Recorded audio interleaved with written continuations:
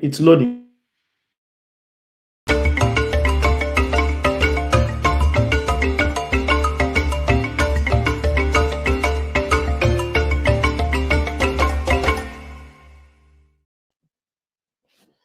Good morning, good afternoon. It's 1:45 p.m. in New York City. It's snowy. It was a snowy morning. Um, Good evening to those who are in Nigeria. I'll be your host for today, and for today, the main topic is civic engagement. Are Nigerians keeping their elected officials accountable? So that's the main topic for today. Um, I will play a short video and then set the stage for the upcoming conversation.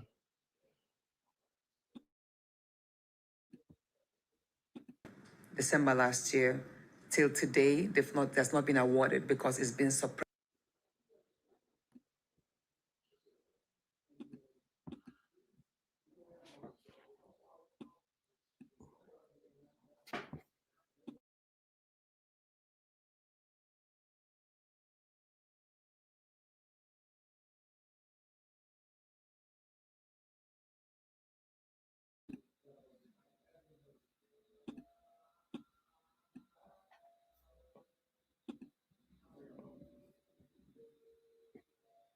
Okay, let's load that again.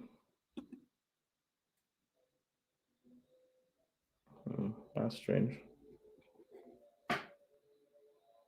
Anyway, we'll play the video in a little bit, but I don't know if any of you have seen some of the videos circulating around of Senator Natasha Akbutu-Dwahan, where she is engaging with Nigerians and talking about some of the things that she has been able to achieve in her 2 years of being a senator.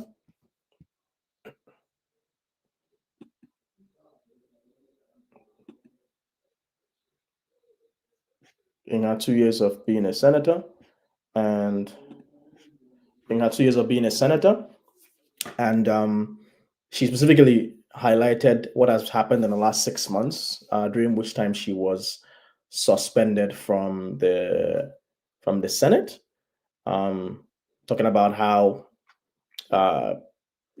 there's constituency projects, there's money allocated for that, and there was actually a very insightful interview that she had with Sheun from Channels TV, where Sheun had asked her some of these constituency projects where she's getting the money from, and she explained that the money was coming from the National Assembly. She would submit projects, some of which she suggested. He said about 80% of them have been blocked by the Senate President, allegedly by the Senate President, Senator Babio, and some of the others she was able to, finesse her way and get some of those projects done. There were also projects that she had personally done from crowdsourcing, the money from some of her husband's, associates. Like, for example, she built about 6 homes for her aides. She built a maternity ward, which is very, impressive. Some of the things that were directly funded by the constituency project include sewing machines, blending machines for blending, different, local products. She also has funded hundreds, if not thousands, of solar-powered streetlights for her constituents. So she's doing a whole lot.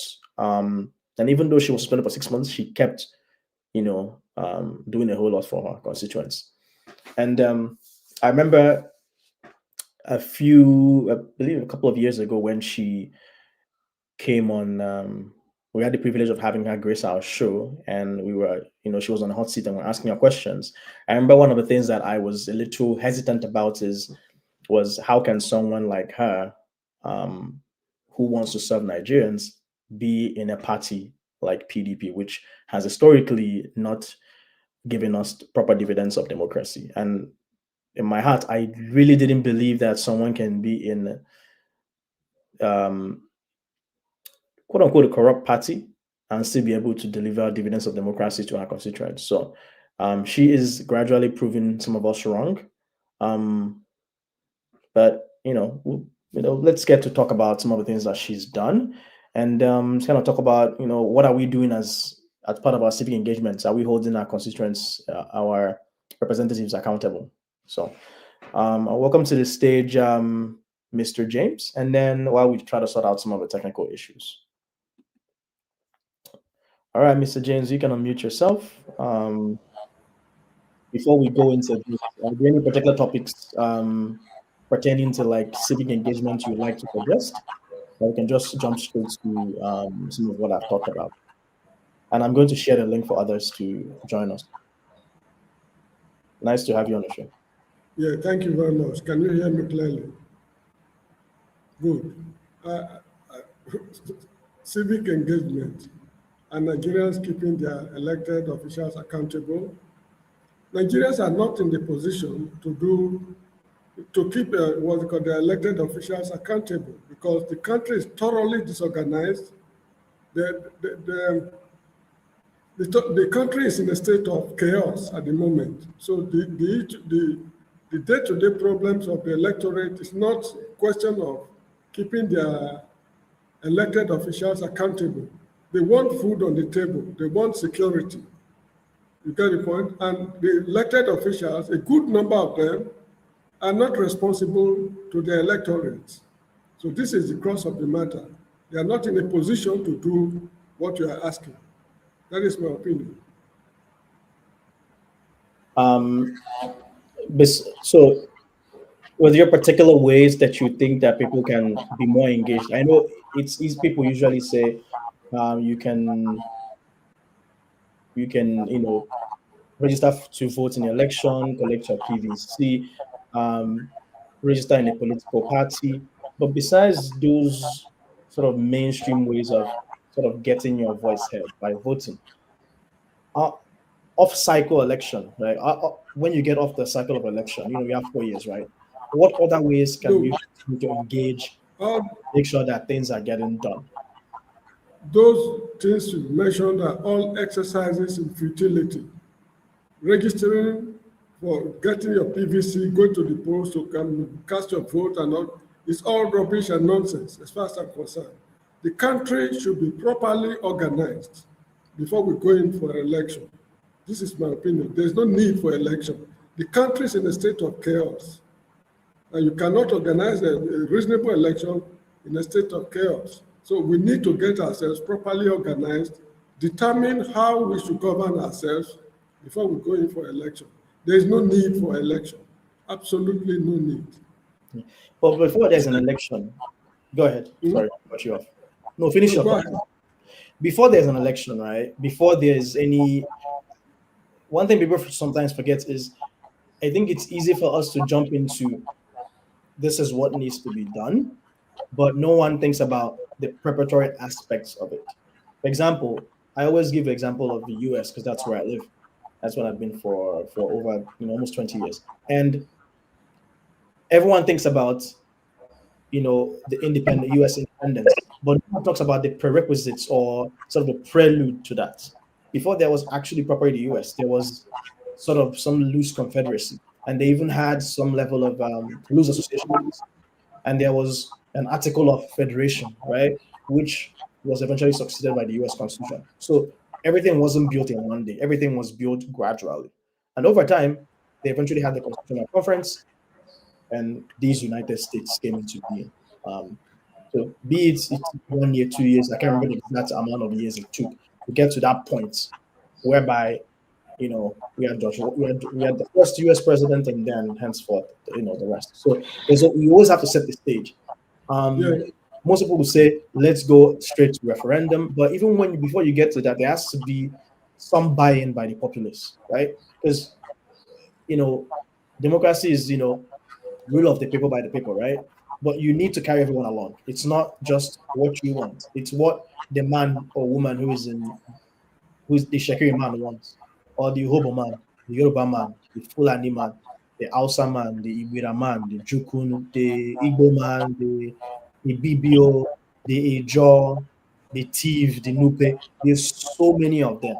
So you have to have a buy-in. But how do you have a buy-in? By edification. You start civic engagement by educating people, right? That's why we have Office of Civic Engagement, which I don't even know whether it's working in Nigeria. You engage people, sort of put out ideas, have a feel of the land, sort of a social pulse, and then from there you sort of know how to move ahead. Those are the main things I'm trying to get to. For example, you don't just go straight to let's have a referendum when you don't even know how you get there. You Like, see, from what you have, constitutional amendment, that's the part I'm trying to sort of get a sense and see from what. the analysis you've given, the Americans, at a point in their history, they sat down, reasonable men sat down to find a common ground on how to organize the country. I remember reading a book written by James Michina. He was living in Baltimore, in the state of Maryland. He died some years ago. He said, no matter how difficult a problem is, if reasonable men sit down to find a common ground, the problem can be solved. He was commenting on the United States mission to space when they landed man on the moon in 1969 or thereabout. That was the statement the man made. No matter how difficult a problem is, if reasonable men, not unreasonable men, if reasonable men sit down to find a common ground, the problem can be solved. Americans at a point in their history sat down, the reasonable men sat down and fashioned out modalities on how to organize the country before they started talking of democracy, election, and what have you. We have not at any point sat down as reasonable men to find a common ground. For example, whenever we want to draft a constitution, it is the same class of people who have been mismanaging the country since independence that we assemble to draft the constitution for us. The same class of people who have been mismanaging the country till this day. So for the country to survive this present calamity, reasonable men must sit down to find a common ground. The issue is not election. No matter the election, look, the last election should have been a superb election, but just one man scattered everything by a what they call glitch. There was a glitch, and here we are today. The whole sub-region is sliding into chaos already with what is happening in Burkina Faso, Republic of Benin, the Sahelian states, just because of Nigeria's inability to get herself organized.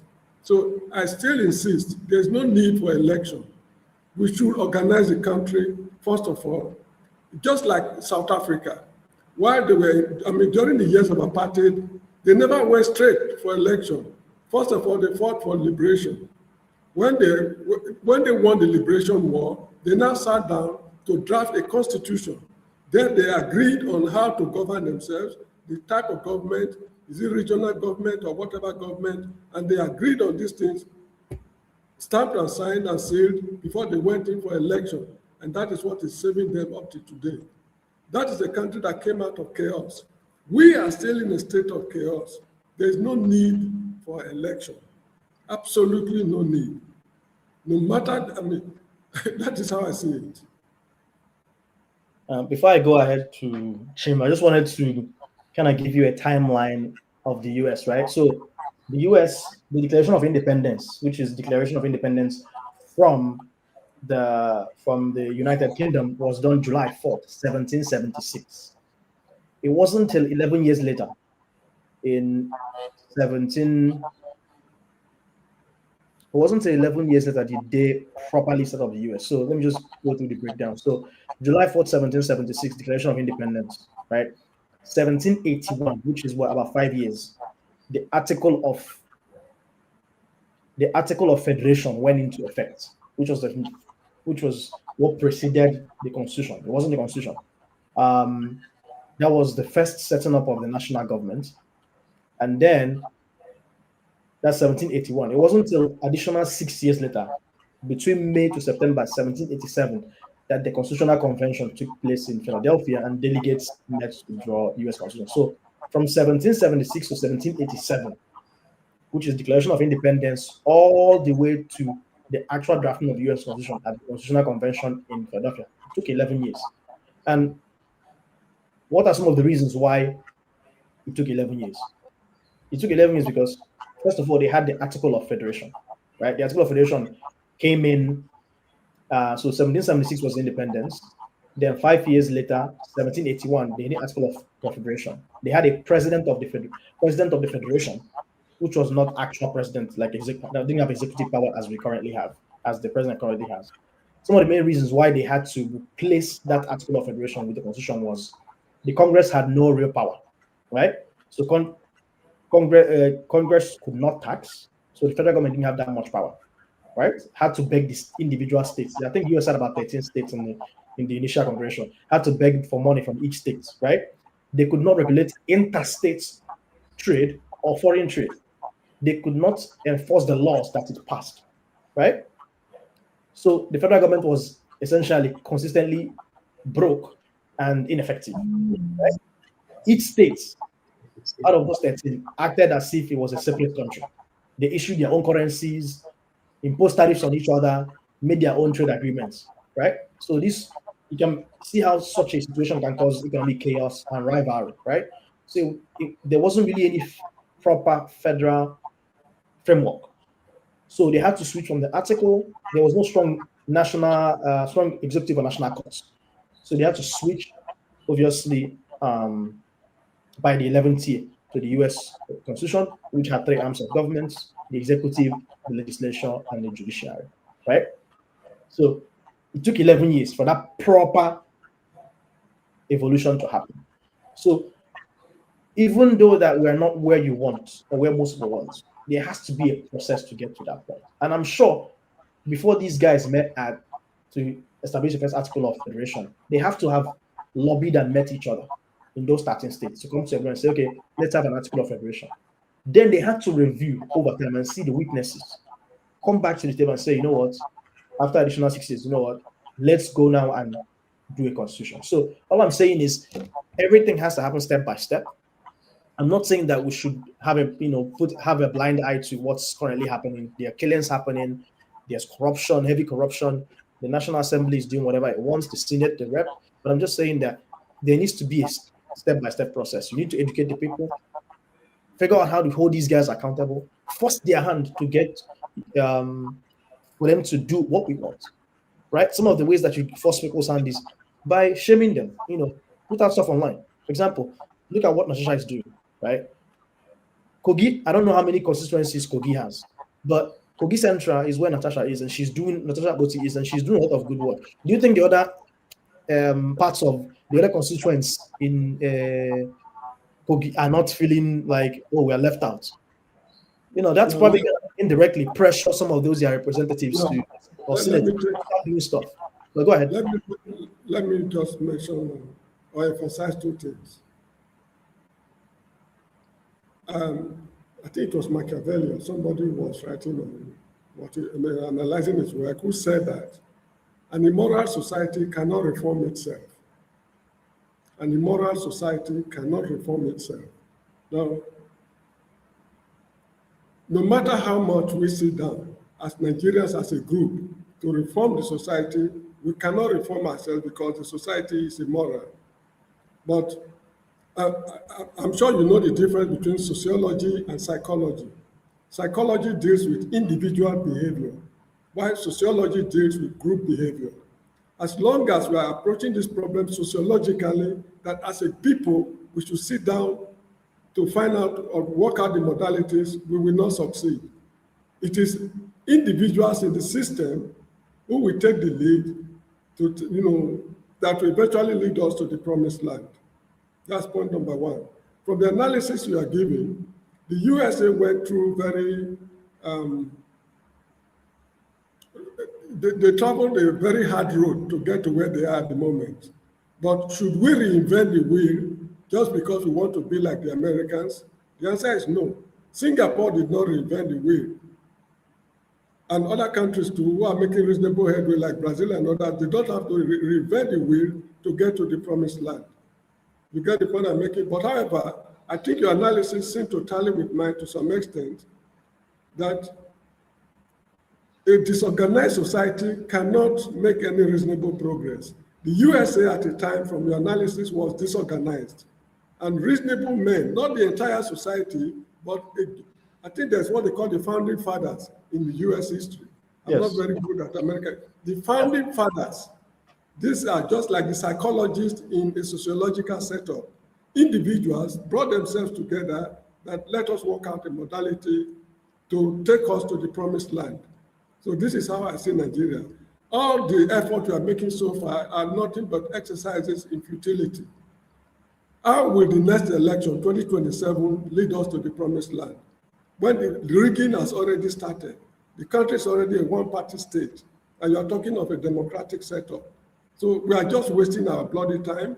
We should sit down as reasonable members of the human race and work out the modalities on how the country should be governed. Because the tragedy is that should the country collapse, the whole of West Africa will be in tatters.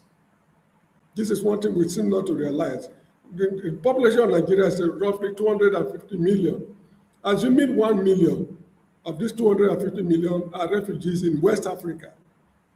In this country where I live in the Gambia, the population is about 2 million. If 500,000 Nigerians will enter this country as refugees, this country will collapse because they cannot provide enough electricity. They cannot provide enough water. The schools for the children will be inadequate.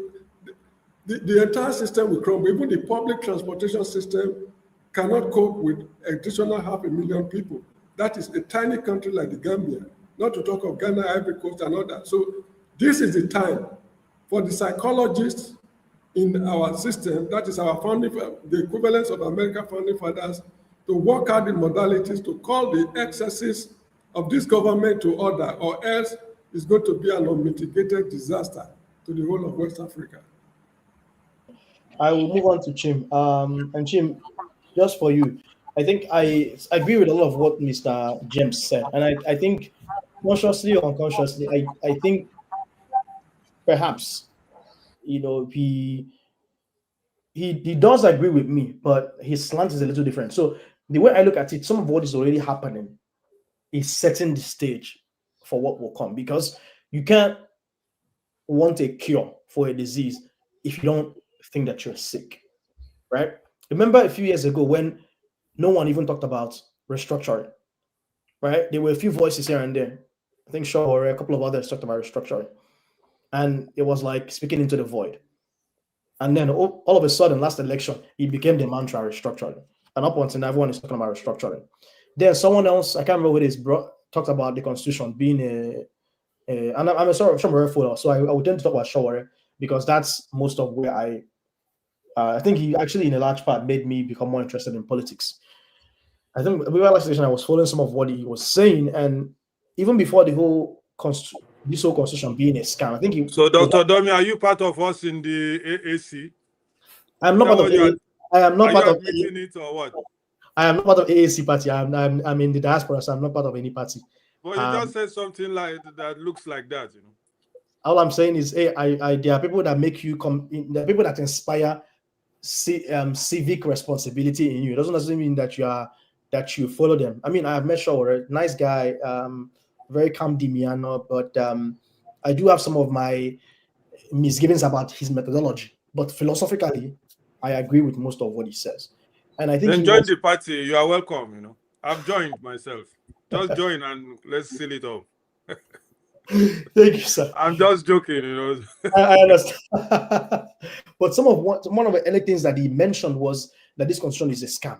And I was like, why is constitution a scam? And he said something to the effect that when Abdul Salami Abubakar and the others who took over after Abacha died were setting up the constitution, they did a lot of copy and paste and all kinds of things that wasn't really applicable to the Nigerian socio-cultural dynamic.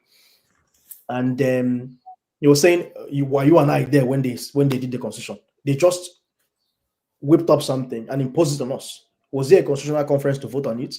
The nations of Nigeria, there's 200 something ethnic groups, were they there when to agree on it? Did we vote on it? Was there a referendum? Things like that. So, and then obviously all of a sudden now, everyone is talking about the constitution is a scam, Nigeria has expired. Some of the IPOB rhetoric, Nigeria has expired in so and so year, all sorts of things, right? Whether you agree with it or not. So what I'm saying is, part of the setting of the stage for a revolution, if you want to call it that, is you have to get people to agree with you. And part of it is education, which is part of a civic engagement. You have to educate people, teach them what it means to be a good citizen, what it means to be a responsible member of the polity. For example, I think there was a time where even some religious people will say, "Oh, don't engage in politics." But I think we're coming to a point whereby we start to realize that it's actually not a bad thing for you to be spiritual and religious and also engage in politics, so long as you don't lose yourself in it. So, Chim, what do you think about what we're discussing today? Well, should I say good morning? It's still okay. It's afternoon where I am, so I guess everyone else might Where are be you? Evening. I'm somewhere in the somewhere closer to the North Pole. Oh, you snow there? Oh, are you in Canada or something? I'm in Canada. You're suffering the same fate as us. Yes. Quite an interesting conversation, Dominic, I must say. I think, and Mr. James has raised a lot of dust, but very positive dust, if I may. And I love the fact that he talked about. I think it was you that talked about the article of faith, but I listened to article of the U.S. article, yeah. The article of whatever it is. Yeah. But there are certain things we must take into cognizance, and I'll start with where Mr. James left off. He talked about reasonable men, and I have chosen to versus founding fathers. So the reasonable men in the case of the US were also the founding fathers. They were reasonable in the sense that they sought to define how a society should be organized. They came up with certain values and parameters that should cut across irrespective of your wealth, social status, or profession, or creed, whatever it is you belong to. And those things became the foundational values on which that society, as we know, of course, it has evolved over time, but those became the foundational variables on which society was founded. Now, the question is, if we bring it back to Nigeria, did we have reasonable men back then? It depends on what side of the divide you belong to. Some people would say the Azikiwes, the Awolowos, Tafawa Balewas, and Ahmadu Bellos, and all whatnot were our own version of the reasonable men, and at the same time, our founding fathers. But let's look at where we are today, where we are. So it's not of great pleasure to constantly keep looking backwards. It doesn't help you. So where we are now, are we going to be able to find founding fathers? We've lost that. It's gone. Not at all. What we should be shooting for is, who are our reasonable men? Do we have reasonable men who can put away their selfish intentions? And women too.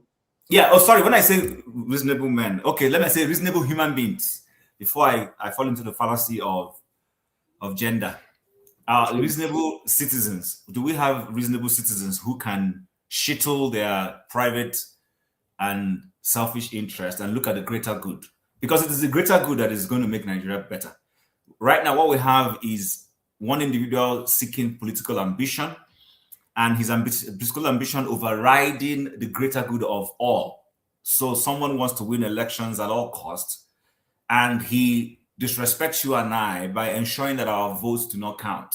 So that even if our votes were against him and for another person, he is very willing to sabotage that process for his self-aggrandizement. That's why right now we cannot claim to say we have reasonable men. So our current president can become a reasonable man. The current INEC president can become a reasonable man.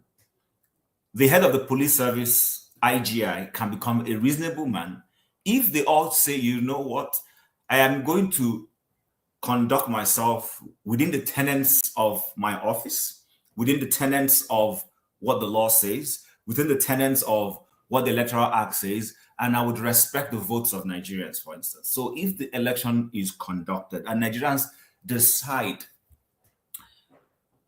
just to make it funny, that Sheikh Gumi should be the next president of Nigeria. I know it's not going to happen, but I'm just saying. And that becomes the vote. And the vote tally shows that Sheikh Gumi has been elected the president of Nigeria. All of these individuals who are responsible for managing that process respected, they will ultimately become reasonable men or reasonable women. So that is where I want to start from. Now, going further down is that when it comes to civics, with respect to this, so civics is not something you just say, I keep hearing, for instance, this popular cliche where they say, ask not what your country can do for you, but what you can do for your country. I'm one of those who's totally against it. I think it was it Churchill that said that? No, it was the late American president, the one that was assassinated, Kennedy. Kennedy. Yeah, I think so, yeah. So it was Kennedy that said it, and it has become a cliche that Nigerians have. Every wicked Nigerian politician runs with it. They are trying to remind the rest of us that we must show loyalty to our nation, even when they themselves are not in any way close to loyalty. So why I'm bringing that up is that when it comes to civics, many people, the constant focus is what the average Nigerian should do, what the average Nigerian owes Nigeria, what the average Nigerian show patriotism. So, for instance, during this last debate about Benin Republic, I've read several people's comments. I've tried not to, in fact, I've been fortunate not to engage in it, except for one or two people I've privately discussed, but I've shied away from it. I saw somebody write that it pains him to see how Nigerians are shredding Nigeria over Nigeria's attack or activities in Benin. And I tell myself, these people are not being reasonable. Because we talked about how America was trying to intervene in Nigeria and everybody screamed. But now Nigeria has intervened in another country. And suddenly it's okay. But back to the point I'm just trying to make is this. I think that right now, the only way Nigeria is going to progress is top down. It's going to be a top-down process. A top-down process in the sense that it's going to be difficult to just say, because if we want to elect people to go to a constituent assembly to discuss our fate, chances are it's the same sort of people that have had prominence in national politics that are going to be there. Let's not beguile ourselves or try to pretend it's not going to be. You're not going to suddenly see Dominic elected to that constituent assembly, sir. Nor will anybody be electing revolutionary or even me. It's not going to happen. But what will happen is that these people, somebody somewhere will say, you know what? Okay, we've had enough. Let's just go there and come up with a process that works and then ensure, say, for instance, why should the president of Nigeria be the one responsible for electing or choosing or selecting who will be the umpire for our elections in Nigeria? It already gives him an advantage. Do you understand what I'm saying? When it's unless you are a Jonathan and appointed a Jega, and then the Jega went there and just did what he wanted, and you allowed him. Not many Nigerians are going to be a Jonathan-type politician. Especially not these ones who are in office right now. There's a personal effort for self-survival. Is a prime human law. Self first. Self first is a prime human law. Everybody wants to protect themselves. But it's going to take an Akpabio as an man to say, I've enjoyed Nigeria, but you know what? I think I would like these Nigerians to remember me as one of those people who said, you know what, let's just set up a new Nigeria. That is where the reasonability is going to come from.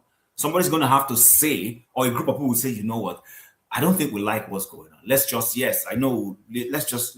President, let's run a fair election. And Mr. What's the name of that, our INEC man? Listen, if I fail, I fail. I will go and campaign, try and convince my people to elect me. But if the Nigerians go there and they say it is Shegumi they want, then let it happen. If it's a mistake, let them live with their mistake. So that's where, when it comes to rejigging the Nigerian system, that's the only way the Nigerian system will be rejigged. It's going to also take Nigerians also being willing to give the state a chance. What do I mean by that? A lot of mistakes have been made. Right now, it might look like it's only IPOB, but I can bet you, if you go to the creeks of the Niger Delta, if you go to Benue State or go to Plateau, the Middle Belt, or even some parts of the North, it might surprise you that there are people who would like where they come from to break away from this country. The only thing is that the guys in the IPOB have been more vociferous about it. They've shouted to the rooftop. But the truth is, if you cascade that in and drill further down, you'll find that lots of people want to move away from Nigeria.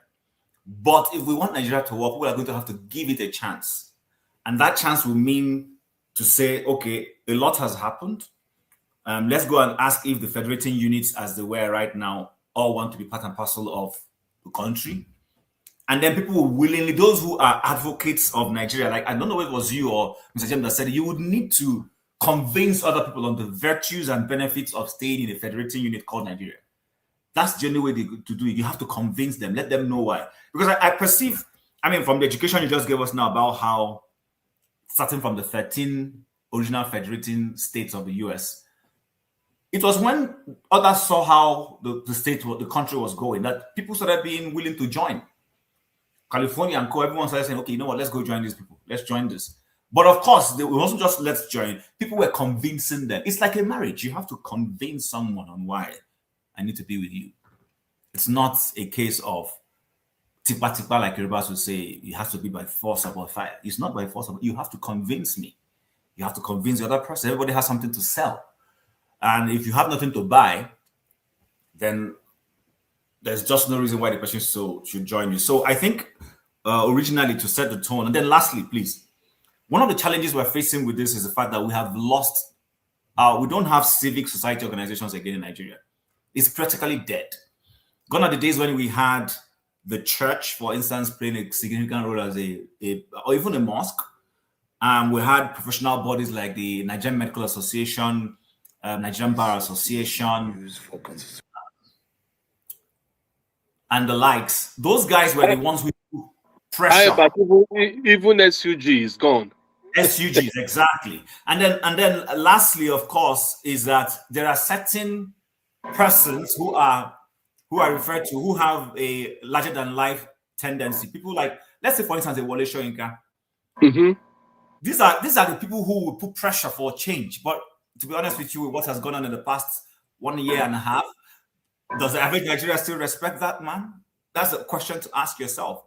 Do you understand? When people like Emeka Nyonko, for instance, these are people who are supposed to put pressure on society, put pressure on government to say, listen, do the needful. Those silent voices exist in every society. Who are those silent voices for us in Nigeria? Do we even still have them? Have they sold out? Do you understand? So those are some of the things for us to consider, because other than that, it will still be running around in circles. While you were talking, I was solving some technical issues. Let me see if we can finally play one of those clips. Okay. So essentially, here, this was a recent sit-down conversation between Senator Nashasha Aboti Oduahan, who was born in Kogi, is a senator representing Kogi Central Senatorial Constituency. She's been there for 2 years, was suspended for about 6 months this year. And this is her talking with Shehu. It's a very lengthy interview, last close to about an hour, about 52 minutes. But I just got a short clip that I felt was very insightful. And let me play that, and then we can discuss a little bit more. And this is alongst the theme of civic engagement and Nigerians keeping the elected officials accountable.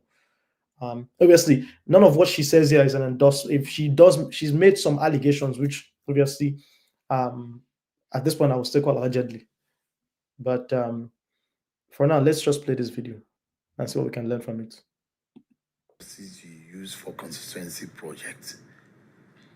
I mean, is this coming from the National Assembly? Yes, National Assembly and the federal government. So she's saying essentially that Shehu is asking where is she getting the money for her constituency projects. You get all the resources you use for constituency projects. I mean, is this coming from the National Assembly? Yes, National Assembly and the federal government. All the constituency projects. The house you built for the uncle to your children? No. Those are different. No. Those are your birthday. The maternity center Okay. was built with funds pulled together under what I would say crowdfunding from my husband's. When I was celebrating my 45th birthday last year. So that's not constituency project. Also, the 6 houses that I built for my aides were from personal funds.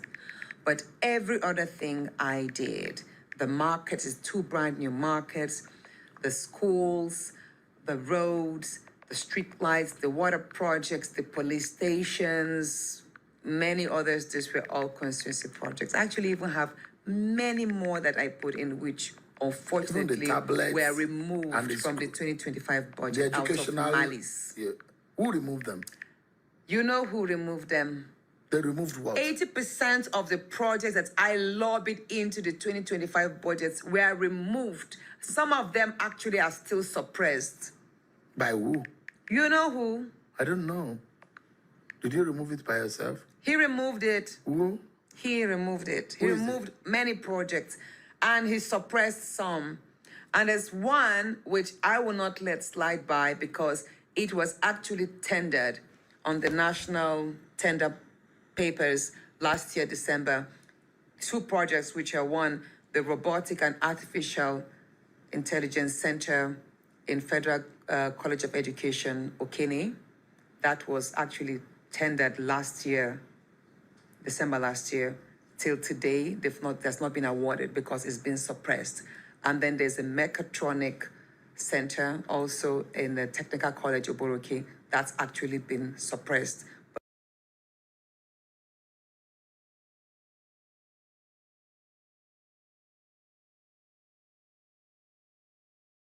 I just need a little clarification here.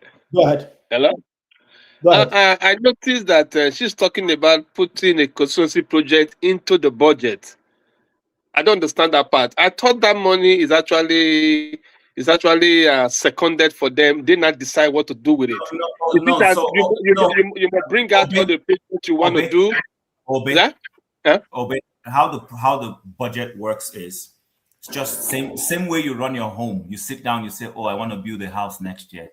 It's going to cost us 5 million." You put it in the budget. You say, "Oh, next year I buy a car." So you don't build from top down. You build from bottom with tangibles. So every senator or member of the House of Reps, from what I gather, will define what they want to do in their district, and those things get collated, plus what the federal government itself will do, and it becomes a one budget. So you mean this guy that bought whatever in one state? What did they buy? Whether cutlass or whatever he bought, that was what he submitted. Is that what you mean? Well, that might not be what he submitted, but that's what he chose to give. A revolution. It's actually mind blowing, man. That's why the woman is not liked, because she's literally making it all look dwarfed. Yeah. You're asking questions. Where is my own constituency project money going to? Mr. James has a quick question, and then we'll pivot to Revolution now. What's your question, Mr. James? Yeah, what are the duties of a legislator? Does it include executing projects? So in the United States, in Britain, in France, in Germany, and others, in our constitution, is there any room for constituency projects? Is that a duty of a legislator? Okay. Here's my understanding. My understanding of a representative, whether you're in the Senate or House of Rep, is the executive, the presidency. So basic structural government structure. You have the executive, you have the president, who is the supreme commander, right? You know, sort of overseeing everything happening in the states. And then you have his ministers who are assigned multiple tasks within the governing structure, right? Whether it's someone who is in charge of, like, you know, women empowerment, or someone who is in charge of arts and entertainment, someone who's in charge of, like, the minerals. So the ministers are supposed to be the arms and legs of the president. So that's the executive. Their duty is to sort of be actionable, do things, right? The legislation, if I remember correctly from government class back in secondary schools, they're the ones that make laws, right? So, you know, they have to feel the pulse of the people. But you can't have the 250 million or 30 million Nigerians all be in the Senate and House of Representatives at the same time. So they have to select from amongst their peers people to represent them and say, these are some of the things that are worrying us that we need to get built, or we need to get funded, or we need to get done, right? And then some of those things are presented, and based on the budgets, you know, the federal government would go and do those projects. But at the end of the day, even though there's that general framework, each country can choose how it wants to break some of those things down. I didn't know that the legislature can actually have constituency project. It wasn't until a few years ago that I started learning some of those things, right? But the primary thing is supposed to be the legislature is supposed to be our voice. They're supposed to let the executive, who are the ones that do actionable things in the country and development, they're supposed to let them know, here's the things that we need to get done. Here's where you need to get it done. For example, in Kogi Central, we need the maternity, the death of pregnant mothers is very high. We need at least 2 or 3 hospitals for maternity built. The executive would somehow, maybe through Ministry of Health, go and do those things. But Doctor, it seems doctor, are they complementing the councils? That I don't know. There are things that the federal government are supposed to do, but I think this is just an additional thing, because it worries me if the general expectation is supposed to be anything that happens in this constituency is purely coming from the Senate and the Rep, because that means the federal government doesn't do anything. Exactly. I'd like to say something after revolutionary. I'd like to say something about that, but I'll let revolutionary go first. Let revolutionary go ahead and say, so then I'll say something about that. Yeah, because it worries me, because if your expectation of development in your constituency is supposed to be based on your Senate and your Rep, you're screwed. But we have to understand there are different layers of governments for any specific area. For example, in that, let's say there's a town in Kogi Central, right? The town in Kogi Central probably has a king or council of elders. That's number one, the most grassroots. There's a local government, there's a ward, there's local government chairman. So that's about three levels now. Then there's the state government, that's number 4. And the state government also has commissioners, right? There's a commissioner of health, for example, right? Who can make sure that at least the state-sponsored hospitals are working well and kind of see how they can help reduce some of the mortality rates of mothers who are pregnant. And then you have federal constituency, the Senate is also, there's a senator who is also overseeing the constituency in which that town is a part of. There's also the House of Rep member who is also representing, a certain region in which that town is a part of. Then there's the ministers and the president. So for that particular town, there's multiple levels of hierarchy all the way to the president. And so the question becomes, how do these multiple bureaucracies, right? That's the best way to explain it, impact the person who is in that town, right? And there's someone's job within that bureaucracy who is to see what needs to be done and voice it. And there's someone within that hierarchy whose job is to listen, be given that information and say, okay, this is the project that we're going to build, and here is the person that will have oversight over it. I think that's something that's a little bit messy in Nigeria, which is unfortunate, but we need to streamline in such a way that the populace knows who to hold accountable. I think right now, a lot of people don't know who to hold accountable, and I think that's what's missing. Right? Is it Natata's job to be building a maternity hospital? I mean, all well and fine, she's doing a great job, because there is this whole constituency thing, which sort of is an aberration, to be honest.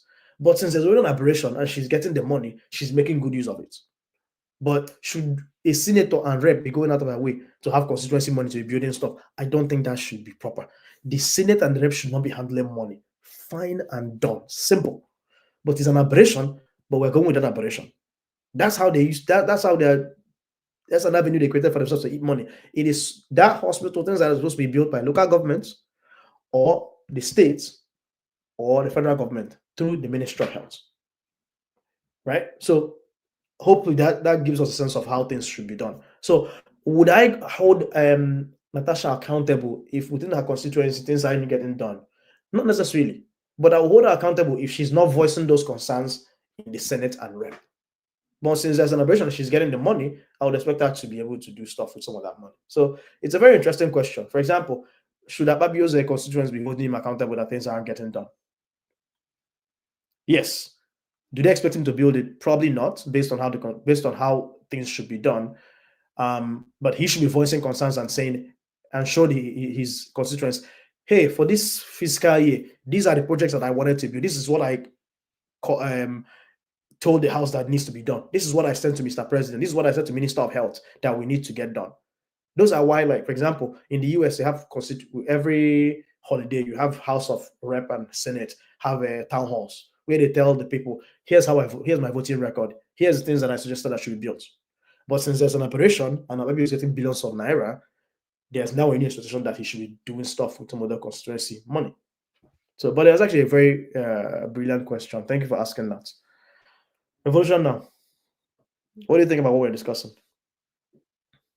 Yeah, respect to everybody. Greetings and a happy Sunday for the people of the church. And anyway, Nigerian system. Happy Sunday, happy new month, happy all happy. I don't even know how many people are happy in that country. You see, the problem of Nigeria, like you people are saying, I heard it in the news the other day that she even built, she went back to her old school, built, I don't know, a library or all those type of things. So I started wondering, where is she getting the money from in doing all? Is it just because she's a senator, or is it that she's rich naturally? I mean, how can she go back to her school, her old school, to do all those fantastic things, costing a lot of money, 500 seats or something, auditorium? I don't know whether I heard it properly, but I heard a lot about what she did in Yes. in her old school, She went to school in Kogi, federal government's school, Yeah. in Kogi, and then transferred to one in Ondo. So the one in Ondo was where she graduated, I think, was it 97? And then she eventually got the bachelor's in law, and eventually went to law school and got called to the bar as a lawyer. So that was the one that she went to, the Ondo one where she graduated. Yeah. She was actually the senior prefect, the head girl.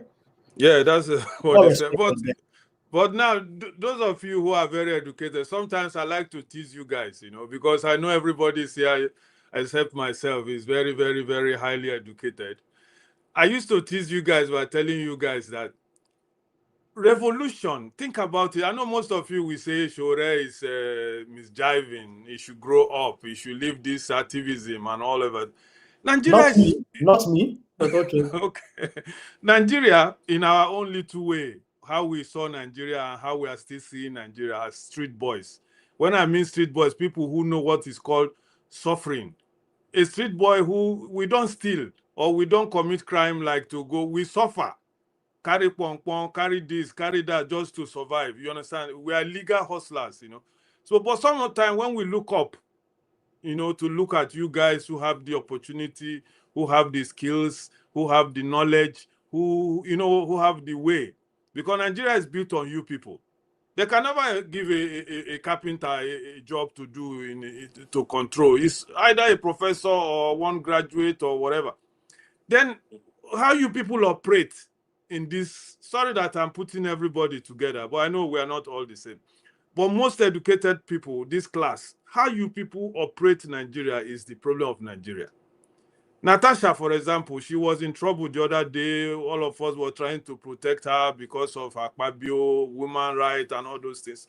But just look at how she couldn't even answer the question Sheung was giving to her. She was just trying to find a way to, how did these people know about all this? Because she knows what she's doing is wrong. You understand? I know Nigeria is a system where it's better to do it yourself than to give somebody else to do it. I know it's a system.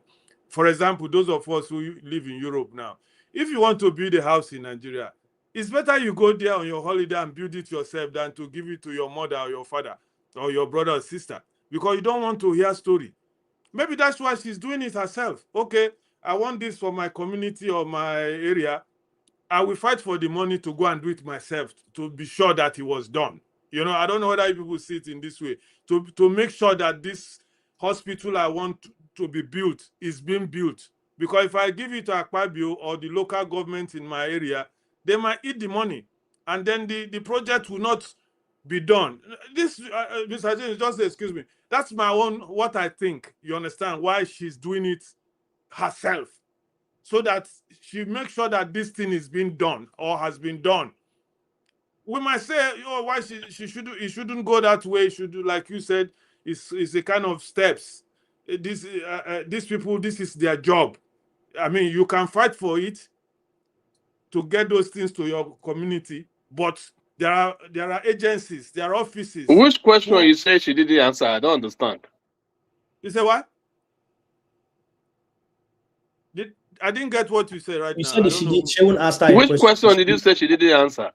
I didn't say she didn't answer it. She was just, if you look at her expression, she's just answering that question out of like. Which question was that? Because I didn't hear any question she didn't answer. So, Obe, please don't be offended. Let's so that we don't turn it into an argument. I also had the same intention to correct what Revolution. I think Revolution probably misunderstood her. So she was asked where the money is coming from. In which part, Tim? Please let me get how I misunderstood her. That's what I'm trying to explain, sir. Okay. So the question was, you've done a lot of projects in your community. We see you're building hospital, you're building school, and all that. Where's the money coming from? And she said, from the federal government, from the Senate. She didn't say from Julius Berger's awoof to me. Or she said, from the federal government and from the Senate. Now, that's where I was going. That's where I raised my hand. But let me explain. So what she's simply saying is this. Listen, she's not the one who determines the process. She's a single senator. This whole constituency allowance thing started in 1999 under, first of all, Evan NWM, and then we went to, sorry, hold on a second, please.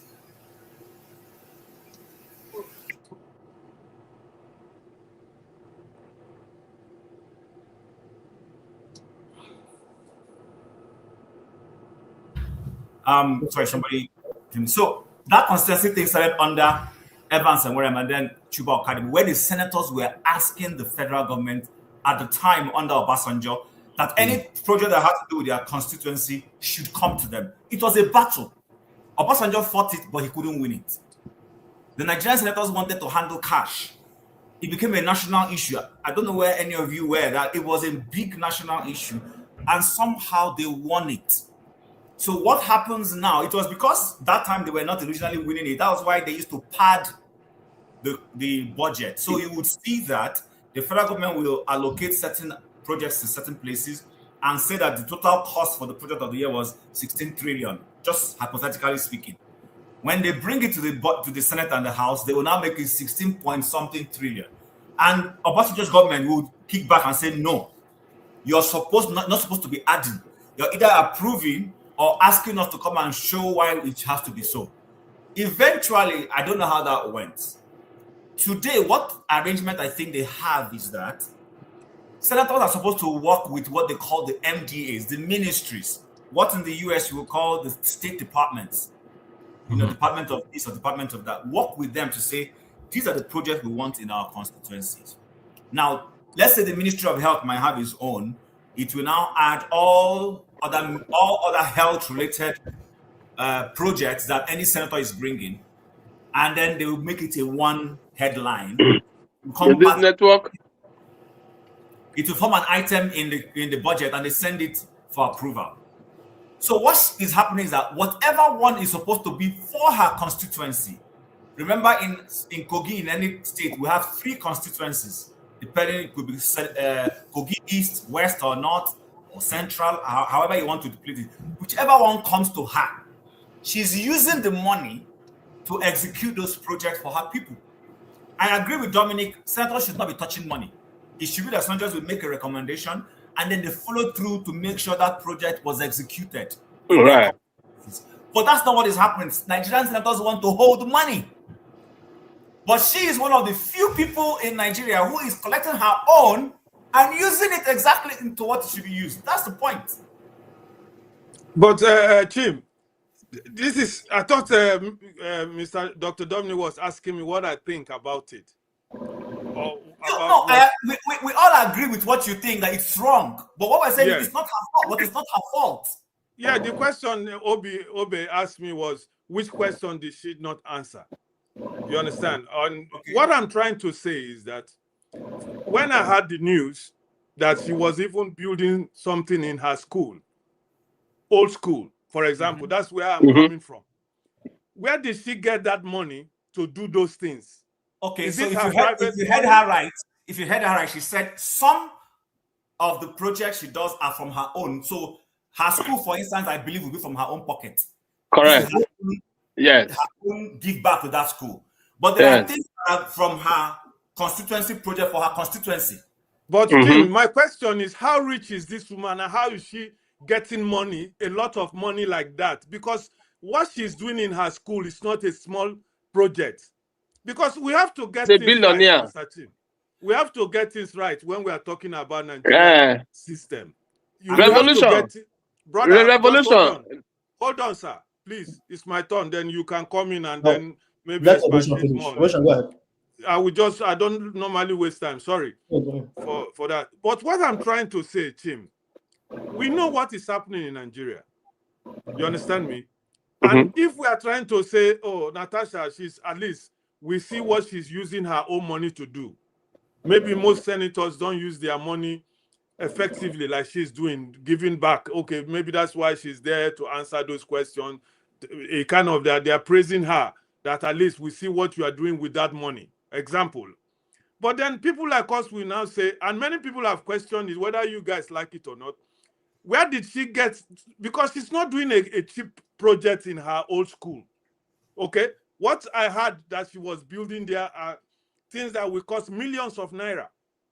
So I'm asking you guys who know her better, how rich is that woman for her to be building a 500 seater auditorium?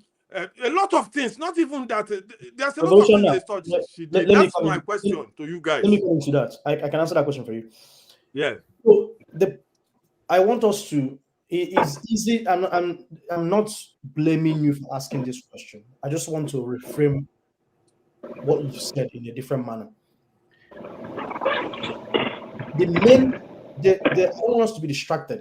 The main focus of what we are trying to get at is senators, House of members get constituency allowance. And what are they doing with the constituency allowance? Are we holding them accountable? Some of them may have personal projects that they are building. Some of them can be of, maybe very costly. If you want, we can do a show whereby we dig into some of those things. But I think we get distraction to discuss some of those other things. That's why I think Shehu mentioned it it was very insightful for him to mention it, because he also wanted to understand, you wanted to understand and make sure that, to get a sense of, was she using some of the constituency money to build stuff in other places? And she said she built 6 houses for people that have helped her throughout her life. There was a woman who's been with her for about 30 years. She also had some of her aides. She built a house for them just to support them. About 6 houses. With her money or with the money from her? Because that's where my confusion is. Yeah, let me finish. She also built a maternity hospital, which she said was from her own money, not from the constituency money. She also built, is building an auditorium and some other facilities in Ondo State. She has personal projects for which she's using her own money. She has constituency projects. Part of what I have understood is she has been a lawyer, and we can dig into that at a later point. Also, she's married to the Awele of Warri, and I'm sure the Awele is not. But I don't want us to get distracted by some of those things. The main point of here is, I'm not necessarily here to talk about Natasha and where she's getting her money or personal project. We're here to talk about, to just use her as a jumping point to say, hey, this senator is actually doing stuff, and she's claiming that she's doing it from her constituency money. How about other representatives? So we shouldn't ask. Excuse me, Tim. So that's what you are saying. We shouldn't ask where they are getting this money that they are doing. Right now, this is the focus I want us to have today. That we can address at a later time, because I have to dig into it. But we can also quickly put context so that Revolutionary can have at least, even if not 100% rest of mind, but let's even say 50. So yes, I forgot. She said that she crowdfunded, which means she said my husband and his associates we crowdfunded essentially. Exactly during her birthday, right? During her birthday. From where? From yes. The husband and his associates. No, her friends and family. Let me land, brother. Let me land so that I let you guys continue. I want to land so that I let you guys continue, because I don't think we are in the same boat about how Nigerian money is being spent. We are not in the same field. You might try to. I understand where you guys are. I understand how you people, what you are saying. I understand. But she said it in the video. She said, my husband, I crowdfunded money. Yeah, I heard about that, Dominic. But what we are saying is simple. They crowdfunded from which individuals, which people donated? Is it the people from her constituency, people like us who we donate 1 naira, 2 naira, or the same criminals who steal our money, and when they crowdfund, they make billions? Because we have to make things clear, not just saying this. That's my question, and you people are not giving it to me. You are just trying to tell me. Dominic, so if I can, please. So, Revolutionary, I understand you. Don't think I don't. I get you. But listen, we have to separate issues properly. There's never going to be a perfect condition or situation. Never. Number one thing to take away from here is this. Nigerian senators are not supposed to touch money. Lawmakers anywhere in the world are not supposed to touch money. They are supposed to appropriate, and they make decisions, make the law, and the executive through the ministries will execute and touch the money. However, the Nigerian system has become abnormal. Senators touch money. She is not the one who made that law. The money for her own constituency comes to her. She's trying to use it to do what it's meant for. We can't crucify her for that. If we want that to change, then Nigerians need to start making a demand that the law should be changed so that Nigerian senators, hold on, brother. Tim, let me close. I want to go. But I'm telling you guys. Let him finish. I want to go. You're not allowing me to. No, let me go. I understand you already. You say Nigerian system is different, that they can do whatever they like. I didn't say so. That's what you are saying now. I did not say so. Tim, excuse me. You said He's trying to marry what happened to the wife of the president during her crowdfunding for her birthday. You understand what happened? That means he took money from the same robber. But it does us well if we come here and you let somebody educate Tim, you also. You said something from beginning. You said something from beginning, which I liked. That by law and by the normal way, these senators should not come near money. That's what you said. But when you come in the Nigerian system where anything happens, when you come to our system where anything happens, and there's nothing we can do about it because they've agreed. No, I didn't say this. I didn't say there's nothing we can do about it. Wait now. You said Obasanjo fought hard when they brought this system and he tried to solve it, but he couldn't. So that's what you are saying. In the Nigerian context, in the Nigerian system or context or whatever, it is allowed for them to talk. But this Natasha now is being praised because she's using her own, the one they gave to her, to do something for the people. But what I'm trying to tell you is that when she now deviates from that something and go to private entities, like going to her old school to do big things, and then when we ask you guys, where did she get that money from? And you are telling us crowdfunding, private money. That's where I get confused. But this night I will be listening because I want to say bye-bye to you guys. I understand you understand me. Thank you for sharing your opinion. Thank you very much. Let me just conclude what I was saying. Listen, I'm seeing some people saying we should not support Natasha. She's wrong. I don't understand what you're talking about. You see, we are the ones who create a problem in Nigeria. When our average senators who are collecting this illegal money that should not be going to use it, and they use it for their personal aggrandizement, the people who are castigating Natasha don't say a word. She's in the system. I'm sure if they change that law and say we will not give senators money, Natasha will not touch money. She will change her strategy to making sure that whoever is responsible for touching the money that pertains to her own constituency executes that project. I'm sure that will be her strategy and she'll be fighting it. Now the woman is using the money as they are giving. She's not the one Okpabio gets money. Deputy Senator George Okalu is my own senator gets money. What is he using my own money to do? She's taking her own and using it to go and give back to her people the way it's supposed to be. And somebody in this place is saying she's wrong and we're supporting her. Are you okay? What are we supposed to do? Are you not supposed to say, okay, if this thing is a wrong procedure, let's raise demand to the Senate and insist that they stop giving senators money? Please, let's do that. You can't come here and tell me that there's no American senator that touches money, but they know projects that are supposed to come to their constituencies and they follow through, fight it, and make sure those things land in whatever constituencies they come from. That's their job. Their job is to make sure when they're voting for stuff, they vote for things that impact their constituency. I'll give you an example. In New York, way back during the COVID and slightly after COVID, Amazon was trying to set up a major structure or something. I don't know whether it's a warehouse or whatever it is in New York, that have created some number of jobs. AOC, Alexandria Ocasio fought against it on the grounds of what? Climate change. And Amazon took that project elsewhere. She insisted that thing must not come to New York, which is her constituency. As far as she was concerned, it will negatively impact New York in terms of what's it called, climate matters. She fought it, and that project didn't come there. As far as she was concerned, she had done well for her people. But the loss of New York in terms of those jobs was the gain of wherever Jeff Bezos took that project to. That is what a senator is supposed to be doing, or a member of the House of Reps. In this instance, because the Nigerian system, which she did not create, is allowing senators to have money, she's taking whatever is allocated to her own people and utilizing it to make them happy. I do not see anything wrong this woman is doing. It's if she was taking that money and embezzling it, that's when we should be raising questions. So what we're doing here, if we're not careful, is we're putting pressure on her. Tomorrow, they will make sure she doesn't get funds because she's making them look silly. She's using hers and implementing it appropriately. Nigerians need to learn that there are certain things we should praise. We can both chew gum and run at the same time. We can say this process is wrong, but guess what? The one person who is also getting it and utilizing it well, we must give this person her flowers for doing the right thing. That's the way people should think rationally. Not some of these things I see people writing. That is, if you ask me, I don't even understand how to explain it.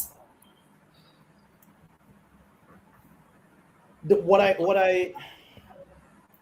was trying to get at, I wasn't trying to shut anyone down from sharing their opinion, is you can have multiple layers of analysis of something, but I always believe in the power of being focused. Address one matter, go to the next. Because when you start having multiple arguments at the same time, people start to lose sight of the main focus. What we are saying is Nigeria has an operation where our representatives get constituency money to do projects.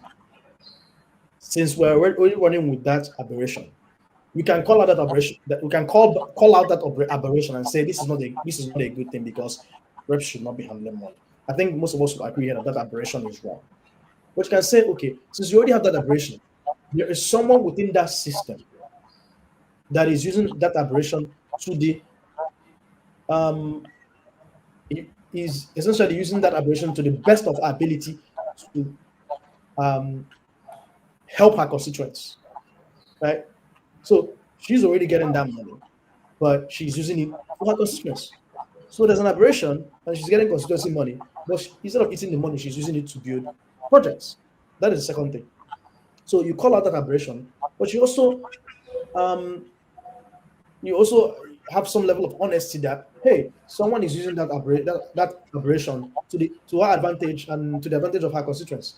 The third thing is what he raised, which is she's building a bunch of projects. Some of them are in her constituents and some of them are outside the constituents. And his question is, okay, what she's building outside the constituents, for example, in Ondo, which is her alma mater, where is she getting the money from? And she answers in the video that she has constituency projects that she's building constituency money. She also has other projects that she funded from donation. And she tells you, from my husband and his associates. Now, if you want to discuss the opaqueness or the transparency of that donation, that's a whole different matter. But it digresses or distracts from what we're talking about, which is there is an aberration, there's constituency money. What are people and senators and reps doing with that? Now, you also run into the question of if she's doing projects with some of her personal money and crowdfunding, is there a legal responsibility or public responsibility for her to make that sort of setup transparent? I don't know, and I would say in the interest, for the sake of public interest, I personally think it's actually important for her to have some level of transparency and say, to make sure those questions don't get raised. She can actually make an answer whereby people say, okay, XY projects are separate. I'm doing it with my personal money.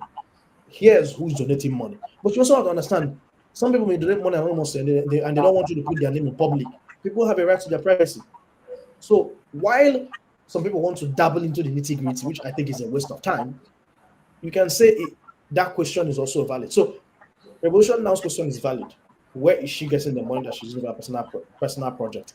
But I think at this point, what we're discussing is the distraction. And she answered that question. It might not be satisfactory to you, but she answered the question. Exactly. So you can say where the husband get the money from, that is a distraction. Because when you start talking about those nitty-gritty, you're missing the whole point of there are 36 states, each of which has 3 senators. That is 108 senators, and FCT has 109 senators. And we're using one of them as a jumping point to discuss, right? And instead of you focusing on the general question we're asking, there's 108 senators left. What are they doing with their money? You're focusing on that one example and asking where is she, who is donating money for her. You just go off a tangent and you lose the whole sense of the whole argument. Anyway, let's continue. Jefferson, nice to have you on the show. Your face looks like you're not happy. I believe one. I don't know how it works here, but if one person speaks, you give the other person a chance to talk. Because I've been noticing when one person speaks, this one wants to answer, this one speaks, so it makes the whole. I think it makes the show very, very boring. I'll put it that way. That's actually it's my own opinion, but I'm entitled to it actually. Absolutely. Would you like me to tell you how we try to run things here? No, it's okay. I was thinking, okay, I don't want to go into all that details. You see, it's very simple. If everyone does the basic minimum of what Natasha does in their constituency, I mean, there will be some level of improvement in the country, and that's facts. Most times we're trying to make it look like as if governance is rocket science. It is not rocket science. Yeah, I don't know which one. I don't know what we prefer. Do we prefer where you get the money, you don't do the basic minimum, then when you see someone that does the basic, and then you don't question him? Because that's how it works. You see, when someone does the basic minimum, right, or does less than the basic minimum, he's not being questioned. And it's like he's free to take a bow, do whatever he wants. Then when someone now does extraordinary, he's being crucified and say, okay, why is he doing this? Being questioned. Then at the end of the day, the question is, where's our conscience in all of this? Unfortunately, we are living in a world where we don't really have conscience anymore. Well, we all have what we are dealing with. It's just like the case of what happened in Abia State, where even with what he's doing, because they say the eyes can even see it, that the past successive government that was there, they really messed that place up. Then you had someone who came in that's doing something different, but yet you still see some people say, oh, he's stealing money, he's doing this, he's doing that. And I'm like, okay, I don't know, because at the end of the day, see humanity. They're not accusing her of stealing money. They're asking where is she getting the money from? No. I know. I'm going somewhere. So at the end, I'm just saying that humanity is insatiable, because we make it look like when we sit down in our chairs, we are very good in pointing. Oh, he did like this. He could have done like this, just like in football when the likes of Okocha, Osimhen, and all these other players are playing. If he makes one small mistake, say, why did you pass this ball to the other guy? It's not always the way we see it until we are the ones piloting the affairs of things. But I don't really want to waste my energy. So, Dominic, there's something I want to object to what you said regarding the 2014, that you said that IPOB was, what do you call it? You said that they were, how will I put it? They were running with their own delusion of that Nigeria ended 2014. If we are doing our math right, you realize that, of course, Nigeria as an amalgamation, the contract actually expired around that period. But do I really want to go into that? No. The thing is, as a nation, we have existed, we are going somewhere, but we are not arrived. You see, we are not really, there's no proper direction. And considering this topic that we're actually discussing, right? I must say we don't have any elected. We don't have our officials are not accountable. January 1st, 2026, our Nigerian governments were so quick to set up a tax system. And what did they do? They didn't discuss with the Nigerian populace. They claim they discussed with the Arabian Nigerians thing or whatever. And that's the problem. We always know how to construct big English, right? They went behind our backs and decided that they're going to do taxation system with another country that has no idea how we manage our affairs. That should even be a thing of concern, a very big concern. No matter the English they want to put, they have no business. Are you guys telling us in the Nigerian state that we don't have professionals? We don't have professionals able to build the infrastructure. How long are we going to always feel that someone out there is always going to solve our problem for something that we can resolve in-house? That's actually the big question mark. And they say they are doing it so that they can be able to track the money. So my question is, how are they going to track how it's being spent? And that has been left out. It has been totally left out. And they always try to make it look like as if we don't have the right to ask questions. But they have the right to kill Nigerians because of their belief in any part of the country without asking questions. They have the right to silence the voices of fellow Nigerians because they have political variance of what they are doing. So in other words, if you look very, very critically, right, we're just like beating about the bush, we're trying to learn our alternative voices. And unfortunately, poverty is being weaponized like never before. It's more or less like, oh, this is what is on ground. You either join us to get this done, or you have to join this party, or else nothing's going to happen. And then there's, if you look even in the security infrastructure now, we don't even know what is happening. And of course, I was highly annoyed about the swift decision in which Nigeria made to go and attack Benin Republic, like it last week or thereabout. I was very, very disappointed because you have not sorted out your own problem in-house, but you were very quick to go and, because you heard there was a coup happening there. So I mean to ask myself, what business is it in interfering in the affairs of another country when you have not sorted out the very critical one that has to do with security that is actually ravaging us? So anyway, today I don't mess this thing up. We know what to do and we have to resolve it. So I just believe that at this point, our political leaders, they're just manipulating the emotions of we Nigerians to do whatever they do, to just decide or do whatever they feel is convenient without actually addressing the critical cause. And I'm sorry if they think that it's going to always continue that way. They are going to meet more bottlenecks in the future. So that's the way I see it. You cannot be talking about accountability when you are not accountable.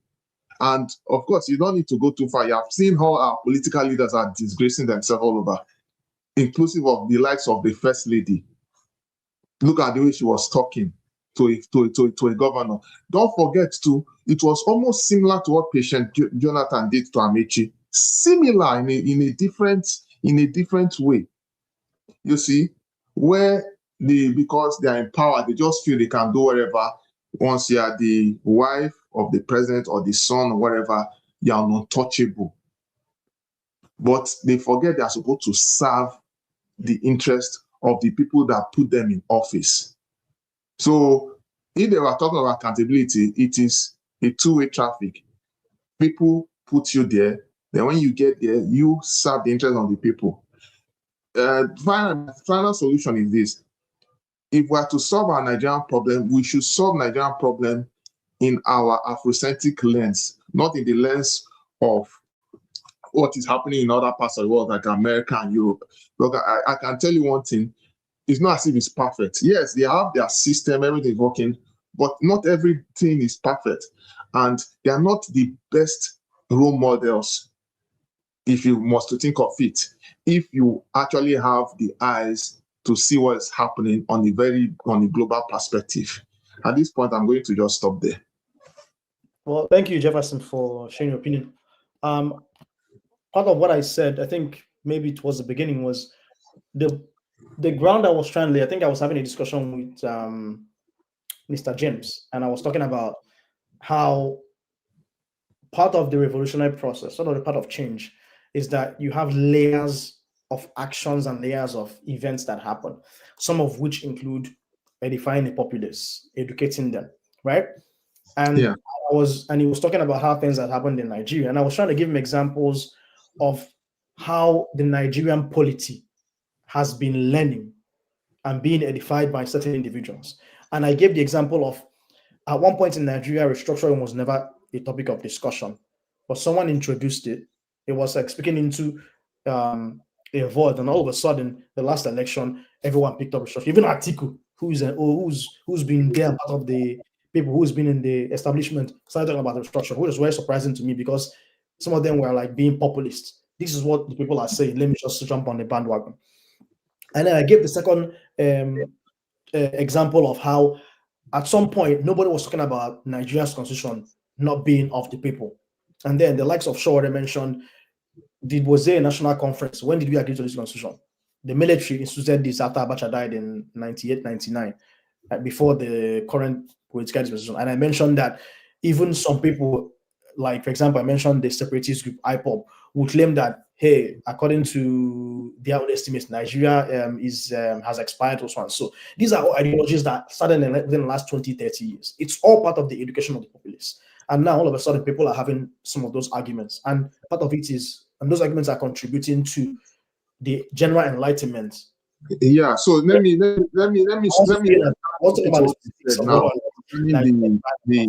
an example. Go ahead. Sorry, Dominic, let me add something to what you just said now regarding the idea, which is what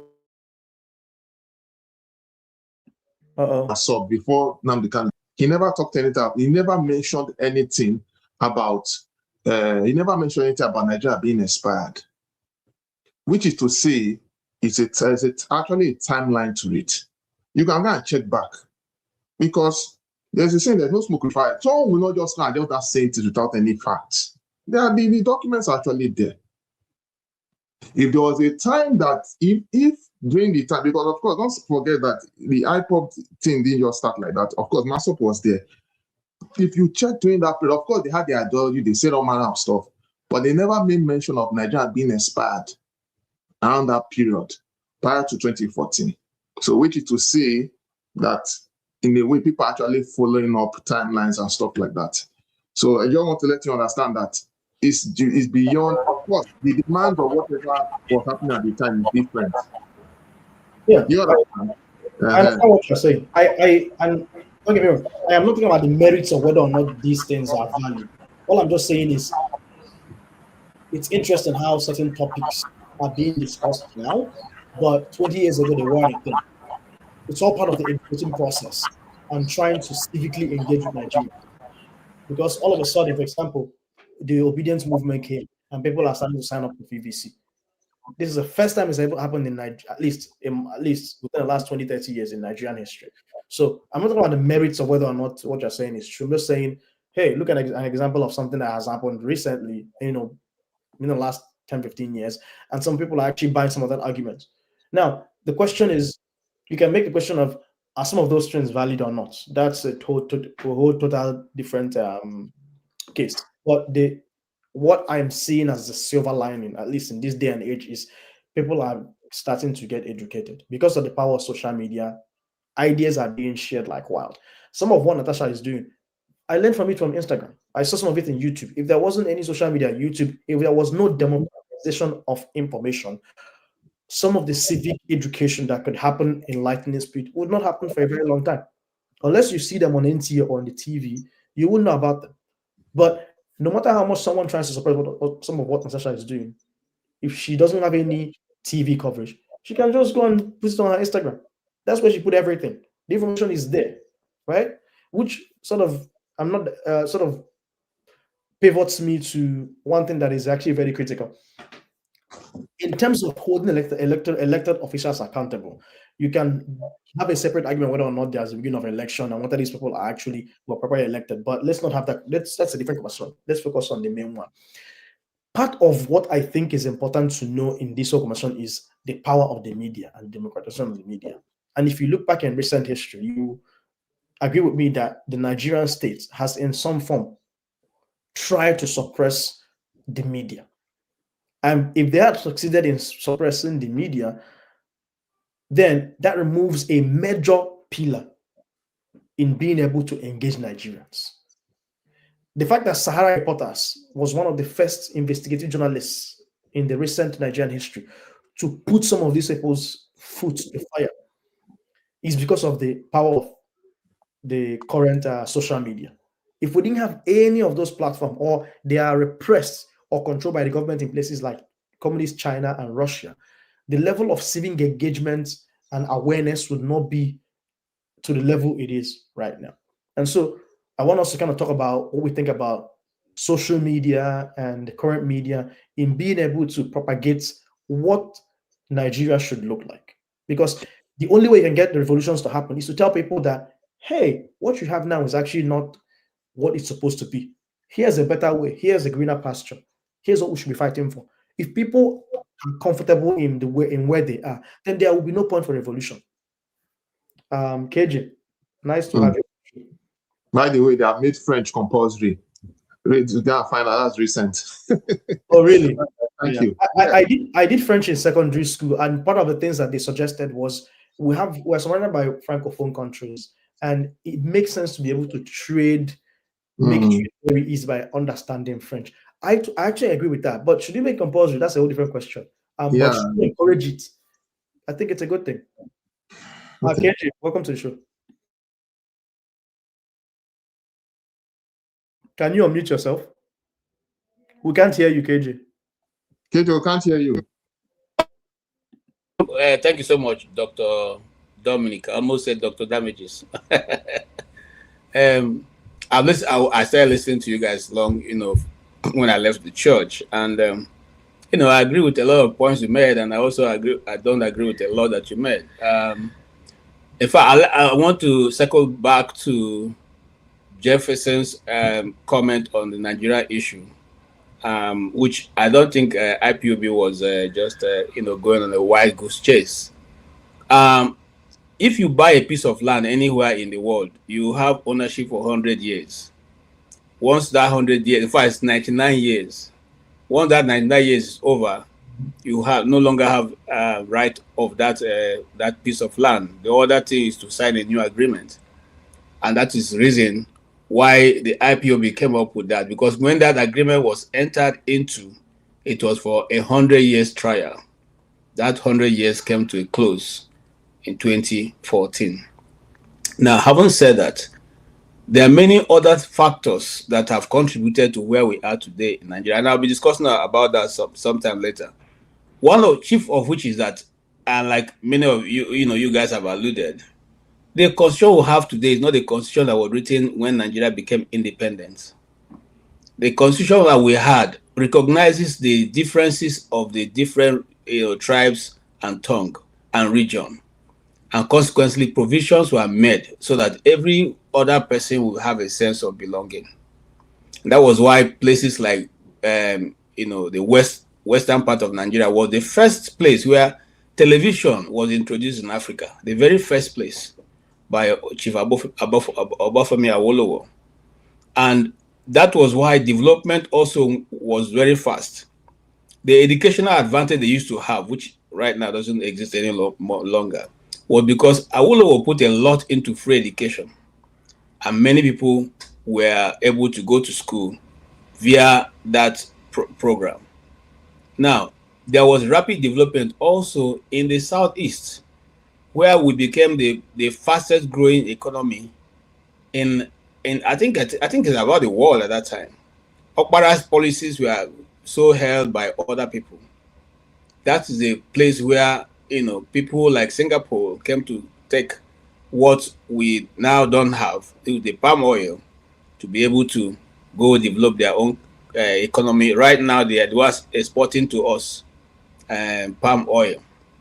Now, having said that, I want to also say that, you see, what goes on in the Nigerian politics is, I don't think it's going to have a an end, because listen, the person who chiefly stood against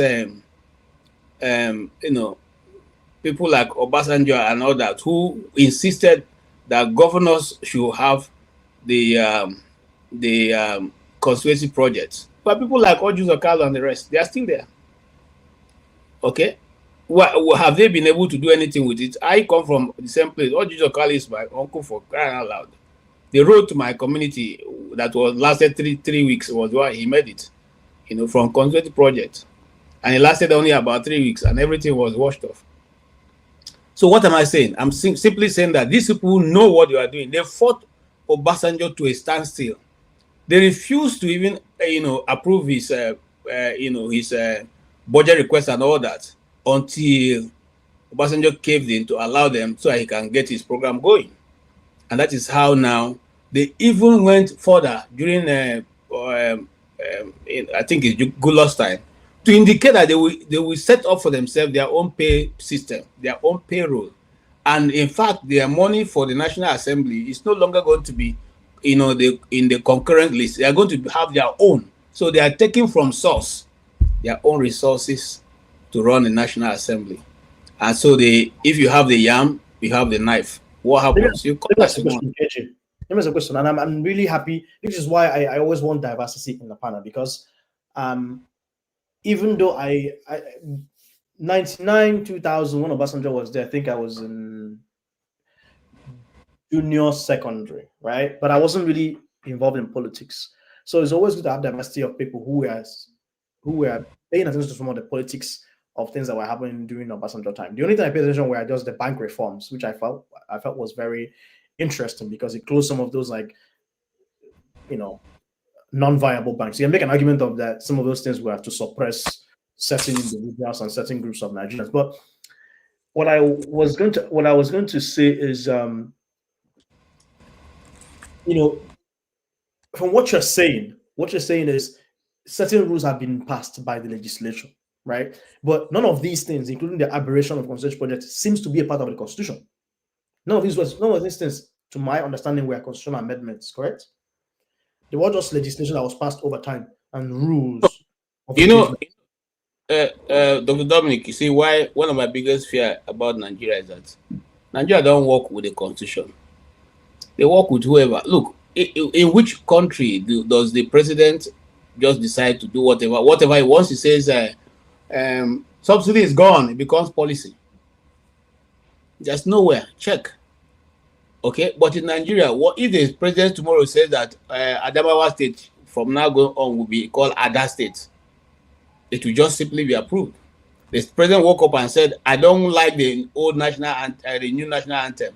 I prefer the old one that says that though tribe and tongue may differ, in brotherhood we stand. Let's go back there." 3 days, it was approved. So why am I giving those examples? I'm giving to say that whether it was in the Constitution or not in the Constitution, which it wasn't in the Constitution, once the National Assembly decides that's what they're going to do, that's what they're going to do. Listen, for you to declare a state of emergency, you needed not a voice vote. You needed a vote where whoever voted will be identified. But an individual who is there said it's a voice vote, and he made it so. And today it stands. The Supreme Court have backed it up. So we are dealing with sets of rogues who are not ready to change. And they will keep doing that no matter what we do, no matter what we say, because they have all the apparatus of power. Let me tell you something, and I will say this to those we're about 107 persons now, and 1 person on Facebook. Now, let all of us go to this broadcast now and like it. And let's see whether we'll have 109 likes right now. Go, if you have not liked before, go and like it. Then let us see. Because you know why I'm saying that? Even the system is checking this Dr. Rudolph's show. That's why we have for months now we have invited people and all around. We still remain at 81,000 people, and our lives always very little because they are trying to curtail how much of spread you have. That's what the Nigerian nation has come. So I'm coming to the point to say, you said maybe the media didn't start being suppressed today. The media started being suppressed when a particular, I'm trying to remember his name. The guy was the NBC, Nigeria Broadcasting Commission's chairman, Director General, wherein he was trying to fight certain aspects of the church. I just want to let you know how far we have deviated. And because Christo Oyahilome's program, that miracle, something miracle, was gaining a lot of traction, that individual issued an order to the media houses, especially the broadcast media, do not carry these programs anymore because miracle needs to be scientifically proven. Since he's not proving his miracles, you don't have to carry it. And at that point, I know what I said because I was in a meeting in a media house presenting a particular media. And I said to them, this is evil. This thing is not only going to haunt us now, it's going to come from here, and only God knows where it will stop. Now, that singular memo, the man is no longer in NBC, by the way. Other people have taken over, okay? But that singular memo, initiated by a Christian, I don't want to call it denomination, but I know, went to where we are today. Today, there are certain words you cannot use to describe what is going on in Nigeria. If you say it is a genocide, they will say you have to say American. There's a term they use to say, make it look, water it down to make that, give the audience the impression that this is not happening. It's just your own view. Okay. I'm trying to remember that word they give them. When the Fulani herdsmen started doing this, allegedly. Thank you. So when you say allegedly, it simply means that whatever I'm saying is not, it's your own opinion. It's not what is there. Okay. Now, when the Fulani people, okay, some may say Fulani, the terrorists, the headers, started ravaging Nigeria, they were told not to use the word terrorists. They were told not to use the word Fulani terrorists. They were told not to use the word headers, terrorists. They were told to use Fulani farmers, headers farmers clash. And headers farmers clash hit the evil that was going on for over 10 years. I can say that much because I started, in fact, Pastor Laddie Thompson, I met him the other day. He couldn't even remember, we met on the first casualty in the north. The first casualty of this, evil that's been going on. And it was he and one other pastor who were conducting the mass burials. These are people who are there. But when you bring these things to come and say on a platform, somebody come and wake up who don't even know when the head and the tail start will tell you, how do you know? Okay? So what am I trying to say? So the media have been taken over, Dr. Dominic. It's good. You can even go ahead to say there ain't no media in Nigeria. Because even we thought that Arise News was different, but recently you can see how they begin to pander to the same, establishment. So can you give details about how they are pandering? Like you mentioned Arise. Can you give us details? Okay, for instance, the narratives. Like I'll give one example that comes to my head, but there are many other ones. In fact, the first one I'll give example is some like a week or 2 weeks ago, Ojo Okwe carried a news of two pastors and reverend fathers that died in Anambra State, and they said it was IPOB that killed those people. Okay, the Catholic Church, and what I'm talking about is still out there in the public.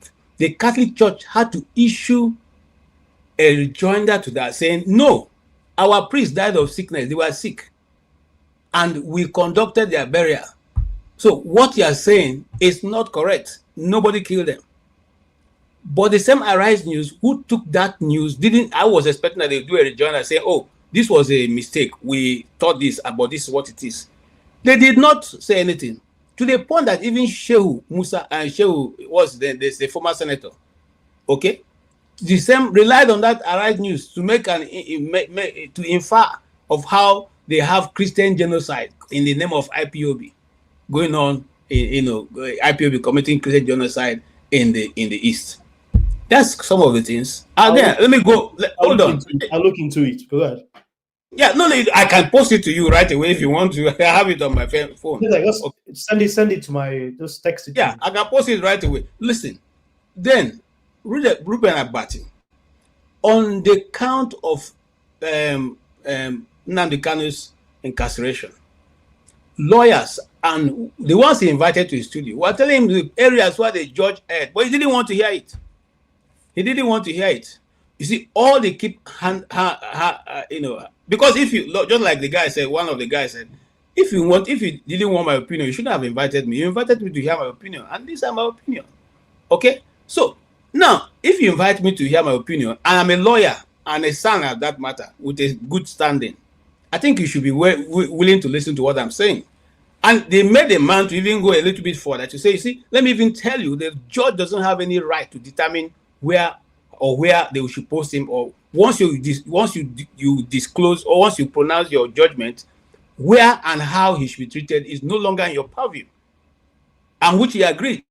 But you see, what am I trying to say? When those people are bringing such this thing, they are suddenly cut off. Okay, let's move on, because you don't want the public to hear the truth. That is what Nigerian media have become, and I know this very well because I worked there for 17 years. Okay, so having said that, I'm simply saying, if not for people like Sahara reporters, who, by the way, because they are reporting outside of Nigeria, they could do that much. There are many other individuals that report also, who bring to the table what the normal, widespread Nigerian people will not, widespread Nigerian media will not carry. But those people also bring good information to the table. But here is the biggest catch, Dr. Dominic. As you and I are speaking now, how many people do you think listen to us in Nigeria? There's no data, man. And when you have data, there's no light, man. I'm sure significant amounts. Oh, well, you see, that's what I'm still saying. That's significant amount are people at the echelon of the society who either to maybe be able to make a change, but they know that they are part of the system, they're not going to do anything. They're only watching to get what the people are saying. Okay, and then the other little bit are trying to protect the little they have, so that they're not unnecessarily dragged into a suit, or their businesses disrupted to a point that they will not be able to feed their family. So everybody is guarding their own space, just to be sure that, hey, we know say anything, don't come for us. Because as much as it is in Nigeria, once you say anything about a governor, about Tinubu, about the government, they will come for you. But they cannot go for the terrorists. And somebody comes to the media and tells us one thing, that it's difficult to monitor these people because they're using not a satellite. Their satellite they're using, we're not able to trace it. Bullshit. If that's the reason, how come planes fly from one destination to the other? How do they connect? How come, you see, how come they collect their ransom when they use the same number to call for the location of the place where the ransom will be paid and where they go and meet the people? How come they use the people's phones that they've already hijacked and they are calling for ransom? You can't even trace the people's phone. But you can trace a young man who tweeted that what is going on, it deserves to have a coup in Nigeria now. Okay, you went to trace him all the way in Port Harcourt to go and arrest him. You traced him from Abuja all the way to Port Harcourt. You went, picked him up, and locked him up. You can trace an Igbo man who said, hey, look, if people cannot defend our business in Lagos, we'll go and bring IPOB to defend our business. You locked him up for 2 years. 2 good years he was in prison. 2 good years, no court. You locked him up. So what I'm simply saying is that, where do you want to start to adjust? So if we really want to be a nation, don't give us the constitution that was written by Professor Yadudu and his 4 musketeers. Okay? Don't give us. We know. You see, unfortunately, look, let me tell you, Dr. Dominic, unfortunately, most of our elites don't speak when they should speak, because what we are saying, John Wodo knows the story very well. John Wodo, who was Ohanes Ndigbo president at one time, a man we used to love, until we discover that what they tell the Igbos in the closed door is not what they say in the open space. They knew that this constitution was drafted by a professor called Professor Yadudu, and his 4 musketeers, like I said. They wrote in whatever they want. They quickly handed Obasanjo not even a complete copy to be sworn in. And today, that is what they stand to say. You cannot discuss anything there. What if you want Nigeria to end today? Say you want the constitution to be amended. And when we say, they say the Igbos are just, they are just troublemakers. They are just this, they are just that. Once you oppose the system, you become a troublemaker. Nobody listens to what you have said or not said. So that's my little take. I like the topic you brought. It gives us an opportunity to expand the discussion and have more input. Thank you so much. I want to go on to OC, but before I let him speak, somebody is saying, please allow other panelists to talk. Yeah, of course, absolutely. Yeah. If you notice, the way I do my thing, I'm not ringing bell for anybody. I always try to let people land. So if you need 5 minutes, 10 minutes, that's fine. If any panelist feels like we should keep the time shorter, you can always just interject, and then just a little bit, and then I will make some redirections. But I actually like some of your submissions. Now, I will say a lot of what you've said are things that we have to sort of go back and fact check. My job here is not to fact check. It's impossible for me to have a wealth of knowledge of everything. So at the end of the day, whatever people share on this show are their opinion. It's up to us and you, the people in the comment section, people on the panel, to go and research some of those things. Because KJ made a lot of things that I would say at this point are alleged. But let's move on to OC. OC, what do you think about the topic? Civic engagements and Nigerians keeping their elected officials. Well, some people would say elected officials accountable. Welcome to the show. Unmute yourself, please. I'm sorry. Okay. So please remind me again, because I've been in and out. I'm at work. So we played a video of Senator Natasha Akpoti-Uduaghan, who's the current representative of Kogi Central. So every Nigerian state has 3 senators, which means each state is divided into 3, right? Yeah. For Kogi Central has 5 local governments. Let's remember 5 local governments within it, and then there's 2 other constituencies. Maybe I don't know if it's north or south, or can someone check that, north or south or east or west? But for Kogi Central, she's been doing a lot of projects, and some of what we're talking about is, someone mentioned the question. Some of what she's talked about is that she gets constituency allowance or money, and she uses constituency allowance to build XYZ projects. And she said that within the 6 months that she's been there for 2 years. Within the 6 months that she was suspended from the Senate, she actually kept on doing projects with constituency money. There are other projects that she's done outside of Kogi State, like in Ondo, where she went to secondary school, federal government girls in Ondo. And she's also built a maternity hospital in Kogi State, Kogi Central. And she's saying that these other ones were done from funds that she gathered through luncheon or crowdfunding of her husband's associates. And so, but the important thing, that the reason why I used her video as a jumper for our conversation is to say, here's a senator who is who's out there saying that she's doing things with constituency money. If she has constituency money, what about other senators? So there's 109, 3 from each state, which is 108. So 3 times 36 is 108. FCT has 1, which is 109.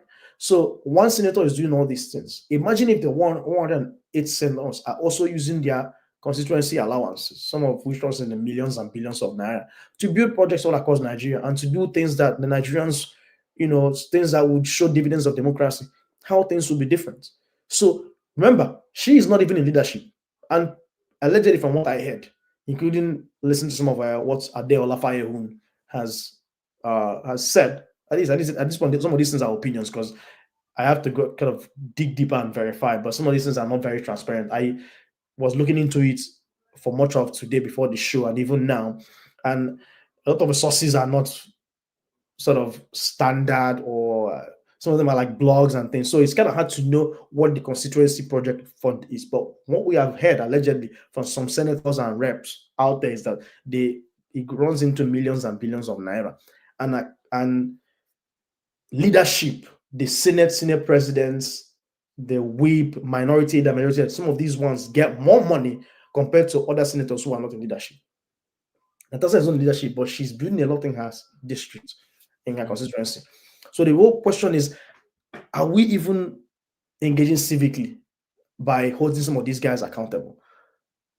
And then someone asked the question of, is it the job of a legislative person to be touching money and using it to build projects? Isn't that the job of the executive branch, the ministries? For example, why is Natasha building a maternity hospital? Shouldn't that be the Minister of Health or Commissioner of Health doing that, or whoever is in charge in local governments doing that? Why is she doing some of those things? And we sort of looked into some of the background, and we found out that this is an aberration that's happening, where some of these senators and reps ask for the money.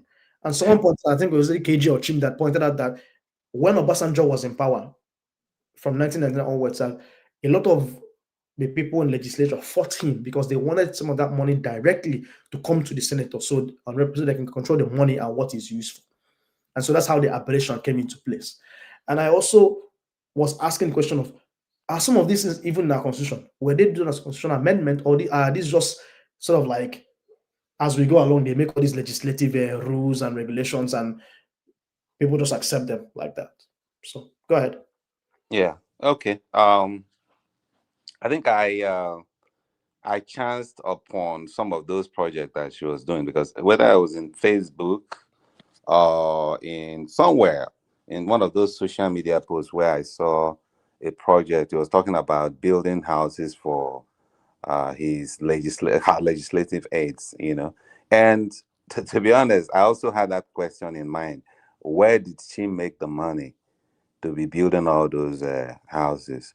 It's possible that she's a billionaire. It just happens that some of us are not aware of that, But be that as it may, I can understand from the standpoint of the guy who was saying, okay, the other guy that left, who was questioning Evolution now, yeah, how that money came, the illegality behind it and all those things, for the reason that you pointed out, that legislators, they are there to make the rules.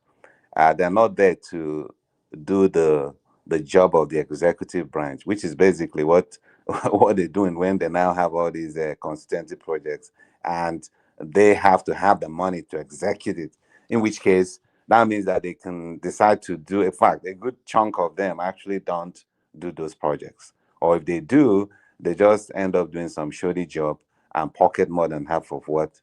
Yeah, so I can understand where he's coming from, but that said, we also have to, it's all about perspective, in the sense that you have to put into perspective the environment where she is operating from.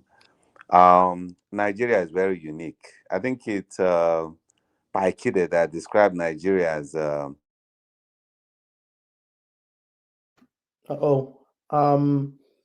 okay.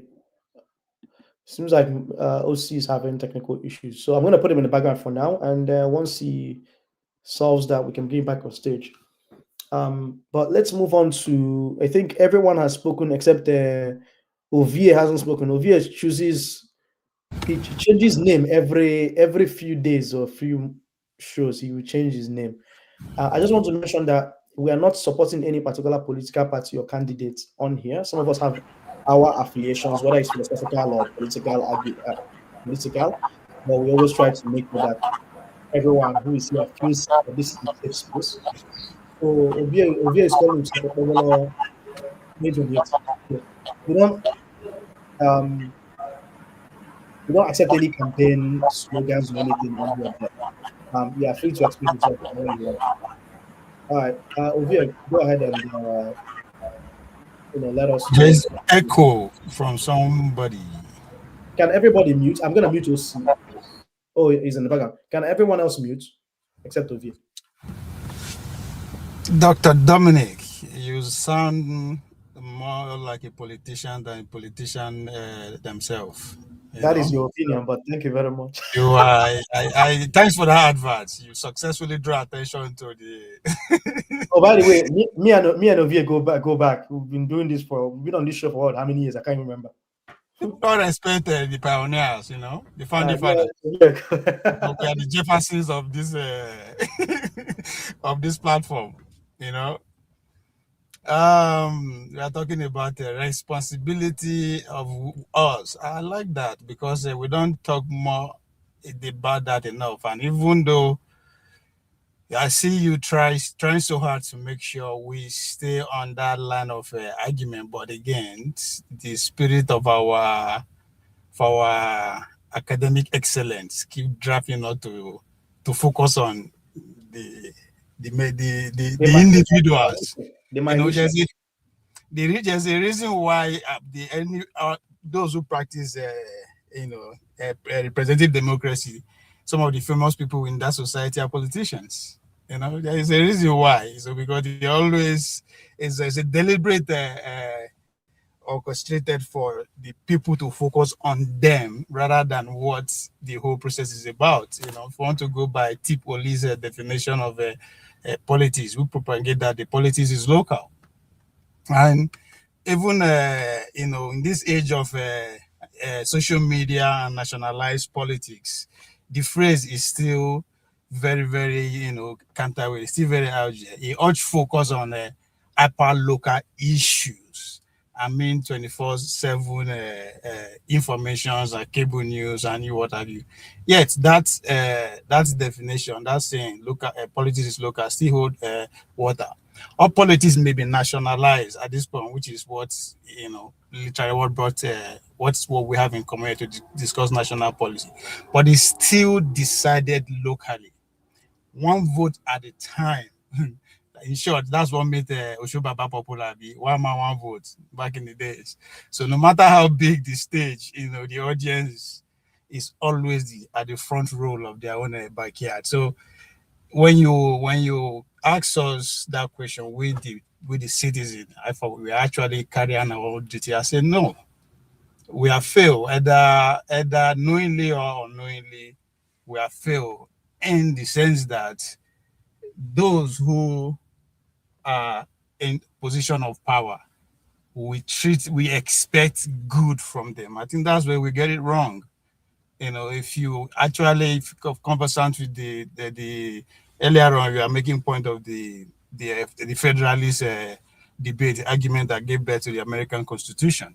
That debate, if you listen to them very well, they argue, yes, that people like them, Jim, they argue that yes, an average human being, there are two things embedded in average human being, good and bad. That means every human being has the capacity to do good and bad. It just depends on the situation or what that individual is facing. So based on that understanding, they primarily focus on making sure the system is guided by law and order. So it doesn't matter who goes there. The law and order, the system will correct that person. But in our own case, because we are all religious people, we assume good of people. The person should be good, the person should be good. Dr. Dominic, you're a nice person, right? If we contribute $5,000 for you to manage it for us, and God forbid, as Nigerian we say, with all this going on, you fall into the arms of immigration and you have to go, but you have the opportunity of paying $1,000 to stay, and all you got with you is that 5,000. You're a human being. You save your ass first, and just maybe after you decide to take 1,000 to do that, we came asking for our money. How many of us will understand that your situation, that's what it demands that? No, we'll say you are corrupt, you are a criminal, you are a thief, and we are right. So when you understand these nuances, you don't care. You don't put your trust on somebody based on his good or bad. Let the law take its course. So until we get to that, and now we are Nigerians. The situation is abnormal. We expect the law to do that. The law is not taking its course. Those in authority are not actually, they don't have the political will to enforce that law. But we, the citizen, what we should do, we have the capacity to do something. What do we do to ourselves anytime we go out of line? If any news come out today now, say me, I be so person. Before I know, I will lose every follow. Everybody they say, oh, we know before now, so they do. Or let me start that the damage today. We'll find out say ain't done beating wife, right? Well, we'll lose it. We will make sure it feels the pain, the law. Why don't we apply that to our public officials? You know, there's a way anybody that do wrong or that will fit it down. Because, and again, bring it down to votes. A vote is a contract of coexistence. If the person you elect does not wake up to, I not wake up with the same environment, the same flooded gutter, the Nepal darkness, all those Okada, all those hiking people, they feel the same pain, then the contract is fake. Now, why am I saying that? This is a time we should organize according to our interests or to what we do. The national politicians are big boys. Nobody will put them there. Let's not deceive ourselves. We don't have the kind of money they raise to get themselves there. That we cannot report. The local one first, because where you live is where your kids go to school, go to the hospitals, the market, and everybody. So why will you vote for somebody who don't experience that kind of lifestyle? To start with, your local councillor, they stay for the city, but in constituency now, the village.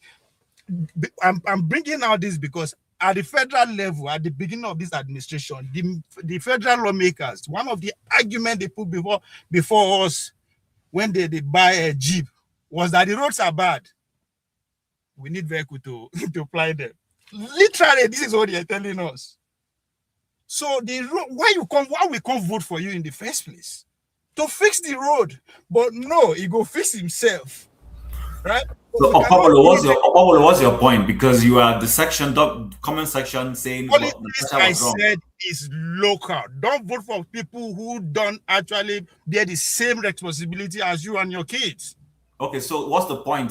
At least let me throw in Natasha into it, because we started from there at some point. And you were hold on, so you understand me and answer.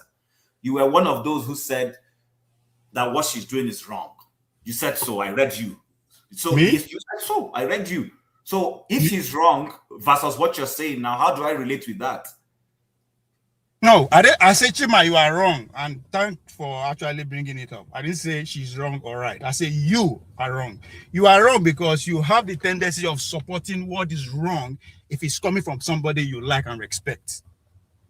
I pointed this out to you before, so I'm not saying anything out of what did I say about Natasha that is wrong? You said that your definition of what representation is about, these people are not supposed to deal with money directly, but appropriate. That's your definition. That's your understanding. And you are right. Right? So why are you not praising her for using her money or public money? That's not my concern, but she's coming directly with money. Or you are praising her because you said, to you, it's Nigeria, that is the norm. Then how do we stop that? Let me come in here for a bit. I think part of what me and Chim were discussing, some other people were, there's an acknowledgement that this is an aberration. Right. That's not supposed to be so. There should be an appropriation, which is purely legislative, function, and not necessarily handling the money. But we see an example of someone who is,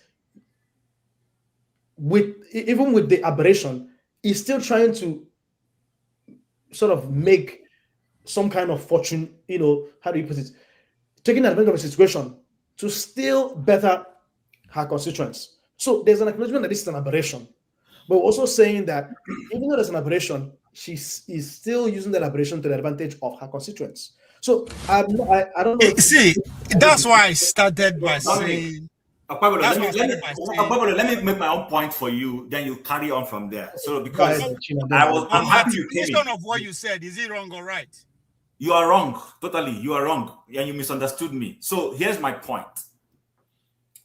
The global standard, if there is anything like that, we borrowed this democracy, especially this representative democracy, in a presidential system from somewhere. And what we did, bar one or two differences, is we lifted the American presidential system and planted it in Nigeria. In that system, senators appropriate. They may advocate, push for projects in their constituency, but they don't. There's no constituency money given to them to go and execute. What they do is Senator Okpabolo is wanting, I don't know, whatever it is, healthcare to happen in his state in Michigan, just as an example.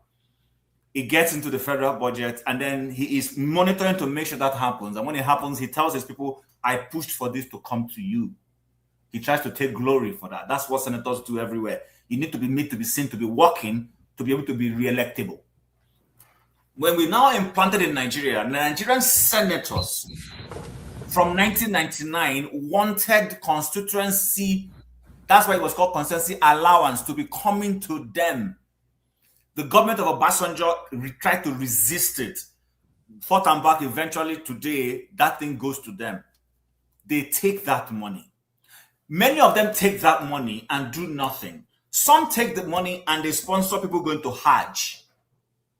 Some take the money and they give their constituents transistor radios. Some take the money and they buy a wheelbarrow and give their people. This other person, who is just maybe a second-term senator, this is her second time in the Senate, is taking that money and is using it to touch lives in her constituency. She's accounting for the money, literally. I don't know her. She's not my girlfriend. I'm saying I have a senator from my own place by name Ojus or Carlo. I haven't seen what he's doing with that money for my constituency. And I'm seeing this other person, and I'm going to call it probably a third or fourth term senator. I don't see what he's doing with his own. And I'm saying this woman, comparable to my own senator, I am seeing tangibility of what she's doing with her money. She didn't create this system where money comes into their hands. She didn't create it. She inherited it. She's part of it. But she's using her own to touch her people. That's the point I'm making. I'm not saying this is right. If they scrap it today, if they scrap it, or probably if they scrap it today, I'm okay with it. But right now, it is reality. Hold on now. So what I articulated was right. You're wrong. See, you said you just admit that she did not create the system, right? How many times do I want to say that? How many times do you want me to say that? Okay. No, Chim, what you just talked about.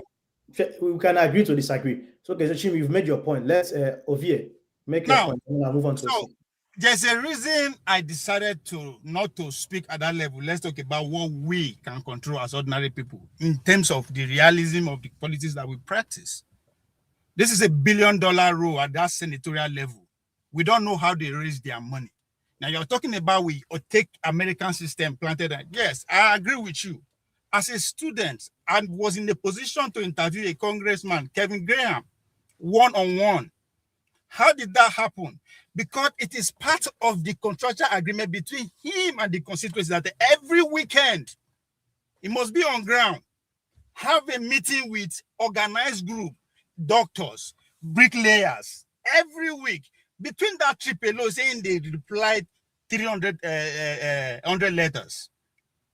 That is because how until they raise money, until they actually forbid those constitutional projects, not through the people that live in the constituencies.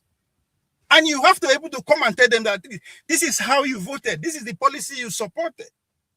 In order for you to be able to get money to that kind of project, in our own case, it's not like that. We don't do that. And that's why I thought we are not at that level yet. Somebody mentioned that she is a billionaire. So that's why I don't even want to narrow it down to what she's doing or what she's not doing. But the question is that it is wrong according to your definition of how the process should go. So if that is wrong, why are we acknowledging that? That's why I say, now the fact that they assume good of people, now put us where we did. Let's push for rule and law to actually take this course. Let's select the people who have the political will to do that. And the easiest way to start is at the grassroots level. Organize them in groups, street by street. No vote for councillor where you know they live for your work. Where you know go fit going out, slap and say, come, how you make it or making it explain. That's what we can control. But at the senatorial level, we can't. If she's a billionaire, how you want to reach her in the first place? Before you even reach her street, you go meet a policeman and soldier who she is paying to secure her. And not just her, but every one of them. So there's a reason I did not. So everything they are doing in terms of how they actually use money is wrong. We all know this. But can we control it? No, we can't. But let's focus on what we can control first. So, but why I am calling you out is that the fact that you agree that the system is wrong, but for the fact that she is nice, she's doing something good with it, then you acknowledge that. For the fact that I go steal from a Dominic to feed my family. Where I disagree with you is, before this woman showed up on the scene, you have a senator from your place who's been collecting the same amount of money. Why haven't you held him accountable? Why haven't you come to tell us that this guy has been collecting billions, has done nothing to it? Isn't that what we are talking about? Am I saying I'm not stopping my friend of the issue we are discussing about? And that's our problem here. We are preferring solution. The question before us, are we as citizens doing what we're supposed to do? And the answer is capital no. You know this. So why are you making it? We can chew gum and run at the same time. Okay, guys, I'm going to step in. I'm going to for step you to in. be saying I'm not holding my own senator accountable, that means I'm absolving myself. No, the question before is that we as citizens, are we doing what we are supposed to do? Simple and clear. And the question I said no, and I'm trying to tell you why I said is no. I agree with you, but I want you to start with your senator first. Then we'll start coming to the center. That's where we should start. Okay, have I ever come here to complain about my senator is not doing well? Which is a problem for me. It's not, but he's doing well for me. Oh, can you see? Can you now see? He's doing well for you. Hold on. Just because yours is not performing doesn't mean all the senators are not performing. Thank you very much. Right. I never complained about my own representative once. That is because they are doing what I expected from them. That's why I supported my governor too. Because he's not making points. Sorry. Okay. I'm not supposed to make point to you because I actually call you out for actually celebrating what is blatantly wrong. Just because you like the person. That's our problem. Okay, thank you very much. OC is back, his internet is working. I just noticed something, and let me make this very clear. Like I said, part of the difficulty of, remember, we're not journalists, right? We're freelance, if you want to call it freelance journalists. Social media is not democratized, information sharing is not democratized. That's why we're able to have these streams, so we can talk about certain issues. It's virtually impossible for me to be a fact checker, right? And to even make the issue worse, it's hard to find a website that says this is how things are done. And so a lot of what we are doing here is speculation. I just want to make that clear to our viewers. But some of what we say here may actually... I never speculate. I said I intend to Kevin Graham. I'm not talking about you personally. I'm just saying in general. I'm not speculating. Everything I said, I back it up with facts. Okay, that's fine. That's fine. That's your opinion. But I'm just making a general statement. Inadvertently, there are certain things that we're going to say here that if you go back and check may actually not be the facts. One thing is very clear. There is some level of money that is being appropriated to projects called constituency allowance.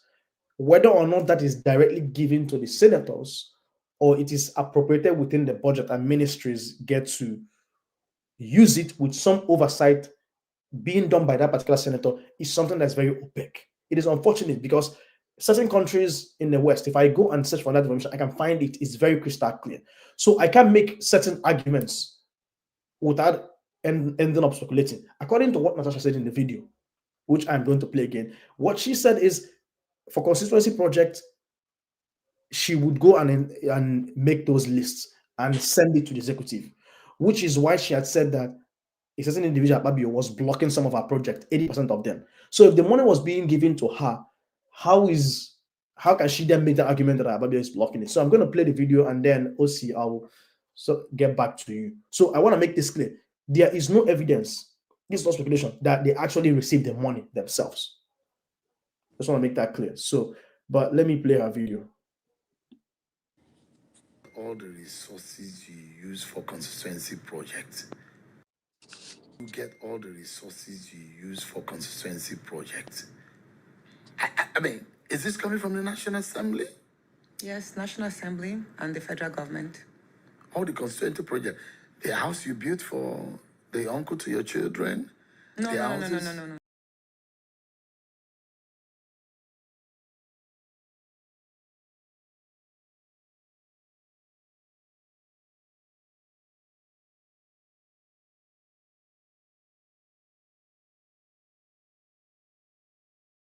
Friend husband's friend when I was celebrating my 45th birthday last year. So that's not constituency project. Constituency project. I mean, is this coming from the National Assembly? Yes, National Assembly and the federal government. Oh, the constituency project. The house you built for the uncle to your children? No. Those are different. No. Those are your birthday. The maternity center Okay. was built with funds pulled together under what I would say crowdfunding from my husband's friend when I was celebrating my 45th birthday last year. So that's not constituency project. Also, the 6 houses that I built for my aides were from personal funds. But every other thing I did, the market is 2 brand new markets, the schools, the roads, the street lights, the water projects, the police stations, many others, these were all constituency projects. I actually even have many more that I put in, which unfortunately were removed from the 2025 budget out of malice. Yeah. Who removed them? You know who removed them?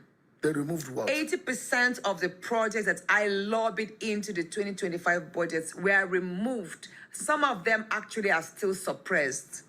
By who? You know who? I don't know. Did you remove it by yourself? He removed it. Who? He removed it. He removed many projects and he suppressed some. And there's one which I will not let slide by because it was actually tendered on the national tender papers last year, December. 2 projects, which are one, the Robotic and Artificial Intelligence Center in Federal College of Education, Okene. That was actually tendered last year, December last year. Till today, that's not been awarded because it's been suppressed. And then there's a mechatronic center also in the Technical College of Oboroke that's actually been suppressed. All right, so let us go to OC. So here, she's actually suggesting that what she's doing is appropriation, lobbying for projects to be done, which is what you expect a senator to do. I need this and that done for my people. And then she goes to work and tries to convince people and make arguments for why some of those things should be built. And I'm assuming maybe make suggestions on how much, should be spent. So she's actually arguing against some of what we're saying. She's not getting the money herself. She's saying, it's actually put into an official place and someone actually can have the leverage to block those things. Now, I spent my time this morning trying to look at some of those things, and it's a very opaque thing. So it's hard for us to know who is speaking the truth and who is not. Now, someone made a comment that she's building stuff in Ondo State. She's building stuff in the federal government's college, which is where she went, and she graduated in 97. And she's saying part of that is also personal money, whether it's from donations or coming from her husband, right? But I understand some of the arguments people are trying to make, but I also don't want us to lose the sight of these arguments, right? Because it's like, I guess I agree with some of what Revolution now said and some of what Ovia has said, which is, yes, she's doing some of these projects, but it should not stop us from also feeling like part of our civic engagement is asking, where is the money coming from? Is it exactly coming from the House, the Senate, the Nigerian government, or are there other corrupt means in which she's getting the money from? I'm not against that some of the argument, but I'm just saying, hey, there's an aberration, and these people are able to make some leverage in terms of how certain monies are used. But how are some of other representatives pushing to make sure that their constituents are getting projects done? So, anyway, sure. OC, what are your thoughts? And there's no evidence. You need to be unmuted, but there's no evidence. I want to say, we still don't know the exact mechanism of how some of these things work, and I do not have information whether or not she's a billionaire or millionaire. Some of these things in this comment end up being just speculations at this point. Yeah. We'll see. Okay, so I think we've kind of overlabored this point. So I'll make a very quick point from my own perspective. like I said, everything is all dependent on the perspective. You're not going to use the American parameters to judge the system we have in Nigeria because they're just totally different, So, whereas it is true that, a legislator is there to, work on appropriation and all those things and don't have to encroach on the responsibilities of the executive. But that's not how it obtains in Nigeria. And like somebody rightly pointed out, she came from a system that is already entrenched. So even if you have to change that system, you have to start from somewhere. But we have to give her the props that, at least out of the irregularities, she's able to, go above and beyond to do what most of her colleagues are not doing. Now, if you ask me, would I want her to be more, open in terms of where she's getting all this money? Absolutely. Because if you're trying to, position yourself as somebody who is the conscience of the nation, who wants things to be done the proper way, then that is something that you should also try to work on. So that if I have a way to reaching out to her, I will tell her to, at least give the public an idea of where all those money is coming from. If you say it was crowdfunded, who were those ones who were the people that donated all those money and how much did they donate? I don't think it's really too much to ask for. But I'm going to pivot into the bigger question of accountability on how we can do that. Again, Nigeria, it's just one kind of place. As we're having this, there's this young man in my part of Enugu State that was just beaten up mercilessly by a thug that was allegedly sent by the local government chairman, just because he asked some questions and raised some ruckus. So that's the kind of system we live in. For a guy just for making some, asking some tough questions and all those things, his life is actually in danger. He's actually in the hospital as we speak. So when you talk in terms of accountability, those are the things that you should also, put in focus to know how, if our system is even such that encourages that. Because normally, if we have to, we always talk about America and all those, if we have to use this place, if somebody should do that, that's one way of becoming a millionaire, because you go and sue him, and most likely those that were behind this guy's ordeal will go to jail. But that's not the situation we have at home. So when you want to raise your voice, you first of all have to look over your shoulders. But that's just one piece out of the puzzle of why it's difficult to really hold people accountable in Nigeria. First and foremost is the fact that the political class, or rather the elites, they've succeeded in dividing us into warring tribesmen, whether it's division based on religion, whether it's division based on ethnicity, tribe, whatever you may call it. And so if, for instance, my senator is not behaving well, is not using the resources well, and I raise some objections, you see a whole board of a lorry load of people coming to his defense and say, why are you doing that? Why are you not asking for those of them in the north who are not doing anything? Why must it be just our own people that way? Why are you trying to undermine our people? That kind of thing. So they've succeeded in getting that across, that we have to take sides in things that we should actually stand for truth in a way that will favor the generality of the people. That's one. Then the other thing is, I don't want to call it education, but enlightenment. And I use that because there are lots of people who are highly educated, but they are poorly informed. And I tell you that even based on the fact that we all know about Simon Ekman and all those things. I live in the US, and I know a whole lot of educated people, highly educated people here, who are sending money to Simon Ekpa because in their own brain, for somehow they feel like this guy is a hero, he's pro-Biafra, he's trying to liberate his people. But this is a guy who formed an association that is killing a whole lot of people. So which is why I'm saying that it's not just about going to school and all those things. Allegedly. Yeah. We're not talking about the merits of what he's doing. We're using it as an example of people. Yeah. But this what I'm telling you about folks who are sending money to him is not allegedly. These are people I know that have sent money to this guy. I was saying, let me point something out. I was saying alleged in terms of like whether or not you can say he said this and he actually led to the killing of people. All I'm saying is you're using it as an example to show that people can actually donate money to a cause. I'm just mentioning that, at the end of the day, like whether or not he killed people is just, an opinion.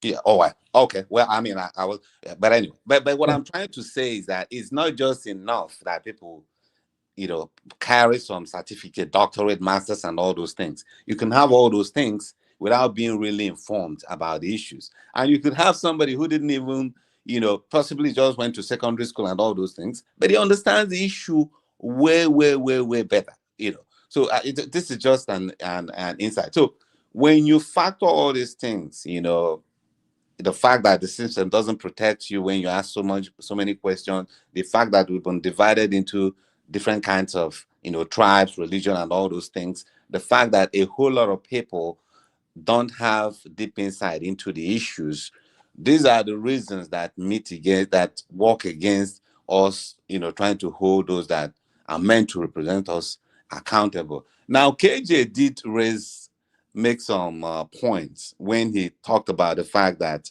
intellectuals, sometimes they keep quiet, maybe they are cowed, but they just don't, carry their weights the way they should, and I think it also dovetails to the bigger picture of what I'm trying to do. It's almost like it's okay. In Igbo land these days, for example, it's almost like we are led by a mob, and I say that because, if for example, if you have to say anything that doesn't go with the generality of people about the idea about IPOB and the rest of them, it's almost like you're an outcast. They call you a fulefu, they call you intellectual or whatever name they, so it's almost like there is no room for any argument. It's either you join the group, if either you belong to the herd or you find yourself ostracized. He talked about John Wood, the former president of Ohanese. Incidentally, somebody that I grew a little bit, close to, in some ways. And I knew how he worked as the president of Ohanese in the Igbo General. Of course, not everybody liked the way he did. He had a lot of beef with IPOB people. And at some point, his house was bombed in Enugu. Now, I'm not saying that IPOB did that, even though that was the claim that was done. I don't know, because I'm not a security expert. But I know one of the things at the time was the issue that we all believe that the Igbos are not treated well in Nigeria. We all believe that the cause that IPOB is fighting for is a good one. I think the source of disagreement has always been the method, because basically one group, the majority of the people are saying, we should, move out of Nigeria, better cook or crook, they're not treating us well and all those kind of stuff. Now the other group, which Wood and some of us belong to, we're saying, okay, yes, the complaint is genuine. This is a grievance that is founded on years upon years upon years of discriminations and being treated poorly in Nigeria. So it's a genuine cause. However, we do not believe that the way you're going about it is going to do us any good.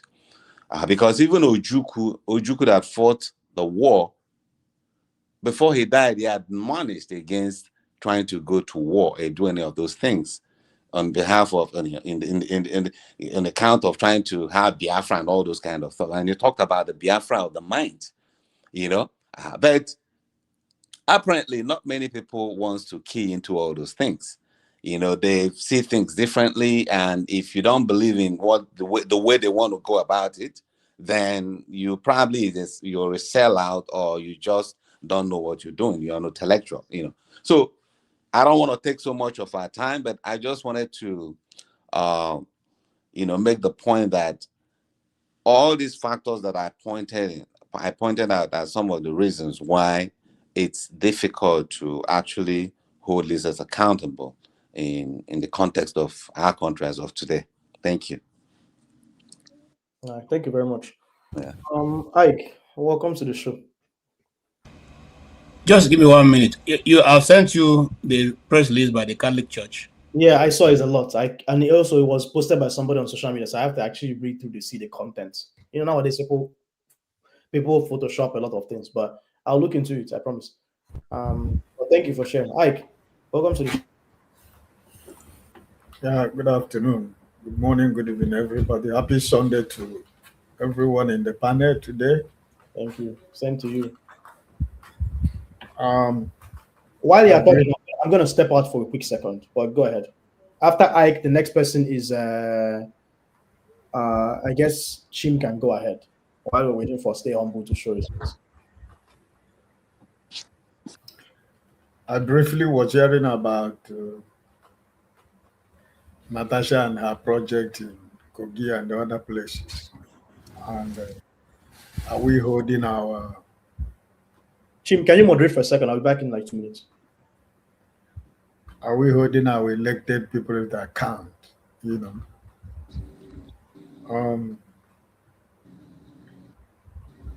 I think that if the people that were sent to represent us in the National Assembly, both in the House and in the Senate, are not doing anything in their constituencies, I don't really know why we should even have the people to represent us anyway. Chim was saying, which I totally agree with Chim, I think that was supposed to be the basis of representation, where you fight for project to come to your constituency or your senatorial zone when the budget is, the federal budget is implemented. They come to the National Assembly, they go to committees. You fight for a particular project to be cited in your local area or in your senatorial zone.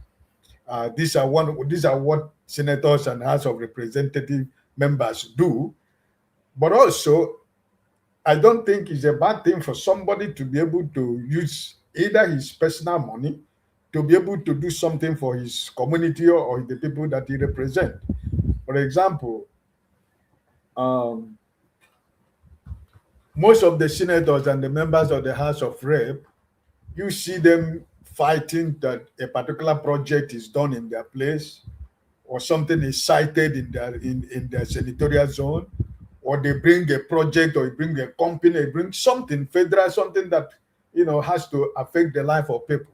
That is one of the things that they're supposed to do. They go back home and tell their people that it was because of what I fought for that made so project to come to our senatorial zone, just like some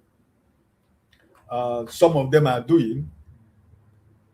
But also the issue of doing project, I don't know, maybe Chim can be able to tell me. I thought that the members of the House and Senate, they used to get constituency, fund from I don't know whether from the federal allocations or is it among themselves in the Senate that they get some money that they can use to do project in the senatorial zone. Chim, if you can help me, because this is what I used to hear every time. So I don't know if it is true or not. Can you ask that question again?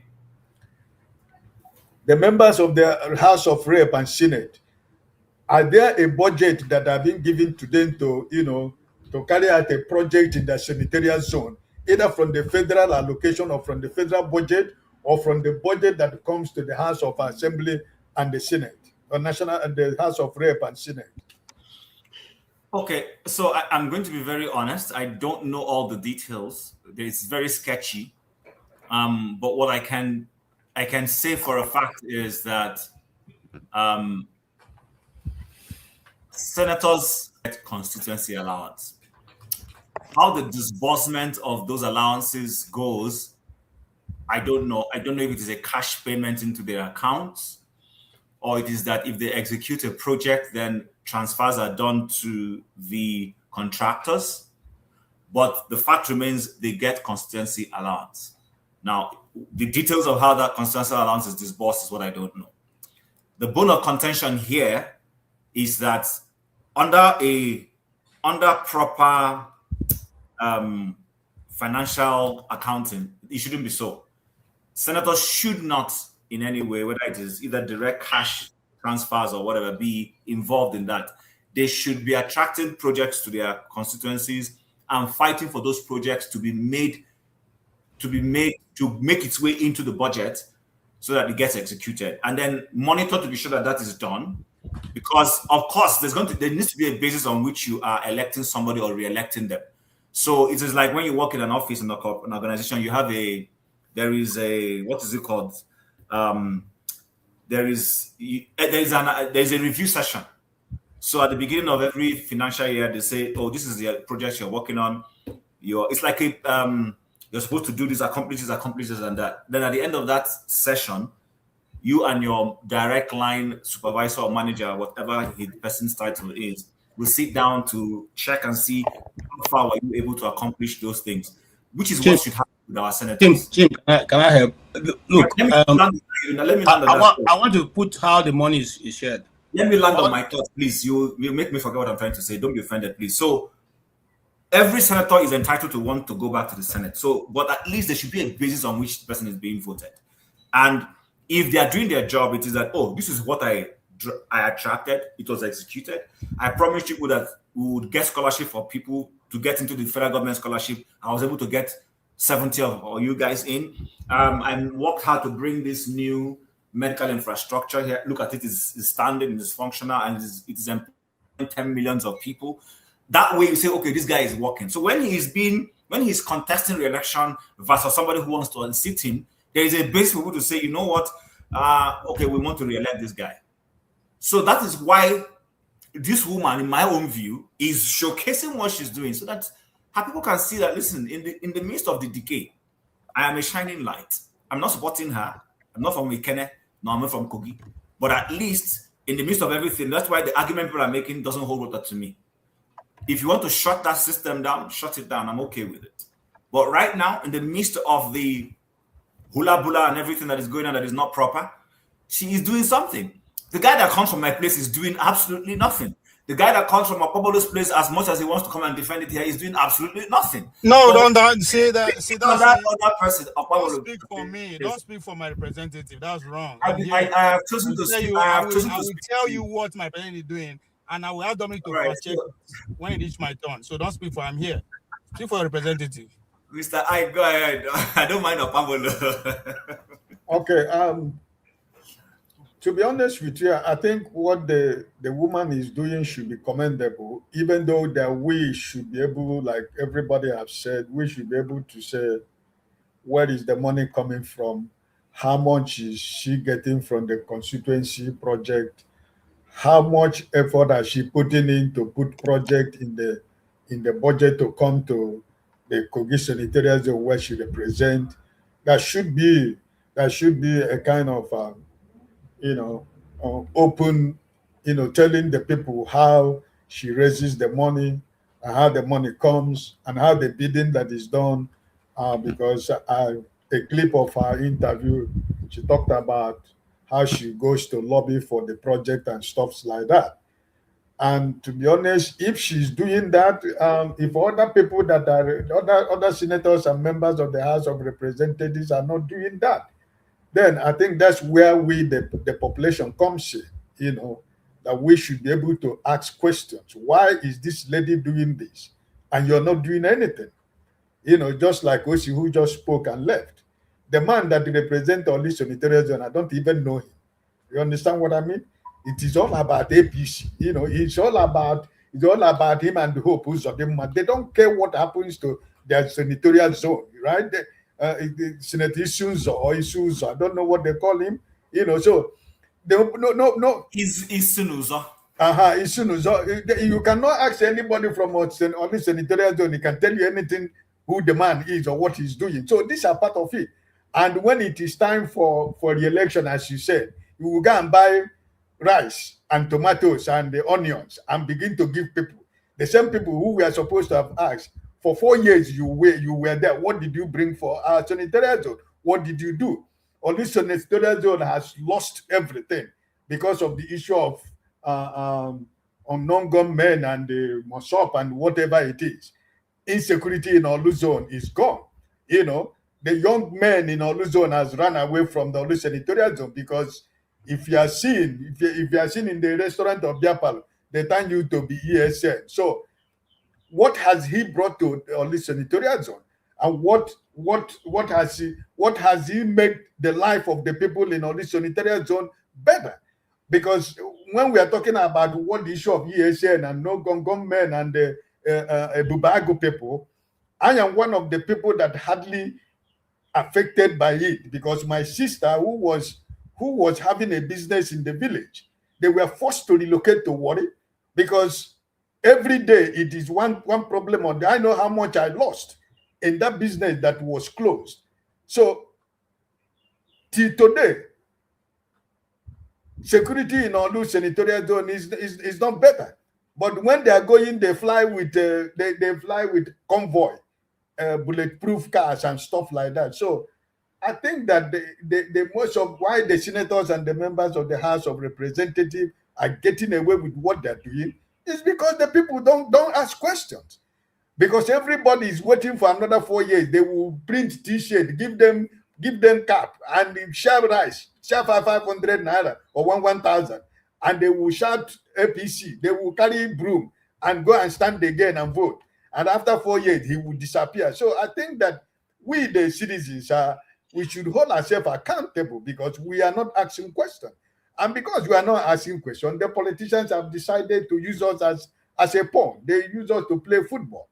And I am not blaming the politicians because if there's somebody is being asked question, like as you do it in the Western world, they go to community, what do you call it, town halls. Yeah. They go to town halls. You see the people challenging their senators. You see the people challenging the members of the House of Representatives. You see them, pointing their fingers in their eyes and telling them that they are not doing what they're supposed to do. And when the next election comes, you see the reflection. You see what Democrats is doing in the US right now. They are almost taking over everywhere because all the whole hope that was being in the Republicans, their representatives are thinking that they are disappointed them, and they are showing it by all these special elections that have been taking place in the US. The Democrats have been sweeping everywhere, even where they have never won before. They won, like the mayor of Miami for almost how many years? Now it has gone to the Democrat. There is another place in Georgia that has been Republican for I don't know how many years. The Democrat flipped it last week. So this is what the citizens is telling you. They're sending you message. They're telling you, listen, we are watching. We know what you're doing, and we're going to tell you that we know what you're doing when the next election comes. Look at Senator Graham, the man from South Carolina. He's in a very serious trouble right now. For how many years that he has been in the Senate? But Democrat is trying to push him away from that senatorial zone. So this is what I think that the citizens of Nigeria should be able to understand, that those people that they elected, they should hold them accountable. You don't just come only when you want to have chieftaincy title. You don't just come when you want to open your house. The money that you were supposed to use to look after your people, most of the towns and villages in Alibo today, common health care centers, a little hospital where somebody can go there and get paracetamol. They don't have. You see, so I think that if we blame the politicians also, what are we, the citizens, doing? So I think we ourselves have larger responsibility to ask the people that we send to represent us, what have you brought to our senatorial zone before you come back to ask for another vote in the next 4 years? So for the woman, I must tell you, I give kudos to the woman because she's doing a lot, and I don't see any other senator or members of the House of Representatives that is doing what she's doing. But if there are corruption that is attached to what she's doing, then if we want to fight it, I would want to say let's fight against that. But for me to say I'm going to work against what this woman is doing, no, I have to praise the woman because she's doing a lot. I mean, the people of Kogi Senatorial District is not going to forget that woman. And I think that if she's going to contest election next time, even if it is another political party, I think she's going to win. Because she has proven that she's serving the people, and the people themselves are testifying, and they're feeling the impact of the woman, representing them in the National Assembly. So I think that it is time for we, the citizens, also to, try to hold the people account, the people that represent us wherever. Thank you, is it Dr. Dominic? Yeah, thank you very much. I appreciate your submission. Oti, are you related to our working governor? Hello, hi. What are your thoughts? Good evening, everyone. Good evening. I'm tired, I know. I'm the tired, reason, but it's just because the push must go on. Okay, look, the discussion. You are too young to be tired. The topic is not it's not about constituency project. I think it's a kind of that's not the question you posed. Am I right? I mean, at least from the time I started. Thank you, Osi. Thank you. A lot of people have been see, this was a conversation I wanted to have, and personally I would have had it independent of Natasha. But what I was trying to do, I was just trying to give an example. But rather than people discussing the main issue of holding politicians accountable, it seems like a lot of people are putting the microscope on Natasha and details of what she's doing. She's doing this project. How did she get the money? And my question is, now we are taking away from the overall conversation of like, how do you keep politicians accountable? So we make sure that they are pushing for dividends of democracy all across the board. Not to belittle other post arguments about going to the minutia, but there is a date and time for that. If you want us to go into details of how is Natasha making their money, then we have to go into every single senator. There's 109 senators. I have to go into how is Ababio making his own money. It goes into right. That's fine. That's what I was trying to point out. What I said, the discussion, why it makes me weak is this. Now, because what we're facing is a systemic problem, okay? Because we have a country, we call it democracy or whatever, but it's a project. Is the senators, they represent sections of the country, constituency. So, but then what is their primary duty of every national politician? Okay, so the starting point, are they not supposed to have a kind of a sense of the national interest? So now you ask yourself, when they are in the Senate or in the House of Reps, having debates, discussing legislation, national policies of government, even though they represent particular sections of the country, I think the national interest, national development, if, for example, it's about an economic, maybe a policy on the economy or anything else, the nation should come first. And it's not about what they have to do. I mean, in each and every senator, for example, it shouldn't be what I have to do or what I have to show to deserve a re-election. Okay? And that's, we have to ask, what system are we operating? Do we know what we're doing?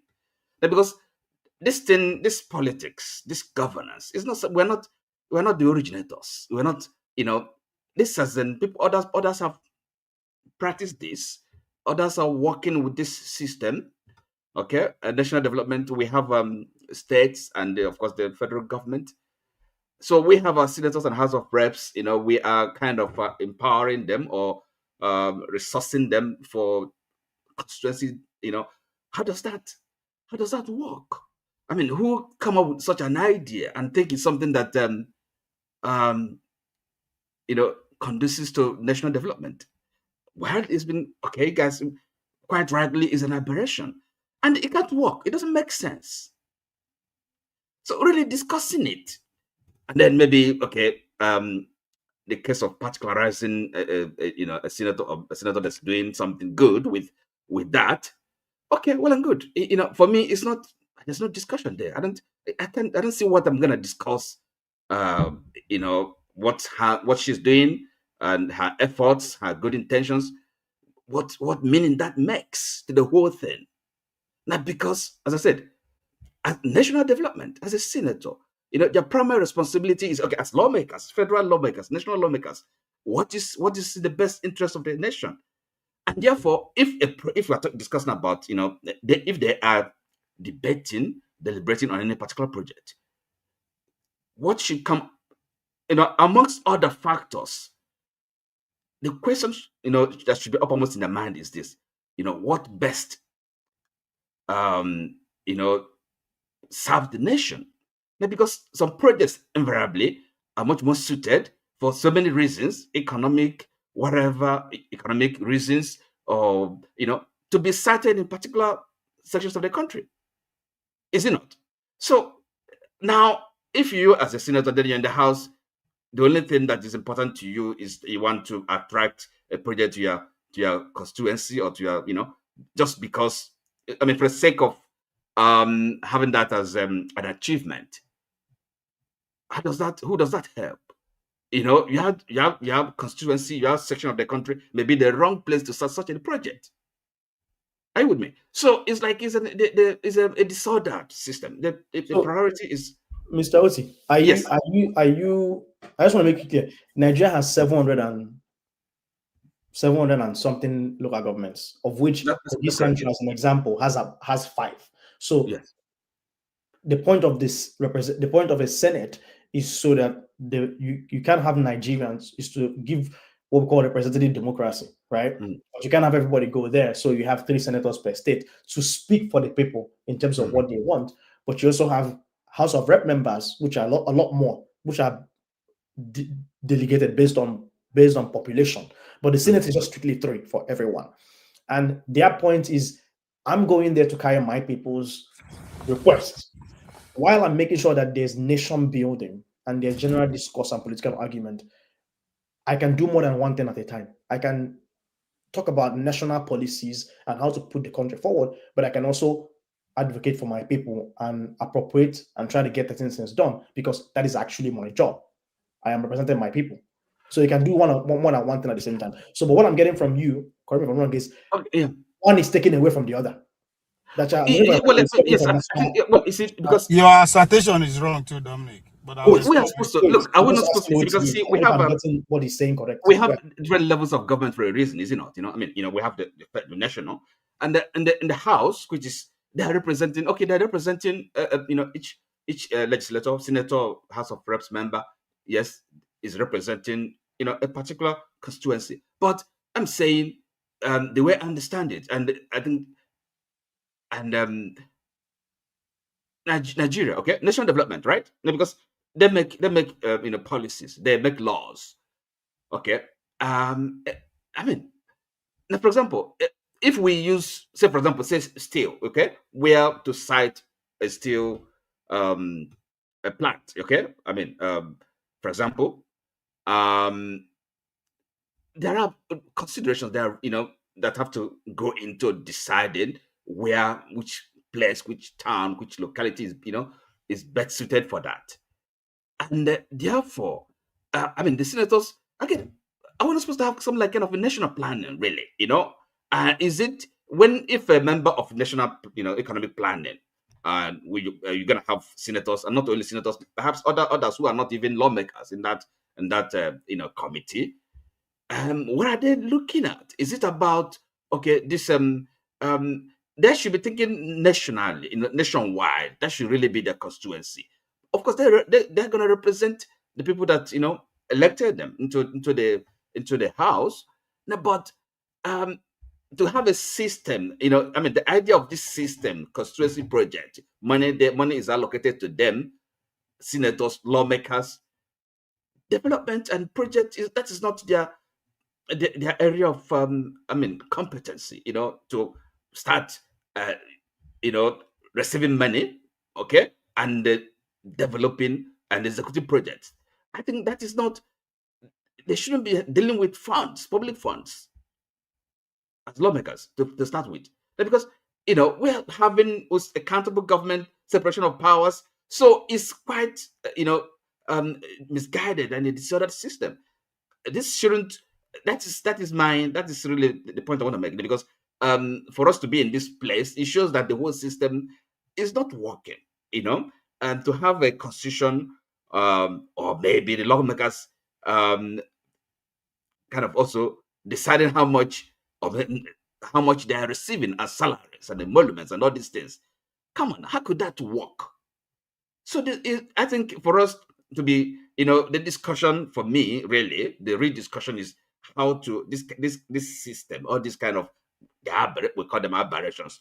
I have to kind of remove them from the system. I have to have something that can work, to serve the interests of Nigerians and not necessarily the interests of politicians. I mean, these politicians are there really, as it seems, serving their own interests, and they couldn't be bothered about Nigerians and the development of the country. I have a question for you. Okay, go ahead. Do you know who your local government chairman is? I don't know. Care to find out? Well, I should, but I've been too long aware, so, but that's not an excuse. You see, but then, well, first of all, those that are in Nigeria on the ground, they have to, have these, have the information. But definitely, if I were to be in Nigeria, nothing. And then feeling the way I'm feeling, and having the knowledge and understanding I have, I wouldn't be sitting on the fence. I would be doing something, quite frankly, because, and that's really where, because the initial discussion about awareness and this social media. Okay, I think that's really the task. That's why the job is, because that awareness. In the end, it has to be the people that we make the change. Well, it's not politicians. Okay, so we have to. It's not the politicians that are benefiting from the system. Why would they want to change? Okay, a politician has to be a saint. Okay, to be so selfless, to be able to push in for changes that would actually hurt them, harm them. Are you with me? So that's where we find ourselves, and therefore the emphasis, the focus should be on what the people. Okay, because in the end, it's about serving the people. These are politicians. They are not there to serve their own interests, but that's what they are. That's the reality of it. We have to be honest. Otherwise, if it is not about self-interest, about I don't see why a government that has kind of ruined the lives of people, right? And then people are quite busily promoting for the re-election come the next general election. Are you with me? So what is a government that cannot do the basic thing? The very reason a government exists, they can't do it. They have demonstrably failed in doing that. And I just want to say something. It's more important to them that they are re-elected. Are you with me? So it shows you the depth of the, it's unbelievable. The brevity in the polity, yes. I did a quick experiment. I did a Google search on who is my local government chairman, and I found it. Surprisingly, I'm shocked. But the AI is the one that's showing me, and then it's showing me the sources. And the sources is showing me is Facebook and Wikipedia. Those are the top sources that Google AI used to find out who my local government chairman. Do I trust those sources? It's tough, but at least I do have at least some beginning, a headway. So now the onus is on me to now go and look deeper and say, oh, is this guy actually the local government chairman of? Yeah, but I may not mind, okay, but what can you know in that? that It just information starts from, of what use information is is it to you? democratized. It just starts from just a simple search. No, but sorry, but you see, it's just having information, knowledge of what use is it. Okay, so really, the name, the individual that is there, that is not. Look, you see, you can find out, right? Okay, but then what is more important is really what having that information and what next. Okay, so to me, the whole thing boils down to this, organization, right?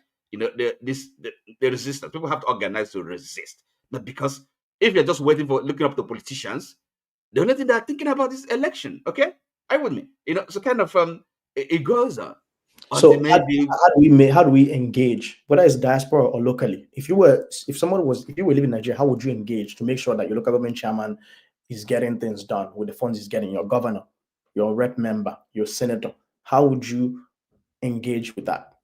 Let's say you're a government teacher and you're trying to incentive and you're trying to encourage some of your secondary school. Let's say some secondary, one of your an SS2 boy or girl comes up to you and says, sir, I know you're a government teacher, but I'm feeling very demoralized and I'm very apolitical. But I'm starting to sense that part of what needs change is I need to be more civically engaged. okay. What See, would you try to encourage them? You see, because now because look, I can answer this question, but I'm afraid the answer I'm gonna give to you is look. Are you a lawyer? Are you a lawyer? Sorry, hold on. Are you a lawyer? I'm a lawyer. Yes. Okay. No, but see, what I'm telling you is this. Okay. Look, I can answer your question, but the thing is this: the answer I'm gonna give you is my perspective here, right? Not really from the point of view, from the experience of a teacher. I would mean in Nigeria. So it's really, I don't know if I wouldn't be giving you an honest, correct answer because I know what give me your opinion. Don't analyze, just give me your opinion. What would you tell the kid who wants to come away from being apolitical and wants to be engaged more civically and is asking you, I want to study government? Does that even make sense at this point? He's an SS2 student. What would you say? Nigeria is lost. Now, the opinion I have now go to Libya as somebody living in the UK, somebody with my kind of the interest I have, and then of course, so look, definitely this child, or maybe encouraged to talk to the parents, to educate them. First of all, you have to start because you have that role, that position where you can actually educate them. First of all, that teacher also has to be, for a start, enlightened, educated. Okay, it may not be part of the curriculum. You are the teacher, and you're enlightened. That's what I'm saying. Okay, so and I said yes. Then you see, so many things. There are so many presuppositions. That teacher. Okay, as a teacher, I first of all have to kind of educate myself. Which is not a given. Not every teacher, is aware, knows have the necessary information, to actually educate the pupils. Okay, so you have to be interested. You have to have that knowledge, and then educate the ones you're teaching, and then maybe that encourage them, talk to their parents, and then of course, as a teacher, if you're a teacher that is politically aware and active, perhaps you're also active in some religious organization, community. I would be engaged, and also use that. Esquire, Mr. Oti, you are the government teacher, so you're enlightened. You've read governments, and you are, some sense, politically engaged. No, okay, look, okay, is it okay? Let's assume, yeah, that's the case. No, but I'm just telling you. So, and as I said, if I can only from the point of view of somebody, I'm not in Nigeria. I'm not a teacher in Nigeria. No, but if, for example, you ask me to advise them or to, this is what I would. There's so many things that can be done, right? In the churches, all these, yes. Whatever, which any kind of where people come together to listen to somebody with authority, with if like with influence, everything politics is everything, So because where else do they get the information? Is it the social media? How many people really have the resources to actually listen and participate? So again, what is available? The resources available it is what we have to kind of depend on or avail ourselves of. So you see, and that's the only thing, the organization, the mobilization. Okay, and of course here those in the diaspora, they have the same task, So I mean, there's something things going on in my head, things I'm gonna do, because over here, had alluded to it. every politics is local, is where you are. Okay, so where I am, there are things I've been doing, and there are things I'm thinking of doing. It's all political because, well, for next year, which is next month, again, it's election. What are we gonna do? You see, so because you don't, we've fallen got to such a depth that even though it beggars belief that this government that has so woefully failed, that's still not giving up. They still really actually want to, okay, to come to. Are you with me?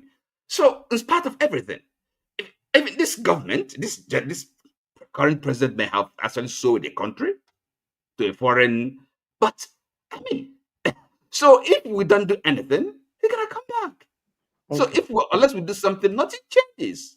So Are you with me?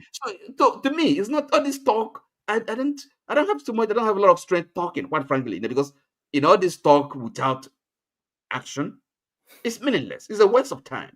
That's the way I look at it. Well, I appreciate how you answer. I appreciate you answering the question, even though I don't agree with how you answered it. But I understand. Is it the last question you asked me? It's okay. Stay humble. I apologize. So for me to see, so what used to happen is if someone joins the studio, there will be a sign saying someone joined, but I don't know, for some reason it's not showing it any longer. And also I have to scroll to see those who are sort of below. So I didn't see you, but thank you for sending me the private chat. Honestly, I wouldn't have noticed you, but go ahead. Okay. Yeah, because I was already fuming. Like I was going to, release some bullets here, but sorry, anyway, I don't have a bulletproof, so I beg. Okay. So I can see the topic, which is civic engagement and Nigerians keeping their elected officials accountable. So one of the reasons why I joined this show, in addition to the fact that I like to see all our faces again every weekend, Oga KJ, Chim, Oga I, and the rest of them. The other reason is that there are many people watching this show. If there are not many people watching this show, people like Dampulo will not be here. So on another day, I will tell you why he comes here. So many people watch this show, more people than you actually think, even in the government circle and even in the international scene. But let me go to the topic of the day about whether Nigerians are keeping the elected officials accountable. To a large extent, no. And I will tell you the reason why. Maybe some people are keeping their elected officials accountable. Before I go into that, I will just give an analogy. If you come to Anambra State, for example, where I hail from, in 2020, was it 2021, during the election, the election that brought in Professor Soludo. So Professor Soludo contested against a number of people. The only sensible person that was his opponent was Val. Ozigbo. Maybe one or two other persons, but there are a lot of riffraffs, and he dusted them because the people voted for him. There could have been one or two hitches here and there, manipulations, but he was overwhelmingly voted for. Yeah, so in that case, would you say that the people should hold him accountable? I will say yes, because the people voted for him overwhelmingly, right? Now, he contested for a second term, and how everybody here, knows how that went, the process. Because when you are talking about election, most times we focus on what happens on the day they bring in some ballots that they printed in France or in Germany, and then they say you should thumbprint for so and so people who you have no idea who they are and how they got their names got into the ballot. So how he panned out, the visitations that he made. You understand? And then he was declared the winner and all the things that happened on election day. So who is he accountable to? Is he still accountable to the people? The answer is capital no. He's accountable to the people who provided a platform for him to be able to get back to office. So he has gone to say thank you to them. And those are the people he will remain accountable to till he leaves office, not the people. So when you're talking about Nigerians holding their leaders accountable, one question you should ask yourself is that who are those leaders? You use the term elected officials, which I yeah, elected in quotes. So because accountability, before this whole statehood came into place, election voting, we used to have monarchs, we used to have priests in charge of whatever system of government that used to exist. We even had Moses during the time of Israel, and Moses was accountable to God. So accountability is all about who puts you in there. When you come to a place like Nigeria, where there's a lot of godfatherism, where people get into office not because they were voted for, but you know how it happens. Before you become a local government chairman in Nigeria, they would bless you, they will anoint you. Before you go to House of Reps, they will anoint you. Senate, somebody must anoint you. So who are you accountable to? Is it the people? They don't even know who the people are. In fact, some people that contest don't even know where their constituency is. So they're accountable to the people that put them in. And in what sense? In terms of money. So in those states, for example, where Mr. So-and-so, Chief so-and-so played a role, or even one man somewhere in Paris or in London or in Washington, etc., played a role. Your former president, somebody here who calls himself forefathers or whatever, dedicated a whole 1 hour to reel his achievements in office and wasted everybody's time. For those that joined the show, I wouldn't join such. When he came to office, and then some ignorant Nigerians, gumless people, we voted for Buhari. He went to Washington, D.C. to thank Obama for putting him in office and bought him a golden watch or something. He doesn't care about you. And there's a clip of him with Obama, and he said those exact words or something to that effect. Thank you for helping to elect me. So I'm not asking, is there an actual video or do you have evidence of that? Sorry? Do you have evidence of it? You said Buhari went to America and you made some assertions, and I'm just saying, is there something to support those assertions for us? So this question you're asking me is the kind of question that forefathers will ask. Is there evidence? No, but it's my job to moderate and say, if you make, that's why if anyone says anything here, like KJ made a lot of sort of said a lot of things, and I said, send me some of those things, I'll look at them. Okay. But I also have to point out, at the end of the day, this platform we'll now go and be collecting videos. I have to make certain disclaimers. That's my job as a moderator. So I'm just making one of those disclaimers. Yeah, I've had the new assignment you've given me to go and be collecting videos of the misdeeds of the politicians. So that will now be my job. Now I don't have anything I'm doing to go and be collecting evidences. That's why I said that's what I would call what you said. Administrative incorrigibility. That's why I would say some of the things I will share on here are opinions, right? We can't call them facts, they're opinions. So, these are the people who you're saying that we should, hold accountable. And you are asking someone if he knows the local government chairman, he is local. How would he know? When the process makes it impossible for you to even know anybody who is interested, and whether you know your local government chairman or not, that doesn't stop anybody who is holding office from doing his job. When you come to this country, the United Kingdom, just go randomly and ask people if they know who is in the council. They don't know. But the people there are doing their jobs. You don't need to know anybody before they do their jobs. So, we don't need to hold them by their throat before they do their jobs. If the system, is working. And even in 2023, for example, when P2B joined Labour Party, and some people came in and we were going to P2B, and then they went in And people say, oh, we elected this people, and then they crossed over to APC. Why are you surprised? Because you are talking about not just that they appeared on, who did they pay money to?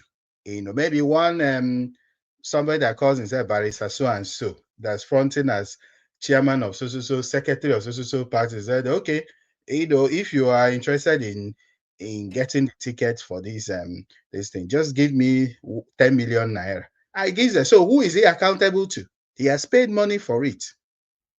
So why won't he jump to APC? Oh, you say, oh, he's coming under Labour Party. It's because of Peter Obi's influence. We campaign for, but also the process. And that is why I kept on saying, after the election, a year after the election, I came to this show and I said that I was highly disappointed that Nigerians in diaspora could not even form a political party, get a political party together, because that's where it starts. It's not on the final day of the balloting. The process starts, because if someone goes to pay chief so and so in Obeledu or whatever town, and then they influence the process are you from for Nnewi them to South? appear on the ballot. Are you from Nnewi South? You said Obeledu. Are you from Nnewi South? No, Obeledu is in Anocha. Is it Anocha? Are you sure? Yeah, Obeledu is Anocha. Obeledu na my now. So, okay. So they pay Dominic, one. are you from Anambra as well? Eh?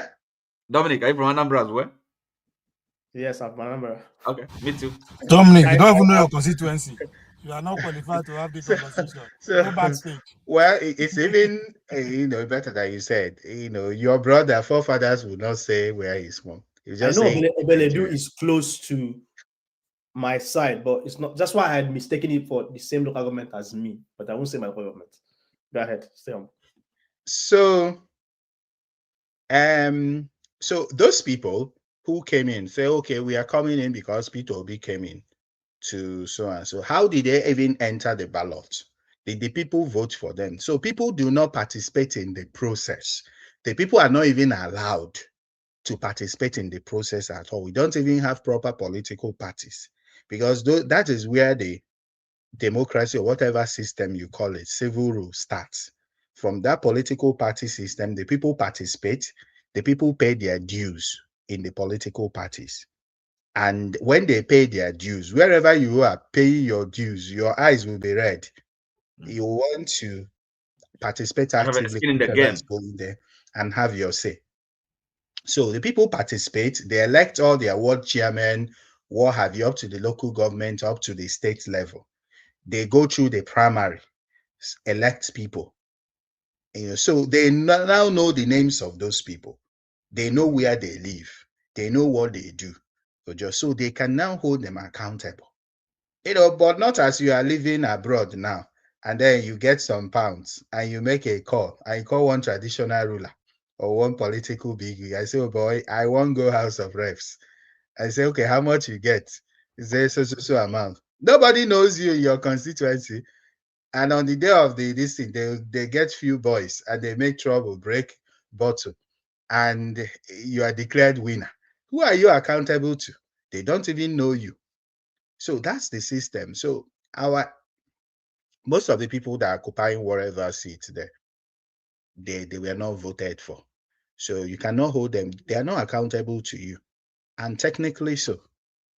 So the major conversations should be about what do we, the diaspora mass, which is very great, which is very potentially influential, what should they do to actually be on ground, to actually upstage the perpetrators of this scam? To organize ourselves first, is it not? Eh? To organize ourselves first here. Organize ourselves. Before We have not going yet on the ground.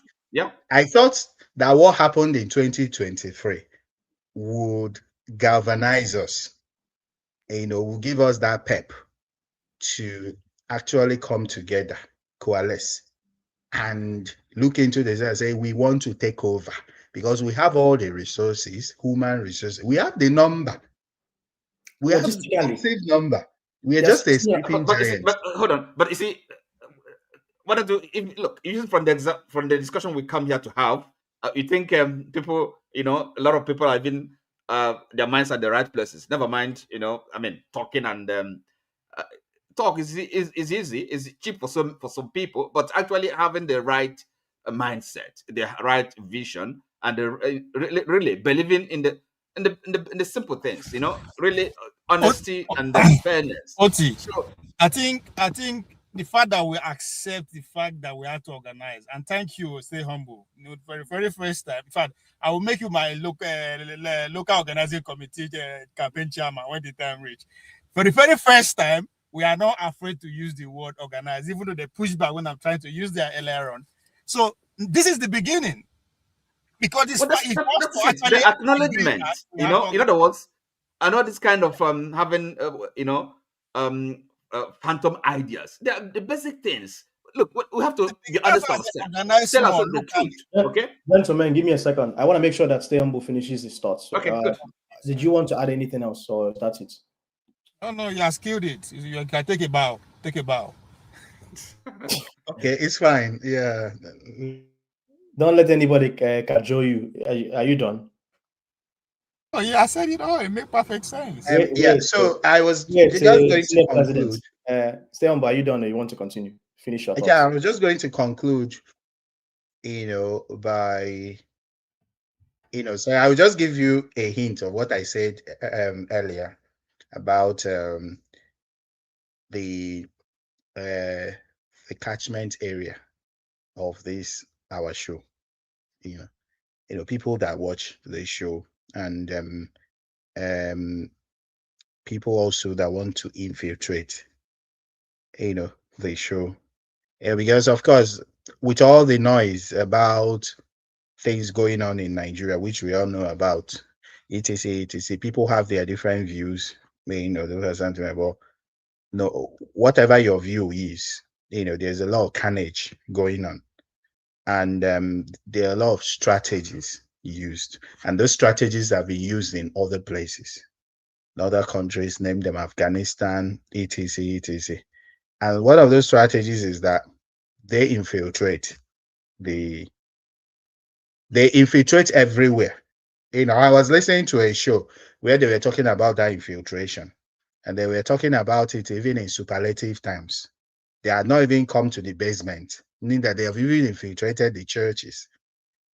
Because we have, I won't mention names, but prominent churches, big churches, who are part and parcel of whatever is going on in the Nigerian setup, sham, setup, and even part of the government. How does that quote unquote infiltration factor into this civic engagement that we're talking? Are you saying that these people are driving the discourse away from what we should be talking about? Like, what exactly are you trying to suggest? So at the end of the day, we can't control who infiltrates and who doesn't infiltrate. I see people making comments. I don't know which of them are government officials. I don't know who was paid a little bit of penny to set certain comments, But my view here is I try to at least have many people's opinions shared. Comment section, people on the panel. Some of you, who paid attention to Justice Omotoshaw's submission, also so that Dr. Damages was mentioned at some point during the court case, right? Because he had interviewed Mazen Namdekan. I mean, at the end of the day, information is democratized. We can't choose and pick where we can have our discourse. The point of this show is to be part of the civic engagement, but I can control who infiltrates and who doesn't infiltrate. That's not my concern. If anyone is concerned about some of the information that they share here, I mean, you are free to be in the comment section and not be on the hot seat. Well, go ahead. Yeah. So the reason why I mentioned it is just to tell you the reach of this show. Really, not that you have the power to control who comes in here. Thank you. Just telling you for the fact that we have such elements here. It means that the show is far-reaching, and that's one of the reasons why I like to come up to air my view and say what I think about the Nigerian situation. Oh, you think we're actually making a difference here? I mean, I am not a journalist. Rudolph has been doing this, from his days in Sarah Reporters, and then he pivoted and took Dr. Damages independently on his own, and eventually, obviously, we are here with Have Your Say 247 and also 90 Minutes Africa. He's interviewed a lot of people who are very influential. I remember on this show, we had the Ovation guy. What's his name? Mahmoud. I was able to ask him question exactly. He also had Natasha actually come here a couple of years ago. For the newer people, they probably don't know this, but Natasha actually came on this show, I think, when she was Vine, and one of the things I had asked her was, because my concern was, how can you try to bring good in Nigeria and make change if you're joining this corrupt party, PDP? And there's a bunch of other people. Sheun Kuti was here last week. So Rudolph, does pull a lot of clouds. And that is, I think, to some extent why some people join the show, because I feel like if we have that sort of platform, we can air our views, educate people here, and have our voices heard. Because at the end of the day, there's nothing as frustrating as being in the diaspora and feeling like there's a lot of things that are going wrong and you can't make changes. For example, by the way, Dr. Dominic, go ahead. One Dr. Catch. Do you know him? Catch. Last name? You know Dr. Catch, kind of. Ononuju. Ononuju, that's correct. Can you guys bring him on to this, Text me in the private chat, and I'll talk to Rudolph and see. Okay. But yeah, so this show apparently has is reaching a lot of people. But like I said, I just want to put a plug in. Rudolph will never talk about money and some of the things that we need to sort of build this platform. But I would say it's like, subscribe, share. We appreciate the donations that are being made. Brick House, I saw that you made a donation. Thank you for that. So I want us to be, as we're using this platform to sort of air our views and engage civilly with each other and educate others, and also have the people in the community educate us. We also want to make sure this platform keeps on going. We can actually have more than 10 people in the studio, but you have to pay for it to have more than 10 people. That's why we are always limited to 10. But stay humble. Thank you for sharing your opinion. We always appreciate more and more people joining. I'm always sad every day when I join or when I'm watching. Every time I barely see any female participation. I also noticed that a lot of people who are here are Southerners. I barely see any Northerners on here. I want to have a diversity of opinion, but we kind of have to make do with what we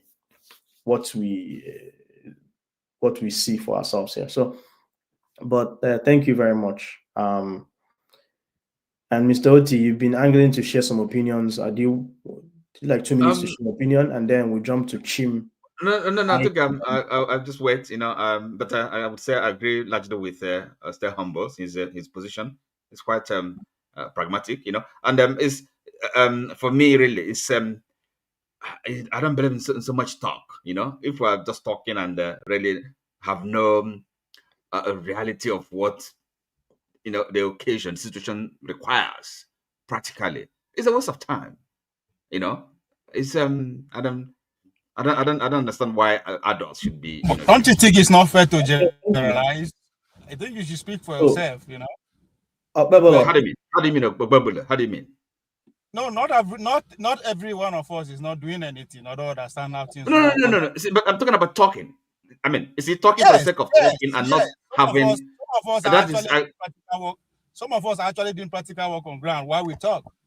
But that's good. That's great. No, but you see, I'm talking, in the generality of just, having a talk and then talking and complaining about situations. I just want to take that exception because I think I can speak for myself and actually tell you. Please tell us. But just quick 60 seconds. Just tell us some of the things that are you on ground in Nigeria? If you're not, tell us where you are, or maybe in diaspora, and some of the things that you're doing to be civically engaged. I'm interested. You don't have to talk about your candidates. I guess you know what, you can talk whatever. I can talk about my candidate. I raise awareness and I sponsor campaign and sponsor organizing local events geared towards electoral offices. Okay. What kind of electoral offices are we talking about? From House of Rep to the governor. Okay. Councillor, are you even going down to the grassroots councillors, wards, things like that? No, councillor is in my where I come from is turn by turn, so pretty much I don't really have a control or what to do about that. Then the chairmanship is pretty much geared to just like what the other speaker said. Once you are not irresponsible for how the person come to office, you should expect little. Whatever you see, you take. But what I do on my own part, I organize when it comes to electoral season. I identify community builders, the young men who are in the village who are organizing women, organizing students, organizing that. I partner with them. So that's why when we talk here, we should be very specific. There's nothing that Natasha is doing that we should be celebrating about. She's only giving back to what the country has given to her, and which is not, it's what is expected, not compulsory for everybody. I'm speaking like that because I saw as a foundation doing the same thing that she's doing at my own level. So, and again, speaking for representative, I know all my representatives, I know what they are doing. It's not enough, but I can't go against it because I don't know their budget and I'm not responsible for how to get to office. So Oshomole, as far as I'm concerned, is representing me well. He's very outspoken. You might not agree with how he votes or what he stands for. He's outspoken. That's what I want. People in my village know that they have somebody who is actually representing them. And their physical project that he has carried out. One is very close to my own village called Oja Comprehensive, where I actually have a foundation engagement. So I know that for sure. The governor himself have solved 120 years problem of my village kingship. Since the invasion of the Benin Kingdom, that's where that problem started. This same governor, who I don't know, forget how they speak for him. I don't even know anybody close to him. I only know him from internet, just like me and you. But he has solved that problem. He has innovated the only secondary school in my village. So when people they talk, everybody get different experience. Right? I was privileged to work in one institution of the government called Athletic Federation of Nigeria. I was also a victim in terms of money. I did directly with the president. With that struggle, I get to know how money come from all the way from presidency to the last level. I understand the struggle. So when I'm saying all this to say we should not be generalizing everything like that. Some of us are actually doing something. Back it up with what we are talking about. I always say put your money where your mouth is. You can go and verify. You can go and verify. My full name is Frederick Agbaje. It's out there. So I am not just here time they make noise. When they say all our politics, I understand. Right? For you to become the state out of representative in those days, you know how many people go give hundreds of millions who has nothing to do with the electoral process? I know that for sure. Because the guy who is currently representing me is my friend. It was an MC at my wedding. So I am privileged to some country based on my involvement, not because I am privileged or anything. I did on ground. When I say I did on ground, one call I know exactly what is going on. Let me put the question to you. Sorry, Dominic. Remember, I think what Stay Humble talked about is, because you have to take the diaspora as your constituency, okay? What we can do collectively. I would mean because yes, well and good. You are doing so many things, Our problem in diaspora is that we are not let me see, on an individual basis. Okay, that's good, but that's not enough. You are just one person without that organization. Hold on, where you are. Again. This is where I when I first spoke, I congratulated Dominic that he was trying to make sure the issue is not on personalities. But for somehow we keep talking about Natasha. It's not about Natasha. I started by saying solution has to start. But you're talking about yourself now. You're talking about your own. No, I was the one that asked him. I was the one that asked him to give us an example of what he's doing because I wanted to get a sense of what someone individual. But we're talking about collectively. Collective. It's because we come here to argue. When I started by saying politics is local. You have to go down to local, organize at that nuclear level. That is where you can hold your representatives accountable. This is what I said. But because we want to argue, we don't listen. Ovia, give me a second. I want to let you come because I want to make sure we are not veering off too much. Oti, I personally asked Ovia because Ovia was suggesting that he's doing stuff. So part of my question in terms of that civic engagement argument is, hey, he's a guy who's in diaspora. I'm assuming are you in the diaspora, Ovia? Yes or no? Yes. Okay, so I'm interested to know how he's in the diaspora and engaging locally. So he's sharing his opinion on that. I was one that asked him about that. So finish your thoughts. Well, in diaspora, his locality. The diaspora is locality. That's my view, really. So let him finish his opinion. We are representative of. We are not different from. We are representative of where we are coming from. We are not organized in diaspora. For the past 2 years, I can guarantee I've traveled more than 60 different cities. Identified Nigerians. We are not organized, not even at state level, local government level, or the federation at large. So we should not be expecting anything. Just like the speaker, Stay Humble, said, right? We have to organize. We didn't even ourselves. We don't see eye to eye. We they see eye to eye when we want flex, when we want to do party, right? But there is no deliberate attempt to form a political organization, a political union, not to talk of a party. Can that be done, or can it not? Sorry? Can that be done? Yes. Yes, so if it can be done, but what is going to take is sacrifice. We work too much. I point Okay, that out. Doctor, Master behind. Let me. KJ, it's fine. I'll move on to someone else. But behind. I understand. And Oti, you've been having very spirited, questions, which I love. I like probing speakers, but I also want to make sure that everyone else's opinion gets it. But the reason why I wanted Ovia to share his opinion is he's now telling me how he's organizing and connecting to people back home. One thing I was going to ask him is, he says he's identifying people back home, young men in the villages and all those things. And this is not to insult you. Can you be able to engage civically with some of these young men and organize without necessarily having some financial injection into their livelihood? Because there's a question that I can easily, one of the temptations that flashed in my head was, hey, is Ovia greasing their palms and stuff like that? And I was like, no. So if I had that temptation to have that kind of thoughts, imagine what others have. So you're engaging with some of these people locally. In what tangible way? Are you just communicating with them, teaching them stuff? Like, what exactly are you doing with those young people? If you want to share, that's fine. If you don't want to share, that's fine. Because I started my foundation 2013. The goal of that foundation is to organize all the secondary school in my village in the name of track and field competition, and get friends, family, and everybody to contribute to provide computer and every other learning. Then identify potential who wants to go to sports and hit them to the next level. Now, OT is very emphatic about talk. We don't talk enough. So there are 3 stages. There are 2 stages: talk and action. And action requires 2 things: money or practical involvement. Right? If you are not on ground to be involved practically, right, you are not in a position to dictate how they should organize themselves. Even if you are in a position, you can only expect. But what you can do to get involved, you donate. Even if you don't have the money, find one way, right, to do, because that is what is lacking.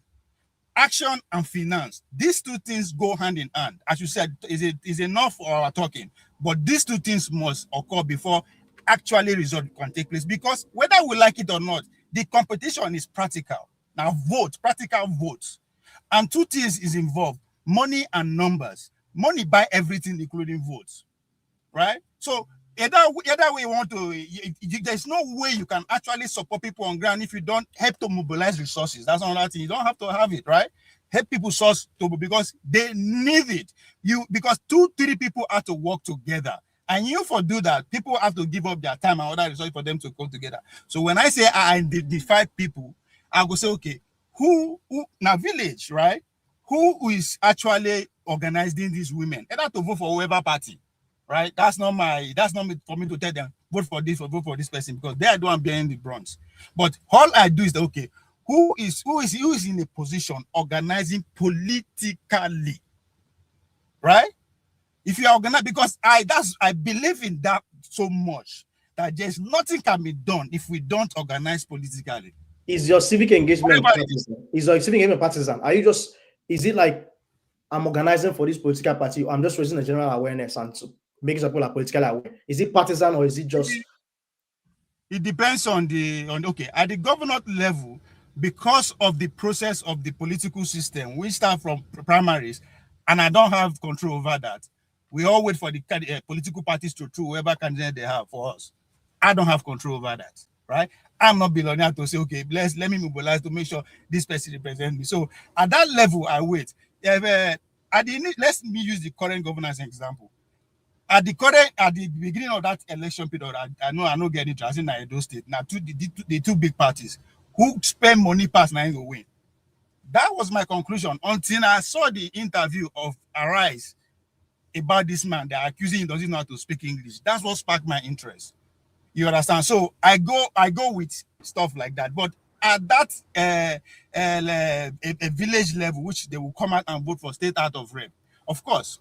Now village people I know. If somebody from my village is contesting, my village is Ward 10, right? There are other wards too.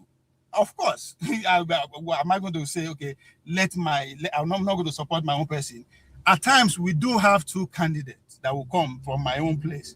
Then again, I have to say, okay, where my interest lies. But again, I'm not going to say, "Oh, you must vote for my interest."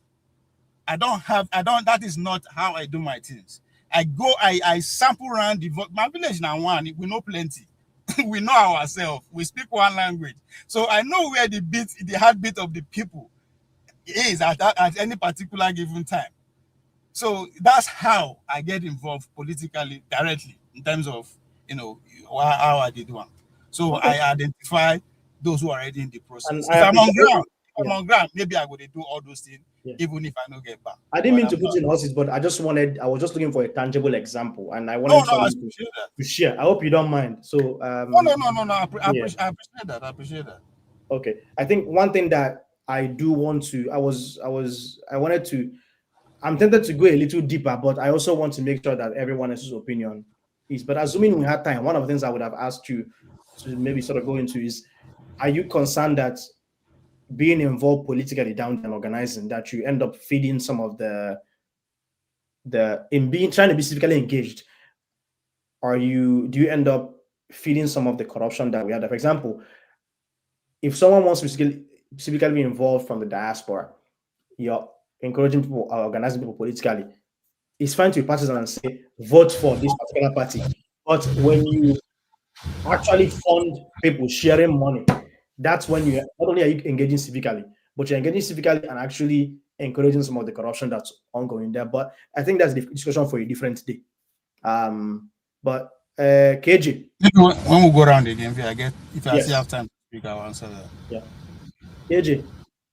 Yes, sir. Yeah. You and I know you and OT have been very spirited about this. So I love hearing everyone's opinion. So what do you have to share about what's going on? I know you've talked about it before, but what do you think some of what Ovie has talked about? What Ovie has talked about, and I say, person who has followed politics for a very long time, it is doable, but it's not easy. Look, it is difficult to have a good man in when he does not have the resources as a firepower. They say Tinubu is a strategist. Tinubu is a strategist. What kind of strategy is he? He believes in what money cannot do, more money will do it. That is his philosophy. Is that being strategic? It's not. You see, all the bogus contracts you see in Nigeria, all is aimed towards 2027, so that money can be brought to play. So, look, and I can go memory lane. There are many good men in Nigeria who have come up both in north, south, east, and west. They never made any headway, because when the tire hit the road, the people default to what they know. You see, whilst Ovie was talking, I was thinking to myself, where did we get it wrong? And this is what I feel is where we got it wrong. When we transited from the British colony, as a British colony, to politics, we never really educate our people that the power belongs to them, and that they can be able to take control of the government if it's not doing what they want. We still went with the mindset that these are our colonial masters, our new colonial masters, and so we treat them. That's why both the police, the army, and every other instrument of violence that belongs to the authority is used against the people. And that is why you see that a policeman, 5, 6 of them, is guarding one senator, because you think that is where the authority lies. So I think for us to go back to get our acts right, and that is why you see one of the reasons why the establishment hate Nnamdi Kanu, and I'm going there, because he was able to say certain things that people have never been able to say. He said it. He made it open. And people went to research. People like us, if we hear a new information, we go and research. We go and say, this thing this person have told me today, how true is it? And we look at other, we don't just open Google and ask Google, is this what it is? Because Google takes what somebody feeds in. So you go to more further research than just looking at what Google says.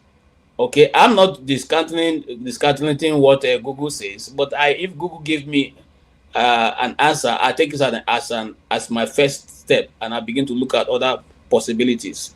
Now, here is the place where we need to go if we need to change this system, is to begin to tell our people that the man who is at the Aso Rock, or who is the state capital government house, is not your boss.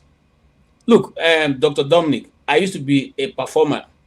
I used to be a good performer. As you see me, so there's no dance I cannot dance in Nigeria.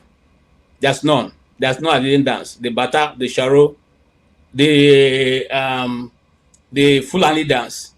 Okay, the married dance of the Fulani. I thought I say you resemble one of the showcase back dancers. I'm serious. I am a professional theater artist. I acted alongside the days of I don't want to go there. Okay, so but why am I saying this? Why did I stop? One day I was performing and I looked down and I saw that all the people right in front of us were all thieves. These people have been stealing us dry. Okay, I was better qualified than most of them. Some of them can't even stand and defend themselves. What more of defend? Show us a clean academic record. And I said, no, I won't do this anymore. I stopped. I went on to do something else. But if you ask me, that was my preference. That was what I wanted to do. Because in the first place, somebody said it the other day, I was admitted to read law in the university. I changed it to theater as myself because I think that's my calling. Okay? So why am I going there?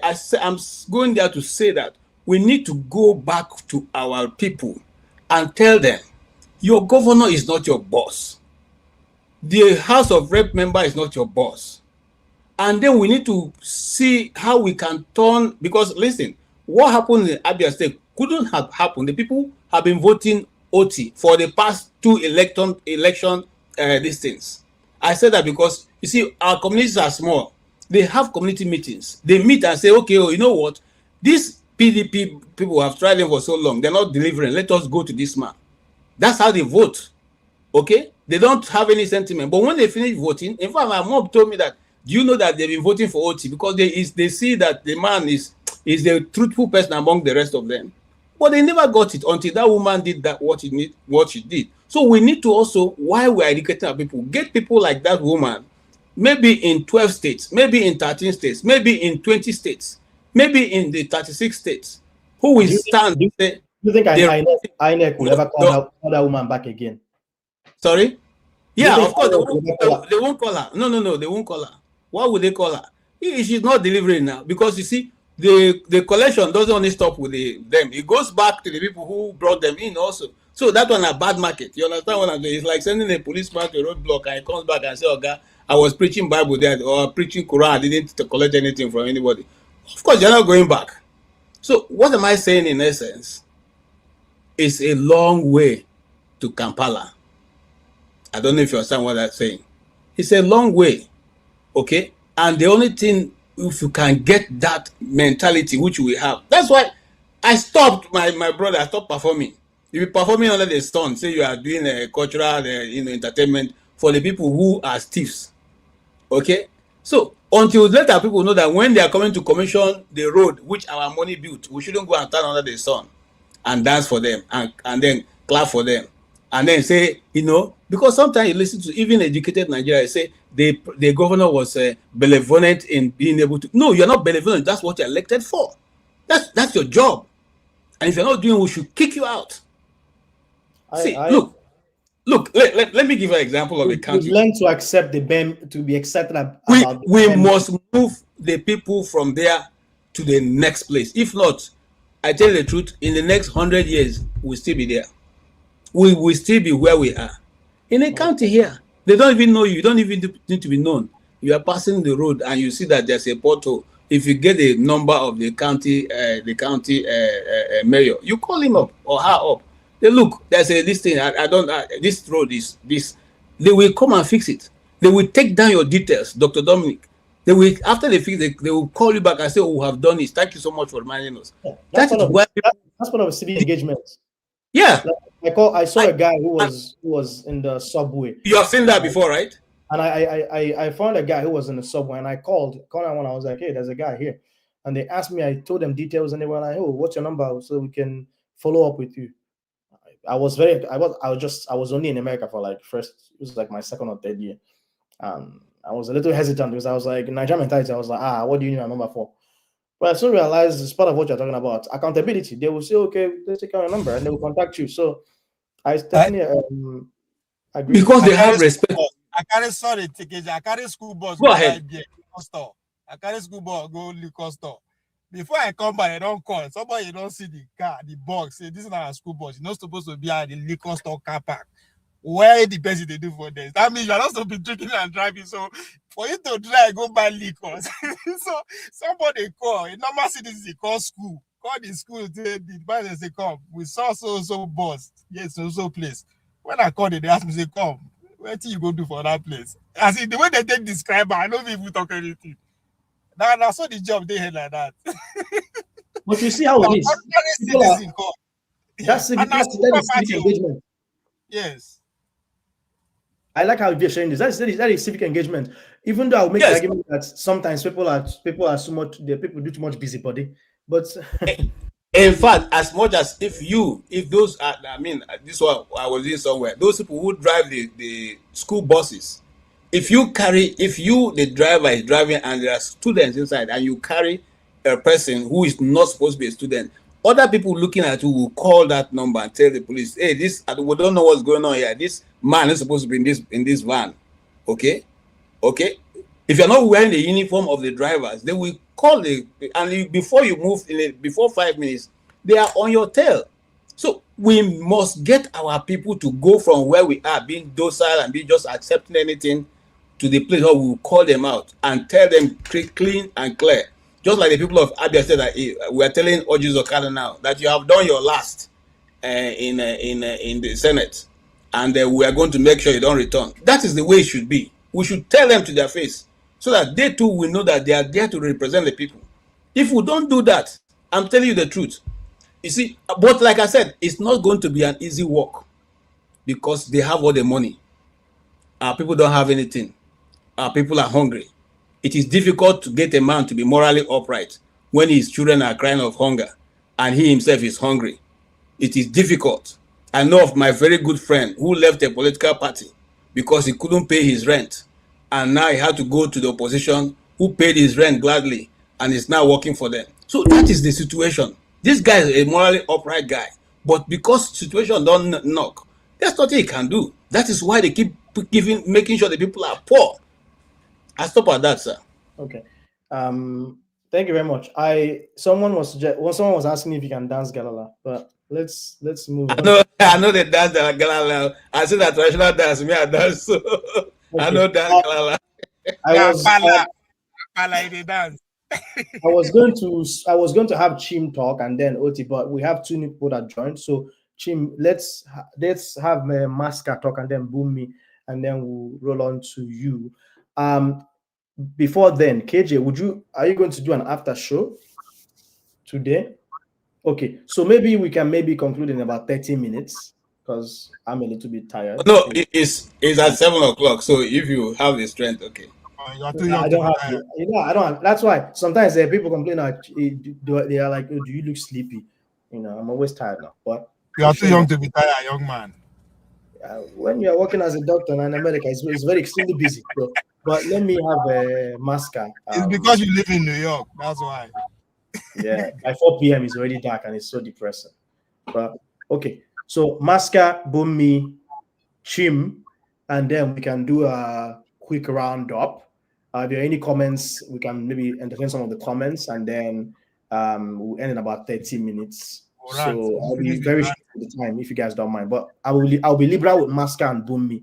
Then afterwards, I'll be very, very particular with my time. Finish with the ranting. Masca, go ahead. All right, thank you, Doctor.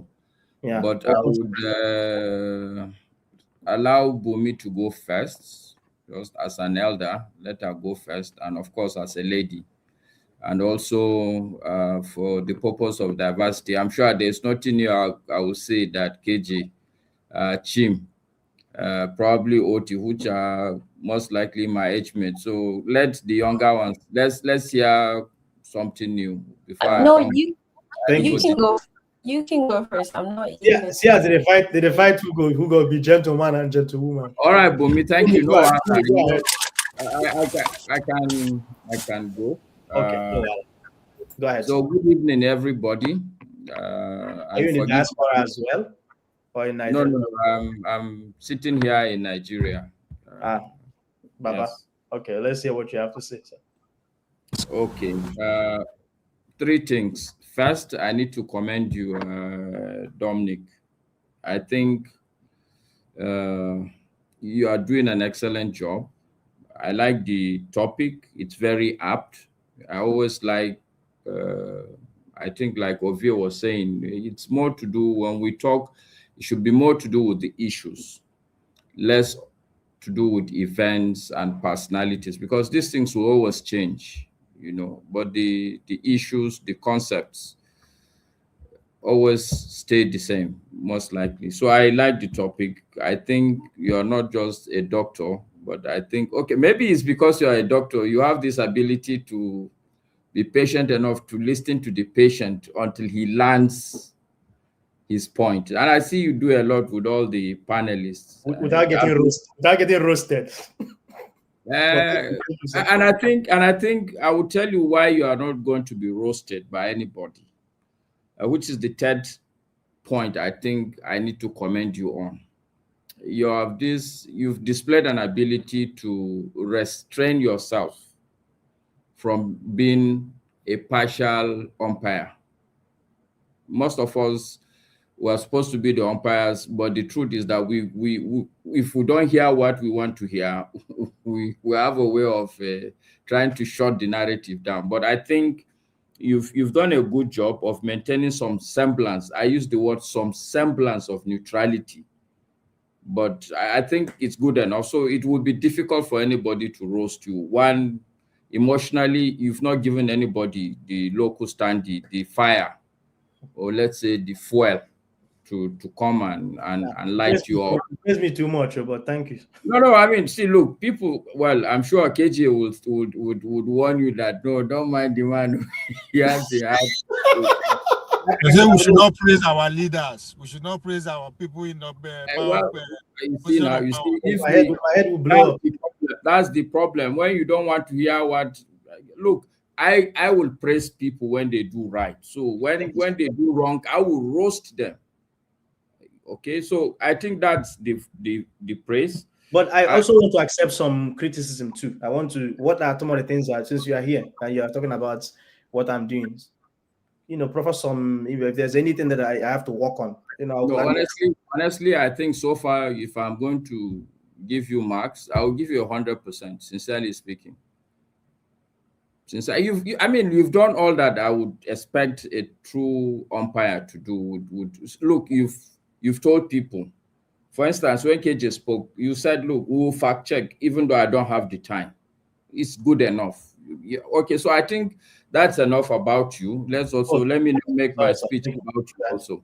The second thing, I would like to make some comments on some of the things that you've discussed. And then I think I will comment also on the topic itself.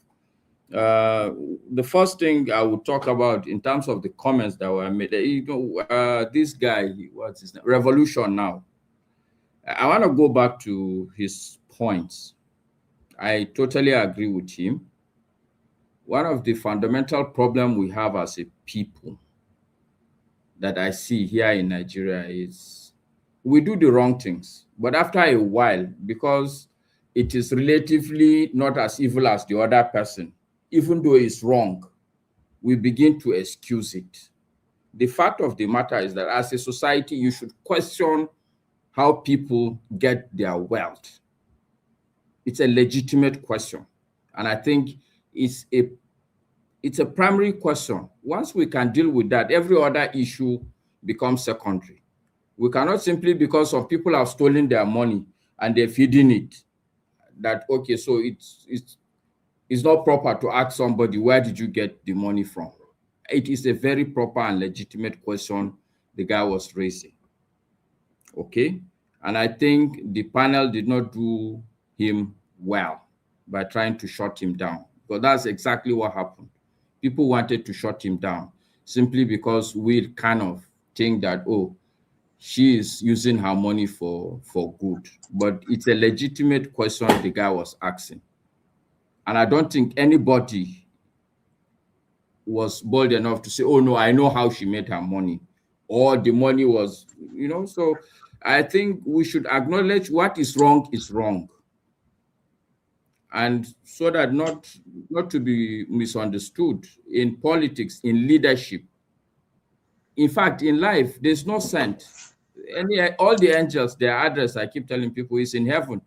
Anybody whose address is here on earth is not an angel.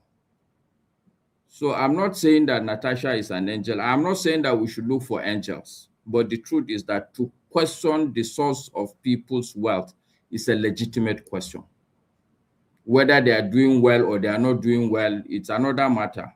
I take your point that, look, this is the question at hand. But look, if the person decides that that is the tangent he wanted to go, I think we should allow him, sincerely speaking. So that's that for that comment. And I think somebody, I can't remember who, I think it's either you, Dominic, or somebody, I don't know who, but somebody was talking about educating people.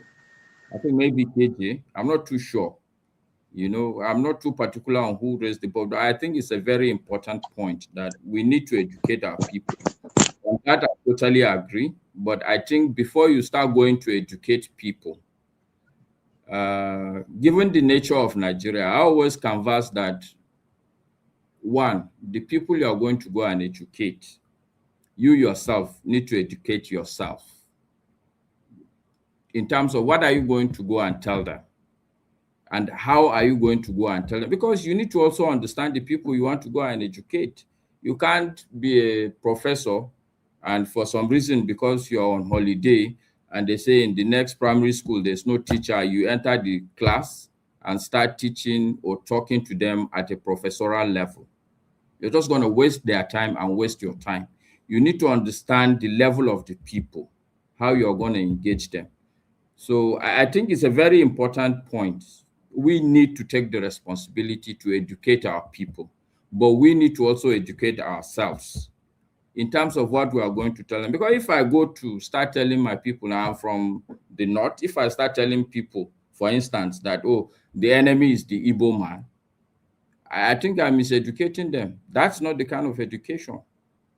So I will not go too detailed on that. And I hope one day we can start having this kind of discussion of what are the kind of education now that we think we should be educating our people. And what is the kind of education we ourselves, we should be educating ourselves. I really admire Ovie, because every time I listen to him, that guy educates. He educates. And the education he's given is the kind of education people like me and you at our level, we need to have that understanding of the bigger picture, of the grand scheme, even if that is not what we go and tell our people, but we need to have that understanding.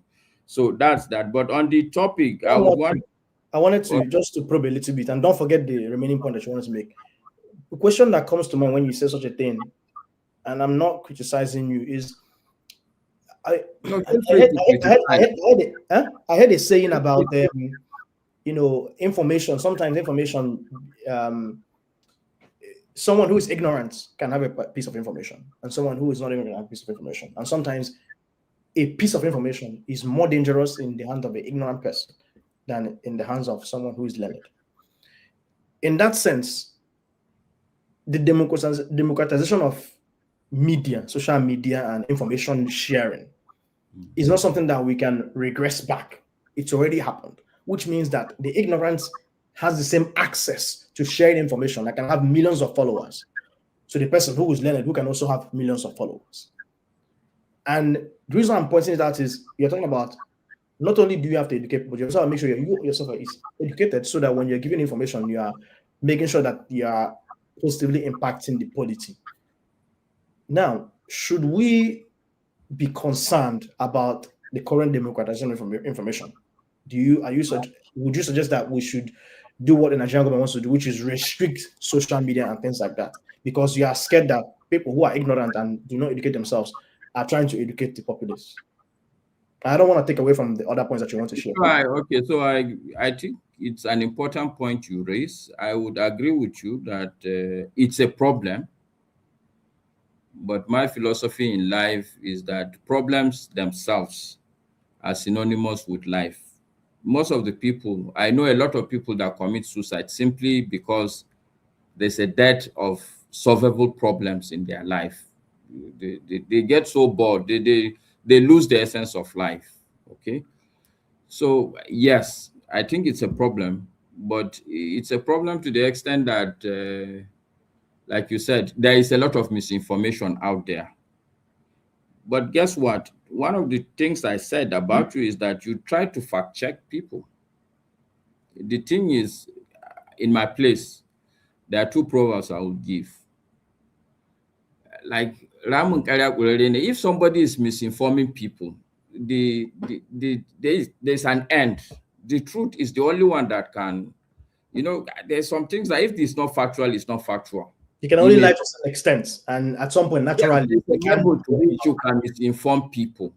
And the good thing about democratization is that, look, if the person who is misinforming people has that democracy, the people with the correct information, the only problem we will have is when they don't want to leverage that same democratization, which is the problem Nigeria is having now. A lot of us that are supposed to speak are not speaking. A lot of us that are supposed to act are not acting. So that democracy is exactly the same thing. That democracy, we've left it to some people. Not just the information democracy, but the actual democracy, we've abandoned it to some people who are misguiding our people. But anyway, I think that the second proverb also is agree with you that meaning that half knowledge is very, very dangerous. You just hear half of the story, you carry it and run away with it. One of the things that I've learned the hard way in life is never to read a book halfway. If you start, please endeavor to finish that book, or else just keep quiet and pretend you've never read that book. So I don't know whether I've answered your question. No, you've answered it. Quite insightful. Yes. What came to my mind when you said that last part?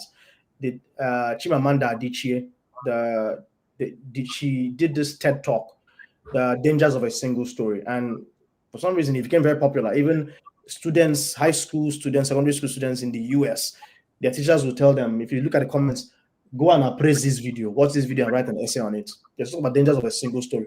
You only have one point of view, right? Which means same thing. You have to have information. You don't have the full picture, and you're making speculations or conclusions based on that. So, but thank you. Don't forget the other points you wanted to make. Go ahead. No. I see an old man. I will write some of these things before I even. Thank you for writing it down. To start. Okay, so one, I said three things. The first one is to commend you. The second one, there were two items of discussion that I wanted to comment upon. On the topic, I would want to start by asking a question. Okay. When you say holding elected officials accountable, what exactly do you mean? Okay, when I say holding accountable, what I mean is this. I'm sorry, let me give you a bit of it's a rhetorical question. No, it's not. Absolutely not a rhetorical question. I think it's a very... Let's see it now. Okay, go ahead.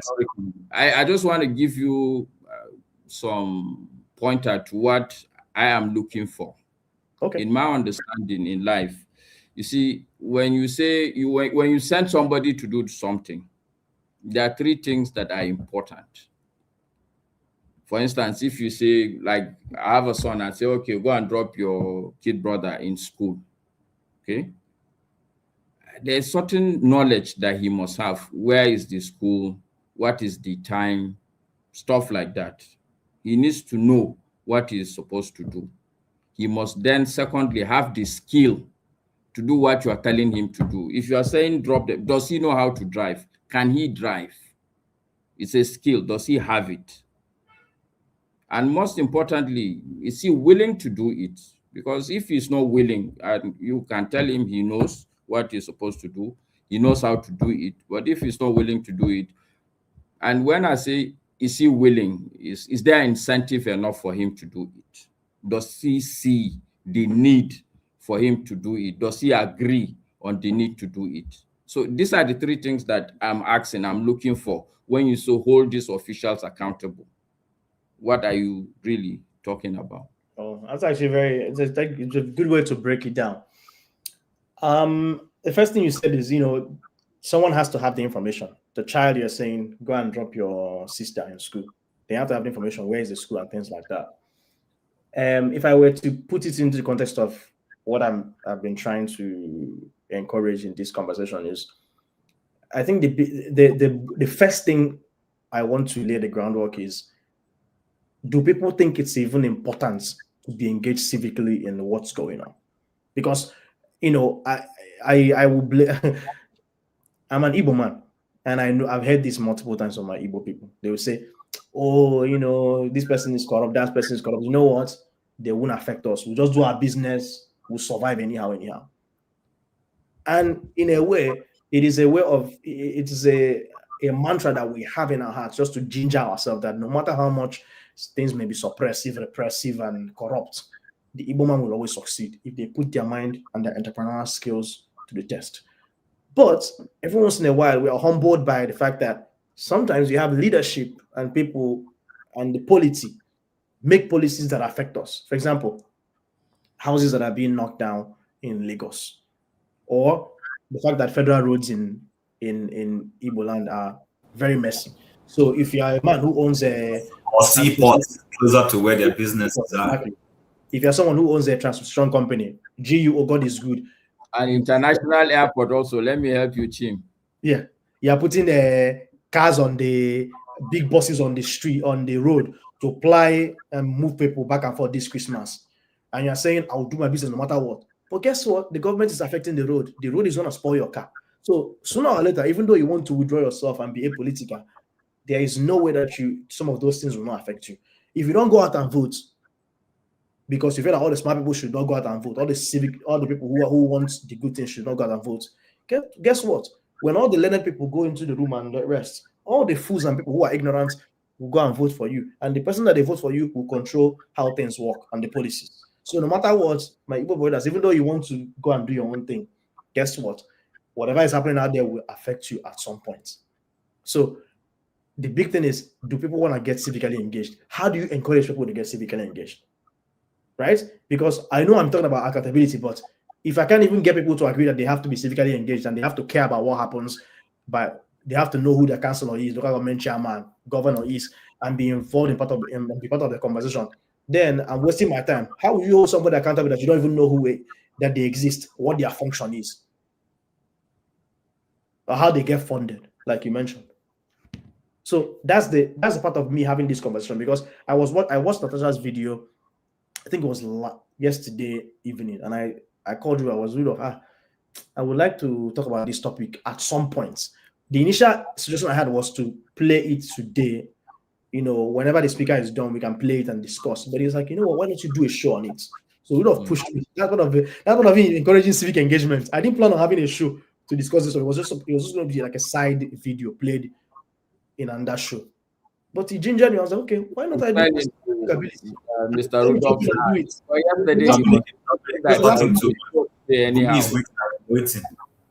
and Chim put my leg to fire. I was like, Dominic, you're gonna have a show. Why are you wasting time? So, but I hope I've answered your question. I think I get your point. Getting people to be involved, just laying the groundwork first. Accountability, I think, is a little bit further down the line. But part of the initial step is, hey, there's a polity. I think you've done a good job. I can make a good attempt. Well, let me not. Go ahead. Maybe can you answer the question? Let me not mark my answer sheet myself. No, Can you answer the question that you asked me? I want to learn from you. The question that you asked me, can you answer it? Like what's your take about this? That's exactly what I'm going to try and do to answer that same question in my own way. My thinking actually is, first, agree with you. Yes, we need to tell people this is very important. We need to even convince ourselves on this matter. All of us, the truth is that we all pretend that we can talk, but the truth is that on that election day, or even before the election day, what do we do? Most of us, I don't think we do enough. Before we even start thinking that, oh, it's other people, we need to go and tell that civic engagement is important. We need to convince ourselves. And I would say that there's a lot of spectrum for this civic engagement. My take is that it's a wide spectrum. One of the things that I'm thoroughly convinced now in Nigeria is that there's institutional failure across board, and it's a major problem. No matter what we do, we need to focus also on the institutions. One of the very critical institutions is INEC, or let me not use the word INEC, it's electioning. I will use the word electioning. And when I say electioning, I don't even mean only on the election day. Right from the way primaries are being held. How are we even constituting our own political parties? Okay. You don't have to go and fight political, but all we have to do is to sit down, do the analysis, think, this is how we think it should, which is something you said, that sometimes we think ideas don't catch up, but you just have to say it. At some point, like you rightly pointed out, at some point, restructuring Nigeria was never on the table. But if you push it hard enough, institutional framework and institutional quality in Nigeria can become a subject of discussion. People will begin to look at our institutions and agree that, oh yes, the police as a policing institution is completely a failed institution. The way we do our elections is completely a failed institution. Our educational system, the whole educational institution has failed. We can then begin to look at where are the points of failure. So I'm saying that in my mind, that also is part of the spectrum of the civic engagement. But the one that for me, I think is very, very important, I see it, the way I see Nigerian democracy is like in a bus. There are bus stops. If you're not okay with the driver, and the good thing is that at that bus stop, everybody will come down, you, the passengers, including the driver. You can enter another bus, you can pick another driver, you can choose to remain where you are and stuff like that. I think that the likes of us need to begin to focus on that singular day, because that is an inflection point. It's a very critical point. All this argument we argue, we need to focus, for instance, at least for now, on that singular day. I've always canvassed that, for instance, the biggest education we can give our people, for instance, is to create a scenario where after election day, every Nigerian can put his hand in his chest and say, this was the actual numbers. Whether that was what they announced or not is a different matter. But we know Nigerians have been educated with the true numbers. How we do it is our own business. And with all this democratization of information, with the prevalence of technology, these are the things we should focus on. I would rest here for now so that other people, I think Bumi, I'm sure, should be able to. It's a big spectrum. There's a lot, but I think I will stop here. Well, thank you very much for sharing, because I was lamenting that there's so much southern and maybe middle belt voice. I want to hear someone from the north, and boom, you showed up, and people were hailing you. Someone was hailing you in the comment section that you're very honest guys. I was like, okay, I've never heard you Mascot talk before, so I was like, let me just give you more. People would not agree with me. I'm sure Pansat, if he's in the comment section, he will say, kick me out. I beg, I don't want Pansat to happen. KJ is an honorable man. He may not like the things I say, but he would still condone me. He is the one who is even making case for you to bring me up. But I know he doesn't like the things I say. KJ, So I'm that's saying that, why his look, face is squeezed like that. Okay. yes, that's why you. Listen, my friend Masker, I'll be honest with you. I have very few Igbo friends. I'm serious. Don't say Majority of that. my friends Don't are patronizing, from KJ. your Don't side. say that to So me. hold Don't on, say hold that. on, hold on, hold on. You see, one of my challenge, you see, even okay, I will say that in the next program. But one of my challenges is Yeah, in fact, normally me, I like the late show. I just joined because I think yes. Dominic. Listen, one of my major challenge in Nigeria is that, you see, an Igbo man is loved once he's bashing the Igbo people, once he's not agreeing with whatever is going on in the East. But that same Igbo man is fighting for the cause of other people all around Nigeria and accepting that whatever they're doing is correct, even when on this program I stood. In fact, some people thought I was from Benue because my name is KJ. I thought you were from Middlebelt, Benue. Okay. Thought but until the day I raised the issue of saying, look, this is not fair, then I became this thing. You see, and I don't mind. I'm not defending yourself, KJ, because No, I'm like you. Forget this, your defense. No, it doesn't. See, I'm not trying to. See, it's going. I'm pulling your leg now. You know my brother. I'm pulling. Let Bumi talk. Don't See, worry, KJ. All I'm trying to say is this, Master. All right, 20 seconds, KJ. Hold on, 1 minute. I'll just not up to 1 minute. We all know what the problem is with Nigeria. Let's deal with that problem, and everybody will be happy. Simple. We know the problem, and that's what we're going to discuss the next one. Thank you. Everyone, we have 15 minutes before KJ becomes a lord and emperor of the late show. Please show up. Please show up.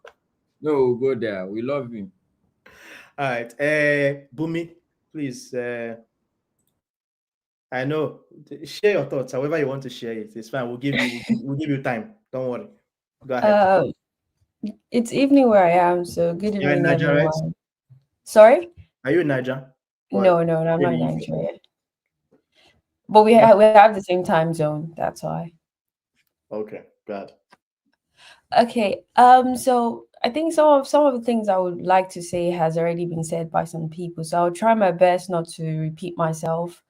But I'm gonna try to stay in the topic of civil engagement. But however, when we talk about civil engagement, I think maybe we need to start first in what we actually want before actually holding people accountable. Because you need to know what you want for yourself, or at least in a society, then you can know how to hold them accountable. So regarding this whole, like the example that was used by the Natasha situation, right? I think that it's a bit it's a bit hard to specifically go into, okay, how do we hold this, senators accountable? And then majority of the ways that we try to hold them accountable is basically just social media. And I do like the social media accountability, whether you're canceling them or not. But I think that should be like a plan B when plan A doesn't work. And I think plan A should ever be your law, or at least your social, the system itself. So when they fail from a government perspective, like they break the rules and laws, the next thing you go is, okay, maybe go online or organize as a people and then hold them accountable. But we cannot say, for example, Natasha isn't very open about her funding. When I don't know if it's a requirement from government officials actually to be open in Nigeria, at least. If it's not something that is required from them, we can't then start asking her, so where are you getting your funding from in terms of her personal project that she said she has done? Because it's not something that she's required to. I mean, you can ask for it, but it's not a requirement for it.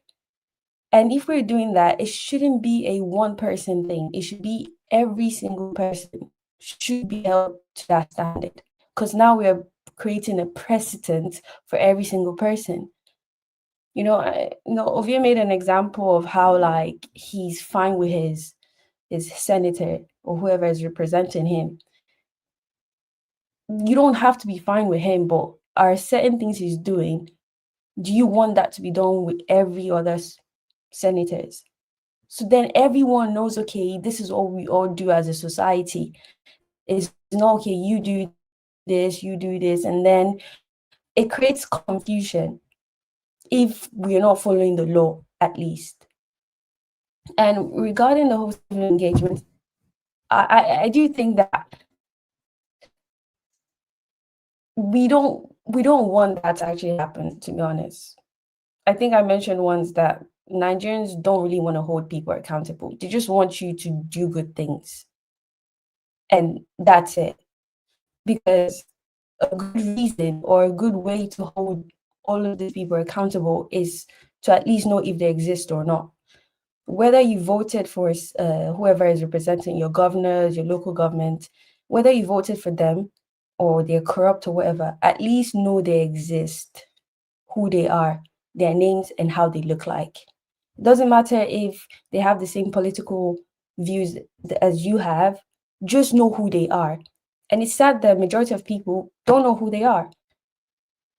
But then we want to hold them accountable. How can you hold anybody accountable and you don't even know if they exist or not?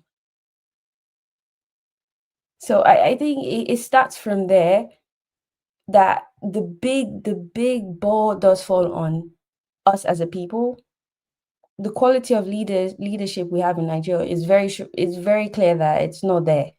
We don't have a good set of leaders that want the best for the people. However, I don't think we have good sets of individuals that actually want the best for the society themselves, because that leads to the whole civil engagement.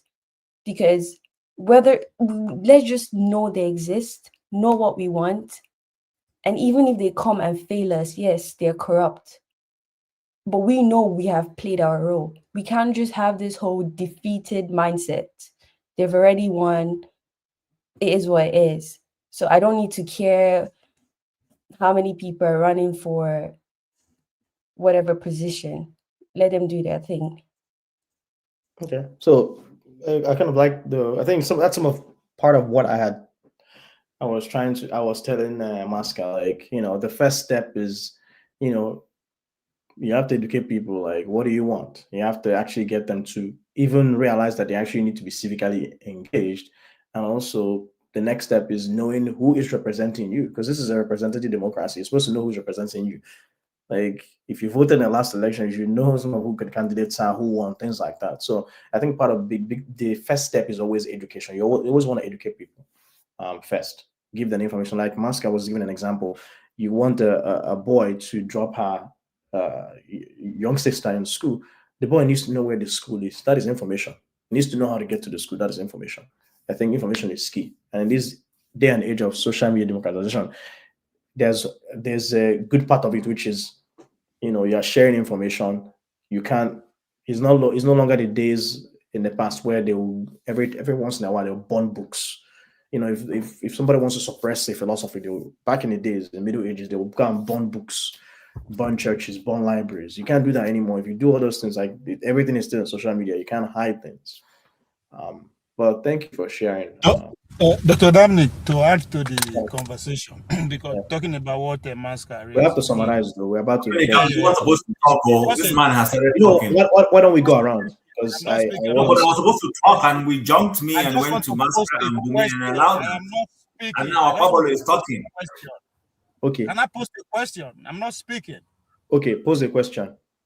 Masca is talking about education, and the need to know before you educate. How many of us actually understand the politics that Nigeria is playing, or the system that we are practicing?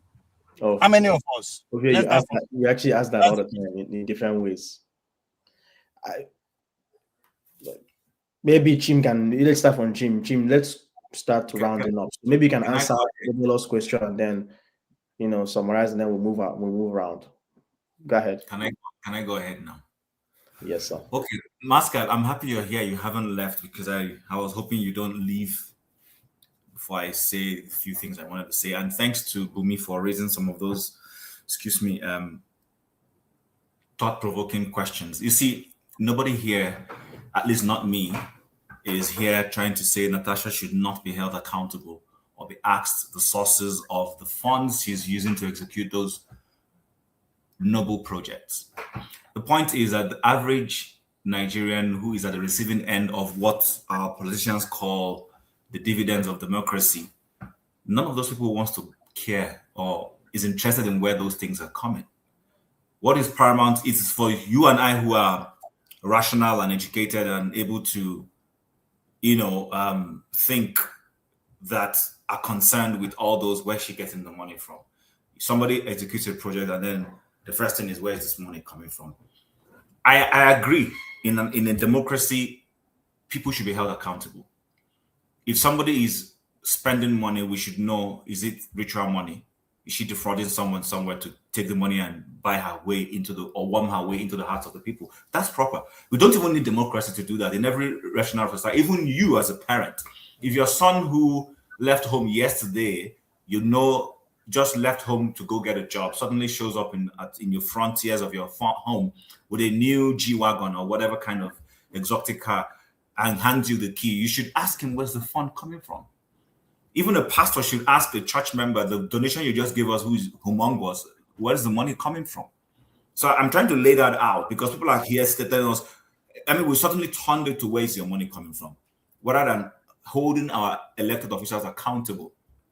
The accountability that I want to see Nigerians ask, primary, first and foremost, before we start going into a Natasha matter, is, okay, Senator representing Anambra West, look at your peer doing all those projects there. Please, where's your own project? Why are we not feeling you the way the people in Kogi, if it is central, north, or east, I don't know which one it is for her, are feeling those, are getting those? Why are we not feeling you the way those people are feeling them in that side? So I'm not here to say we shouldn't, because if you remember at the beginning, there were two words that were used here that I commended and I tried to expand on. Reasonable men. We're talking about how reasonable men fashioned out the US. And we're trying to figure where our own reasonable men are in Nigeria. Who are our own reasonable men who want to restructure Nigeria for the benefit of all, not for the interest of a few? Because part of that accountability is these police officers that the president has said should be withdrawn from VIPs. Why do we have taxpayers taking care of elected officials? We take care of them, we pay their salaries and their emoluments, and then we also take care of them in terms of using the same police. Because I don't see any police officer guarding Nancy Pelosi. She has to go and get her private security network. That's what happens in where you live, Mr. Dominic, if I'm wrong. There's no politician. Certain people, like former presidents, will still have secret service. I didn't mention presidents. I said Nancy Pelosi for a reason. There is a reason why I emphasized on her for a reason. Okay. She will go get her private. Listen, there might be FBI on scene monitoring her because she at that level. But her visible security is not the police of Washington or the police of the state where she comes from. Remember, these are people elected somewhere and they move to Washington to go serve. So what in Nigeria, we have Nigerian Central Police, which is another operation altogether. But the point I'm making is, why do we have those persons? Jim, point of correction.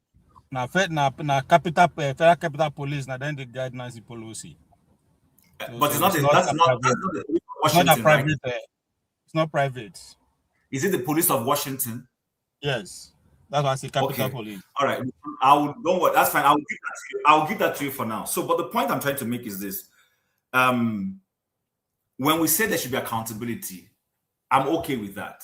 There is, first of all, oh wow, we commend this person for doing this because this is not the norm. Let's not come here and pretend that what you see Natasha doing is the norm. I have a senator. You have a Senator Maska. Dominic, you have one. Bumi, you have one. Is my senator doing the same thing we've been seeing? Okay, somebody said in the chat section that she's a first-term senator. My senator is a third-term senator. I haven't seen him do similar thing that I'm seeing Natasha do. But I'm supposed to first and foremost question Natasha's source of wealth when she's using it, and that's actually the accountability. The fact that she is able to use that resource, means she's opening herself up to the federal government, because the only people who can hold her accountable actually right now is the government of the country and the Senate. If she is fraudulently using the resources at her disposal, they are the ones who, when they're doing their accounting, will say, this woman, we gave you X amount. No, come and tell us how you've used it. So because I do not see how the Nigerian average man in Kogi State, whether it is west or east or wherever where she comes from, is going to be able to hold her accountable. Right now, in fact, they are overjoyed that they've had a senator before her representing that same section, didn't do as much as what she's doing. And you are asking, and you are busy here saying, this woman needs to tell us what to do. I'm not against that. Trust me. I'm not against that. But what I'm saying is, when the average Kogi man is hearing you, he's saying, look at this wicked person. So you are the people who are against it. That's the point. The average Nigerian doesn't care. Listen, do you know how many, if Nigerians really care, do you think anybody will go to a polling unit and be given bread and egg to just to cast a vote and they will take it if they really cared? That tells you how these people that Okpabolo has put their cap behind him have reduced, denominated Nigerians. But he's putting their cap on behind him and telling me to question that woman. I know what accountability is.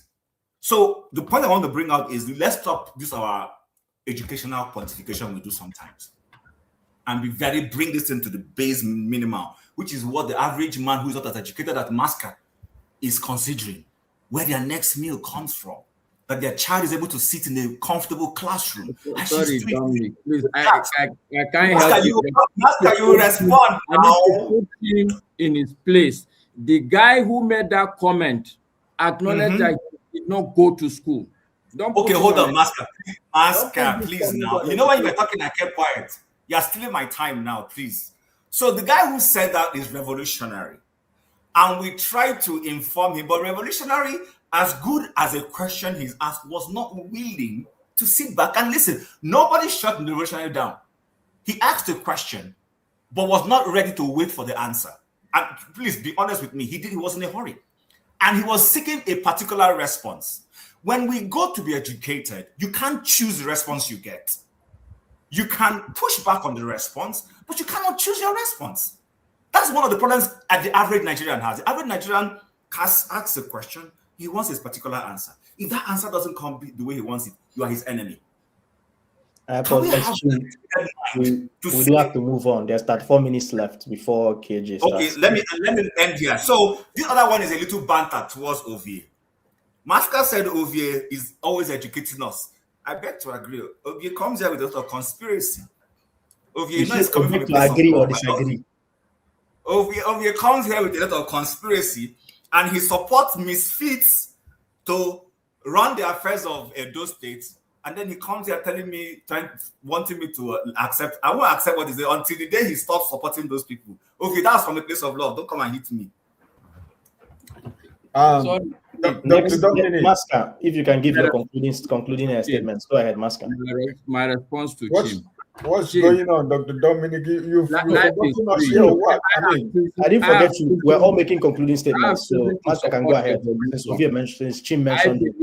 I maintain that not to question source of wealth, whether it's Natasha's source of, look, if you are the one feeding me, I should question your source of wealth. I maintain. You can maintain your position. I maintain my support for revolution. It's a free world. That's number one. Number two, the meaning of education. Ovie is school. You go to school. Not everything that the teacher tell you, you must agree. In fact, you should go to 2 schools at the same time. That's why there are many subjects. And so that you can combine everything. Take some, leave some. I still maintain again, Ovie is teaching. Thank you. Do you want to say anything as Masca? Because once we get to everybody, then I will end the show and then we can go on to KJ's. Okay. So, Bumi, do you have any concluding statements? Anything you want to say? I would say I beg to differ. Why is it that we want to start asking where they're getting funding from? Is it because she's a woman? Oh, you're not. Why is it now that's the topic? That, oh, where are they getting money from? How is their money getting to them? All this why we've been having senators or whoever existing for thousands of years, but now this woman is finally given an in. This is why all these other politicians don't go for interviews. She has finally gone for one now. everybody wants to put all the problem Somebody on is our eating in head. the background. Somebody is eating in the background. I think that's interesting. However, I don't disagree with the question of if she is getting crowdfunding for certain projects she's doing. I would love to know where she's getting her funding from. I think we all want that. We should know where our leaders are getting their money from, whether it's our personal money or from foreign entities. Let's just know it's in America. I think you get to know where people are getting money from, APEC, whatever. It would be nice to know. However, why are we isolating it to just one person? Why isn't the conversation like, okay, guys, it's true. Why don't we know where our senators are getting money from? I would really love it to be let's try to, and this is where it comes to the civil engagement. Because right now it seems like a personal attack to one person. We should be, okay, wait, senators, I agree, we have 109 representatives or something like that. 109 senators, yes. Yeah, senators. So it's like, okay, let's know where 109, if they're doing personal projects or their allowance, like the budget they get. Let's all know that, and it should all be documented. We should all want to know that. Whether it's from the Lagos state, Kogi states, we all should know that, and it should be made public, where our information shouldn't be coming from Wikipedia. These are the things that we should all say, but for some reason it's only being directed to one person. And because the woman decides to be very open and she's actually doing certain things that is benefiting the society, it's very interesting. I feel like we should also take time and ask ourselves that question of why are we thinking like that, in a way. But that's my conclusion. Case in point, I'm just going to share a comment. I'm not sharing this, and if you guys know me very well, I like to share comments because I feel like it's very informative, and I sometimes even share things that may be derogatory or controversial, not because I believe in them, but just to give you a sense of how some Nigerians think. This is a lady who is her mom is Russian and the dad is from Kogi State, so she's biracial. That's irrelevant. She grew up in Nigeria many years. She even went to pre higher institution. She went to, I don't know about primary, she went to secondary school there. So she has actually seen the fabric of Nigerian society, and somebody wants to belittle everything about her and whittle it down to she's biracial, therefore she can represent Nigeria or some section of Nigeria or Kogi Central. Like, I don't make that make sense. I know I'm trying to be fair, but like some people make some comments and I'm just like, are you kidding me? But I'll share the comment that this is somebody who's Nigerian. I'm assuming this person Nigerian shared. Let me I don't think you can elevate that conversation, please. You'll be getting this person to prominence, which will be wrong. Okay, I wouldn't do that, but okay. So let's move along. CM, you joined quite late. We're concluding, but I still wanted your opinion, you and Forefather. So, but KJ will be starting a show in 28 minutes where you can get to air as much views as you want. So keep it short, few minutes. I will wait for KJ's show.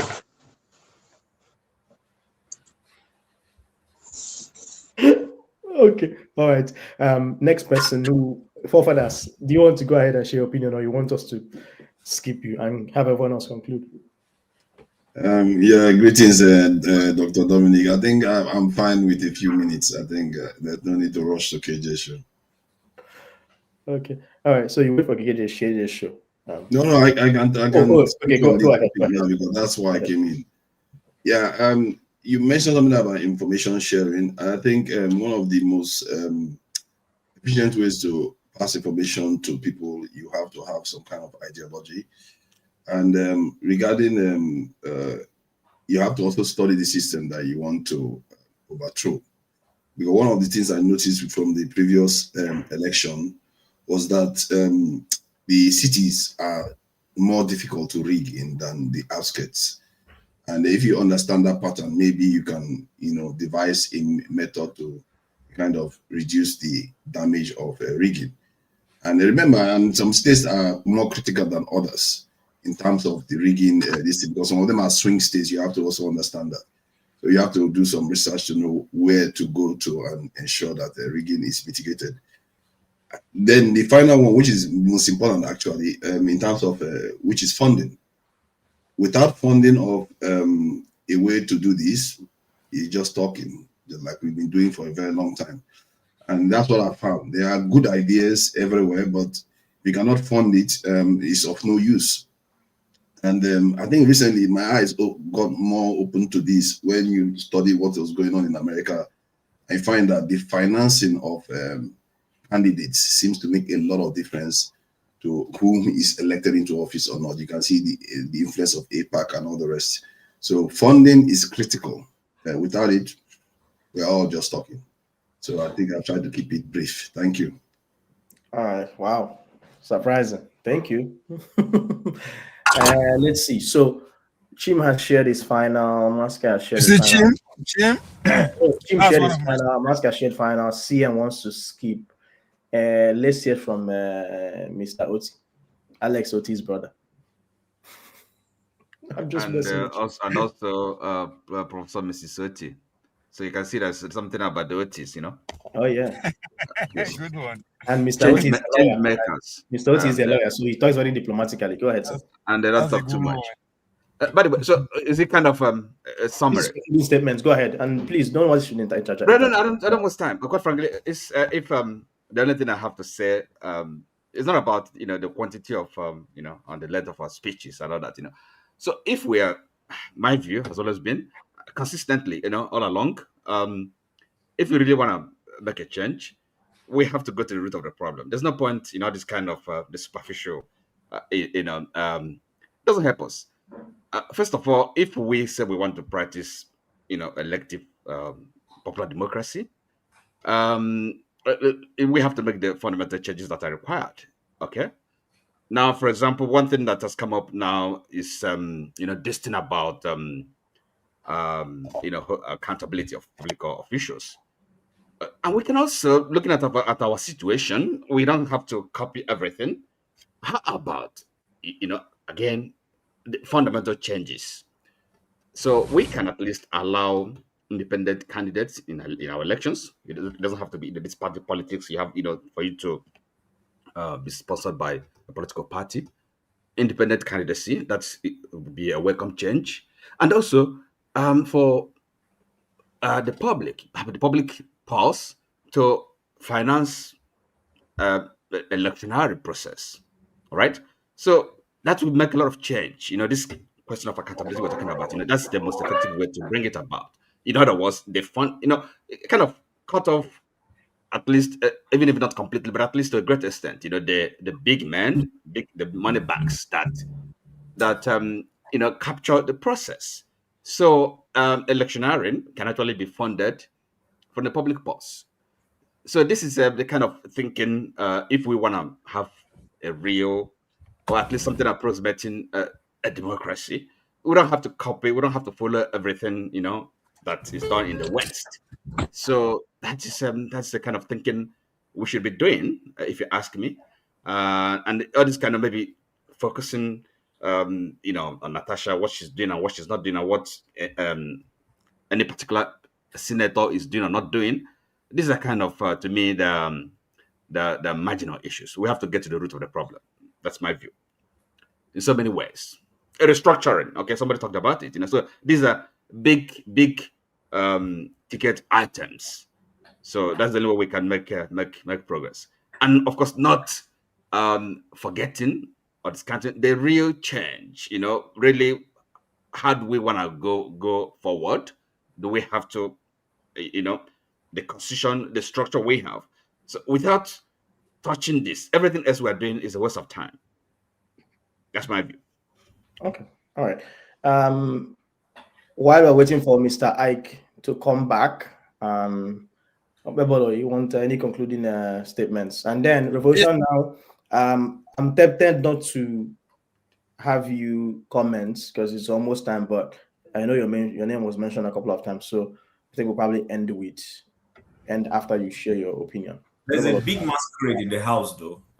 I can exit for that masquerade to come in, please. Which masquerade? There is a big masquerade. Look well. No, Okay. James, wait and take responsibility for what you caused. Okay, so let somebody to leave. Let the masquerade come while Pablo hits me. I'm okay with that. For some reason, okay. So CM, I'll remove CM and forefathers because they want to share opinion at the next show. Oh, CM, like, okay. Let me welcome my order. But go ahead, Obolo, share your opinion. Why am I making on Obolo? So here, share your opinion. Opening statements, I beg. Yes, I know what you're doing. I'm trying to get these guys a thing to. It's a mind thing. Go ahead, Ovia. Chim, first of all, we appreciate you for bringing Bumi out. Even though the route you took to bring her out was wrong, right? It is because you made the conversation about Natasha, right? That's what brought Bumi out. And you did everything you could to route me into that. My point here was centered around the process. How do we bring change? And I said it has to be at a macro level. Well, as I started to say, politics is local, regardless of how the Dominic is trying to make us understand that social media is here to stay. We all know that, but still, everything is still boiled down to that micro level. That was my point, but you keep saying Natasha. That's all. And the reason why I don't want to go that personality is because we will begin to make an about her, about who do what she do, where she get money and all that. That's why I didn't go that route, but he did everything to bring me I tried to avoid, but Revolution pivoted us, which is fair point. So we'll have him talk. And again, Dominic, to clarify something, I think the democracy we are practicing in America is built on House of Representatives. That's where the power actually lies. It's more powerful than doing the presidency. So it's also part of what we need to understand if we want to actually educate our people how to get out of where we are. But it's not at the macro level. Charity begins at home. People that actually make that wisdom are not stupid. So if you cannot make impact in your own village, you have to be a billionaire to actually make change that will affect people on the grand scale at the national level. That's a fact. It's all about the Benjamin, as we say in America. Peace out. You like talking to me and this is Benjamin. Thank you very much. Why don't we move on to? I will skip Ike. I think we may have to end up removing Ike because he's. You guys all saw it here. You guys are my witness. He's not on his seat. So next time when he chases me around, you guys will defend me. Revolution now. I just want to make this context clear. We're not against anyone sharing your opinion. Actually, I personally thought it was distracting to be talking about where she earned money for personal projects because she already mentioned it in the video. And no matter how long we discuss it from heaven to earth, unless we are privy to investigating those things, we'll never know, right? But point taken. Go ahead, Revolution now. And Chim, Nigerians is one of my students. As you can see, he has grown over the years. So that's me being a teacher. Both of you have dreads. He's one of my teachers. So you know, say we carry dreads. Educated people know they like us at all. They did say we crazy, but no problem. No. Thank you for bringing me in. Thank you. Don't worry, Dr. Dominic. We understand people like that. Whether we go left or right, we know. Anytime we talk, the music we don't already know how we go dance. Anyway, Mr. Chim said I asked a crude question.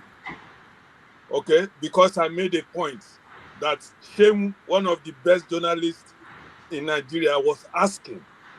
So it's not only Revolution who asked it. A presenter of high caliber asked the same question. Okay, I'm not against what she's doing, which is legal, but I'm asking about the private thing she's doing. Where is she getting the money from? But I did surprised for you people to say we shouldn't ask that because we are deviating from what you are talking about. I just asked a personal question because she went to her old school and built something where they monumental, 500-seater something. I was hearing it. I said, this woman must be a billionaire. That was what I was just trying to ask. How is she fund? Is it because we know a system that runs in Nigeria? You people are trying to cover her that, others are not doing it. Just like that in Nigeria street language. At all, I no good. Instead of Namekuna deal with the the problem in Nigerian system. I'm in this platform, and I appreciate this platform for giving me a voice. Anytime they call me, if you say ask my heart is sweet, only me and God know about that. That is why I say to you people, we should go to the root of Nigeria's problem. Not just make we say, oh, this man, this woman, she's one of the best. So other people, Chim was making a good point there. Oh, a 3-time senator in my area, he haven't done anything. So we should applaud what Natasha is doing. I applaud what she's doing, but I just ask, those private projects that is so gigantic and big, where is she getting them? I hope it's not the Senate money she's using to big up herself, because she's doing it for herself. She built 6 houses for 8 people who are just working, maybe cooks and this. Where is she getting the money from? Even you, Dr. Dominic, you try so hard to cover up. Oh, she married a rich family. I wasn't covering up for her. You were trying to find a way so that to justify me that probably she married a rich family. Before you come, somebody concluded that I was trying to give you information. Now, whether or not that's what I mean, but it's a kind of, you are trying to tell me probably where she could have gotten such money. Now, whether those things are enough to give her the kind of money. Remember, she said she was crowdfunding, right? So yeah. Then later, I was educated further that she did crowdfunding. I said, but which people where can crowdfund that money? I hope it's not those regular people who steal our money.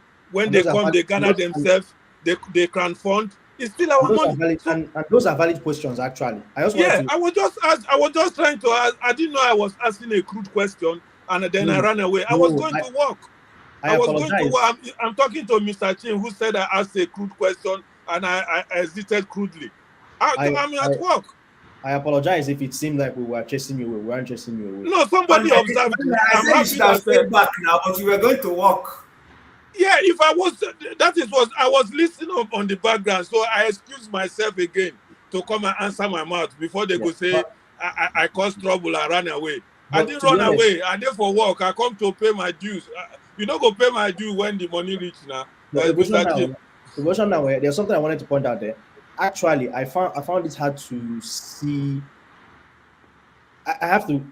It's my fault. I actually have to dig deeper because you raised a very good question. Like, what does she do for a living and things anyway, like that. Let me conclude in 1 minute by saying thank you again for the opportunity for me to clear my mind. I didn't cause trouble. I just wanted to you're not causing trouble. Please come back. Please come back. Those private things she's doing, I hope it's not our money. Thank you, sir. Thank you. I hope so too. I just want to point out. I go back on the backstage again. Sorry, I'm at work. Thank you.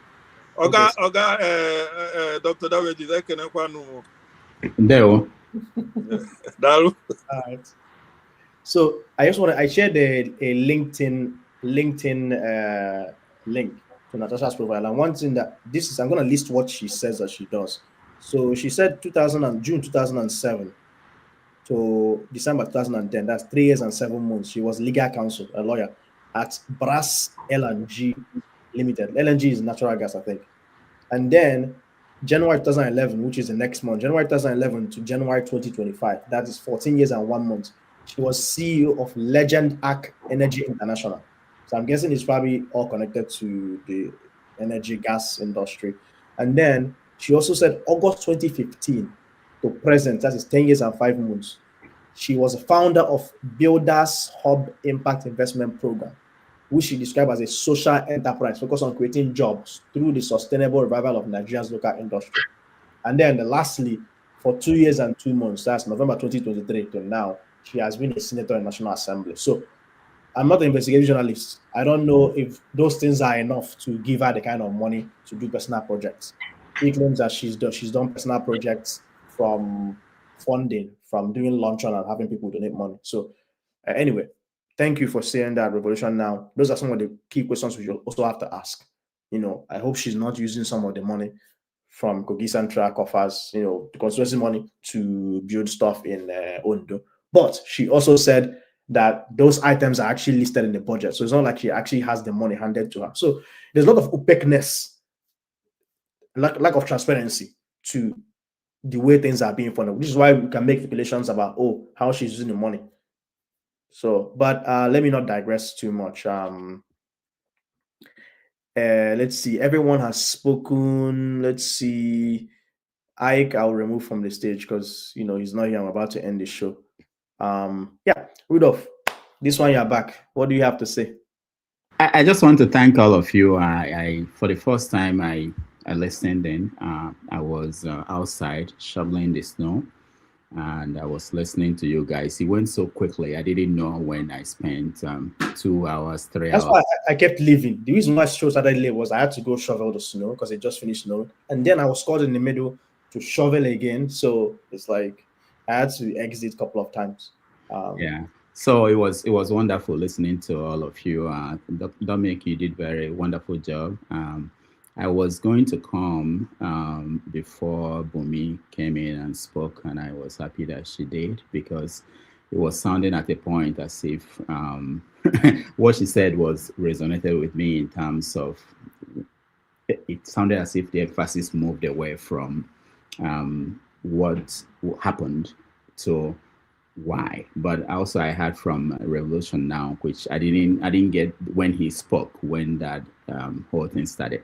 But it was wonderful for a change for me listening while, not that I don't most of the time, but this time I was forced to because I was outside, I had it on, and I was just listening and I was looking at the dynamics, how it was sounding of Vie and his preaching, and when he's excited about Unite Youth Now, organize, and that's one of my students again. He got elected. Organize. So it's wonderful. What I will do, what came in to say that after listening to this conversation, I will make extra efforts to again try to get Natasha to come here and talk to us. I know that she's open to answering any question from anybody. She has not shied away. The reason why she didn't show up the other time, something different, but I think that situation is resolved now. I think, but I want to point out something that was interesting to me. I hope you guys know that there are 30 former governors who are senators in Nigeria.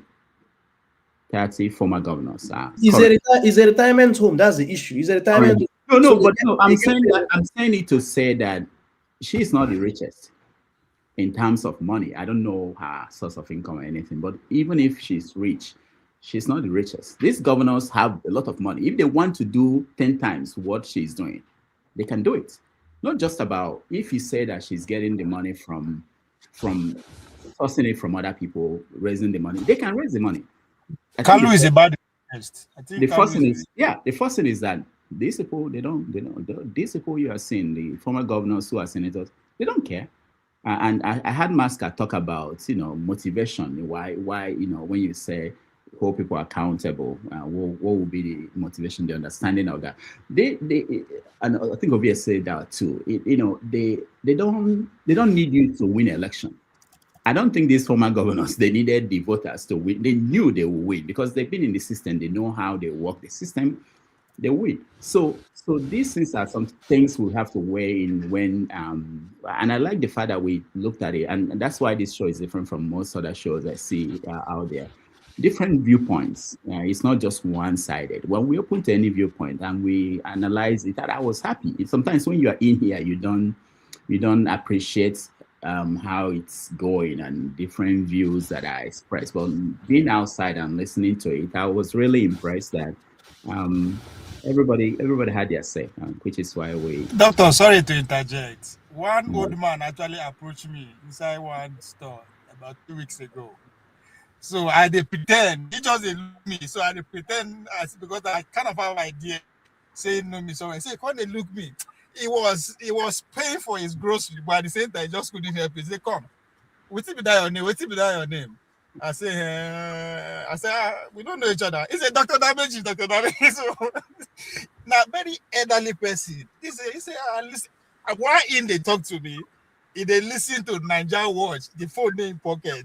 So he they pay at the same time. So he still get attention to actually know who that person is. So I can't lose so say come. Say I like just of what you just pointed out, how everybody did very different. That I guess I like that. You guys should continue. You know, you say, oh, let me pay for stuff, let me pay for stuff. I say no. But the way it take his time.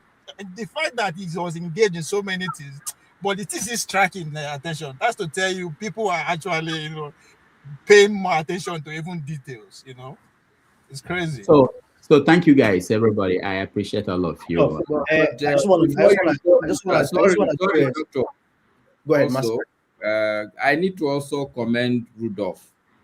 In as much as I commend you, Dr. Dominic, I believe that it's Rudolph that had set the stage. He's actually a very balanced person. I mean, so I didn't come with cap today. I will have removed my cap for you. But thank you, Master. No, I don't trust Doctor again since he went to hell and back. He's clone. Doctor is anyway, clone. I do want to do special. I want to have a special mention of. There's a gentleman here, Concerns. He joins in the background. I always want to encourage people. Concerns. I wish we had time.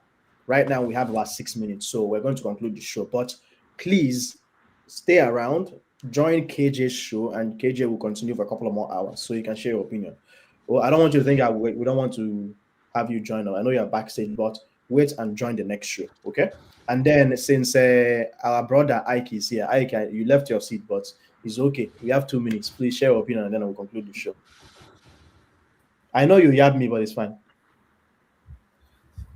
First of all, I did not leave because I did not speak. No, I can't take my yogurt in front of the camera. I have my food in the night, so rich man and yogurt. Okay, I cannot be eating yogurt while I'm here. And time is almost to 8. I normally eat by 6:37, so it's almost late. So it wasn't about I didn't speak, right? So I was saying that you weren't around. That's why but I wanted to make sure you share your opinion.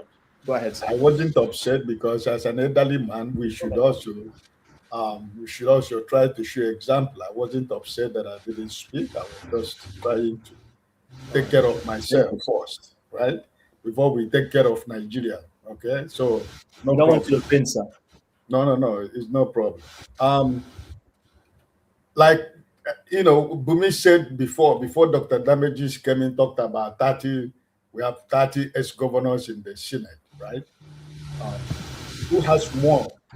All the money they stole from their state, they still keep it to themselves. So if they want to do anything for their community or their zone, they can do more than what the woman is doing. So why are we so much concerned about what Natasha is doing? What of other senators? From other senatorial, what are they doing? So, and it doesn't necessarily mean that we are saying that we don't want accountability about where the money is coming from. So that's normal. That's the change we want in Nigeria. We want people to be honest. We want people to be plain. We want people to let the populace. We want the people that you represent to know the truth, the facts and figures, so that I can stand to defend you anywhere because I'm having the facts and figures in my hand. So nobody is saying that we should not query or ask where Senator Oti is getting our money. No, I don't think that is the main point. Nobody is saying accountability is not good. I am one of the people who said, I am one of the people that are praising the woman for what she's doing. And also, I need also accountability. If it comes to the point, that's why I asked question from the beginning. I asked him that question when Dr. Dominic left for a few minutes. The senators and the people of the House of Representatives, do they get their senatorial fund to do something in their senatorial zone, or whatever they do, does it come from the federal budget? Or how do they get the money to do constituency projects? Because I wouldn't want to dabble into what I don't know. And I asked that question, but at the end of the day, from what Jim said, they used to get some money, but Jim also made it clear that he cannot really say how accountable what they do. So, I don't know how they get the money. I don't know where they get the money. But one thing that Mr. Ike knows is that, like every other Senate or House of Members, they fight when the budget is presented, they fight for a project in the senatorial zone through the budget, through the committees. You know, that's the only thing they need to go back to their senatorial zone to tell their people, oh, it was because I fought for this that you had a hospital. It was because I fought for this, few people get scholarship to go to university. Those are the things I know that they make the laws, and also they bring project to the senatorial zone. But the idea of this constituency project and money, I don't know how it come about. So for me, I will continue to say that woman is doing a lot. But if you come for accountability, like Doctor promised that one day she will come here, I think all of us will be in a position to try to ask that question: how is she getting the money? God bless you. Oti, Mr. Oti, thank you for sharing. I saw you shared the catch on. Oh my God, I can't even speak Igbo anymore. Catch on Onanuju. Yeah. I will send it to Rudolph, and maybe you can also, if you have this contact, sort of talk about the kind of person he is. And Rudolph, please, let me not forget my manners. Mr. Rudolph, please tell Natasha she should watch this show, and so she sort of has a sense of what should be encountering. We are not belligerent here. We're not mean, but we put her on a hot seat so she knows what to expect. Just like we put her on a hot seat a couple of years ago when she was vying for election. She watches most of the time, you know. She watches what we do. She gets the prompts that most of you get that we have in a show. So yeah, but I'll let her know. All right. But you know, we don't mind borrowing her to Anambra. I don't even know my constituency. People get the alert too. Who? Tinubu. Tinubu doesn't look at social media. He doesn't look at his social media window. Anyway, thank you everyone. I really, really appreciate this. I will tell you guys the truth there. I didn't have time to eat, but it's okay. I just ate one slice of bread and ran up here because I was like, I didn't want to disappoint Rudolph. So this was all an idea that came forth last night when I sent the video of Natasha to Rudolph. He says, you know, why don't we do it? And then Chim put my feet to the fire. So, and I'm really thankful you guys pushed me to do this. There's something I was going to ask Rudolph as a show idea, but I might as well put it up here in public. I'm busy, but I think I don't mind, even if it's every week or every other week, putting out just a quick segment. It probably will pre-record it just because it's easier for me, where we talk about like a health issue. So, but what I'm wondering is, how do we get to poll people on it? Because I won't talk about what people want to hear about. If people want to hear about kidney disease, then I can maybe do like a quick 10-minute segment where I talk about kidney disease, or 15 minutes, pre-recorded, and then Rudolph can cut and paste everything and then post it on the channel so people can keep learning. And if we decide in the future to do a live stream much later, because I'm very busy, we can also do that. It's just an idea that came up to me. No, I know you're very busy. No, wait. I called Dominic. I said, you can do a health show. Dominic said, no. I want music review of music. That's what I do. I don't want to. I enjoy that, but there are more pressing matters. Who music feed? People are dying like crazy from non-communicable disease. So Dominic, we talk anytime. We can do that. Okay. Anything you want to do. Just an idea, people, so you guys are aware. I don't want to delay anymore for KJ's show. Rudolph, any final pointers? No, I'm good. Thank you, guys. It's wonderful listening, and you did a wonderful job. And thank you, everybody that came in. I see Pansat is going off in the comments. No, forget about Pansat. Good sir. You can always come to after show and we discuss too. Thank you so much. Don't worry about him. Pansat, the moderator for comment section. Okay. All right. Take it away. No, you are the girl. You're the boss. I'm out. All right. Thank you, everybody. The topic of today was civic engagement and Nigerians keeping their elected officials accountable. I'm very appreciative for everyone who showed up here. I'm very happy that Bumi was able to show up, to give a female flavor to the conversation. I'm also happy that Maska came up as well. He's from the north to give his perspective as well. I hope we keep encouraging people from different parts of Nigeria to show up and share their opinions. But yeah, and hopefully very soon Adama and all the other women in the comment section can also jump on the show as well. I wasn't saying I'm your favorite host, but the Rudolph is your favorite host. No, you are. I heard that from Masker made it clear today. And it's very good. Masker may not understand this, but what he said today, we mean that Dominic, and maybe that's why Dominic wants to do another show too. So thank you, Masker, because I beg these moderators. We have like 10 moderators begging them come and do the show. Nope, it's only Rudolph, the time is the issue. I enjoy what's going on. And they are blaming our leaders. They are not ready to sound powerful. And they are blaming our leaders. So thank you very much. Dominic, what you should frame and put somewhere is that you are the only host who hosted, and even the host himself would have to come and join. See, this is a conspiracy. You see the way people are praising me. You have said it. You're trying to make me to come back and do another show. Already you signed up. You are going to come back. So thank you very much. And then we when you have the prodigal son, they will forget about the old hands like forefathers and KJ and Chim comes every now and then, But it's good we have you. Thank you for Dr. Dominic. Okay. Well, thank you, everyone. And actually, Pansat is making a good point in the comments. Let me stop the show now so we can join KJ. He's saying I'm taking up all the time that CM you should have used to talk. Sorry,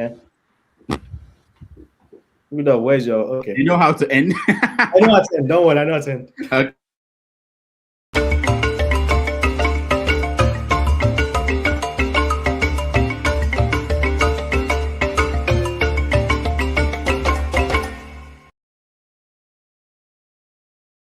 Okay. Thank you so much for watching. Thank you. Have you subscribed? Yes, you. Have you subscribed? Before you go, click. It's free. Click.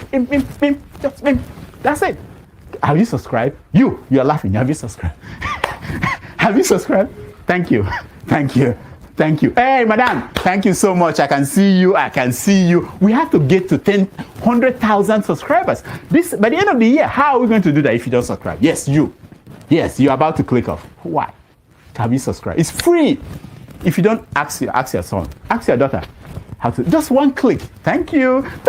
I see you. Aha. Thank you very much. I'll see you tomorrow.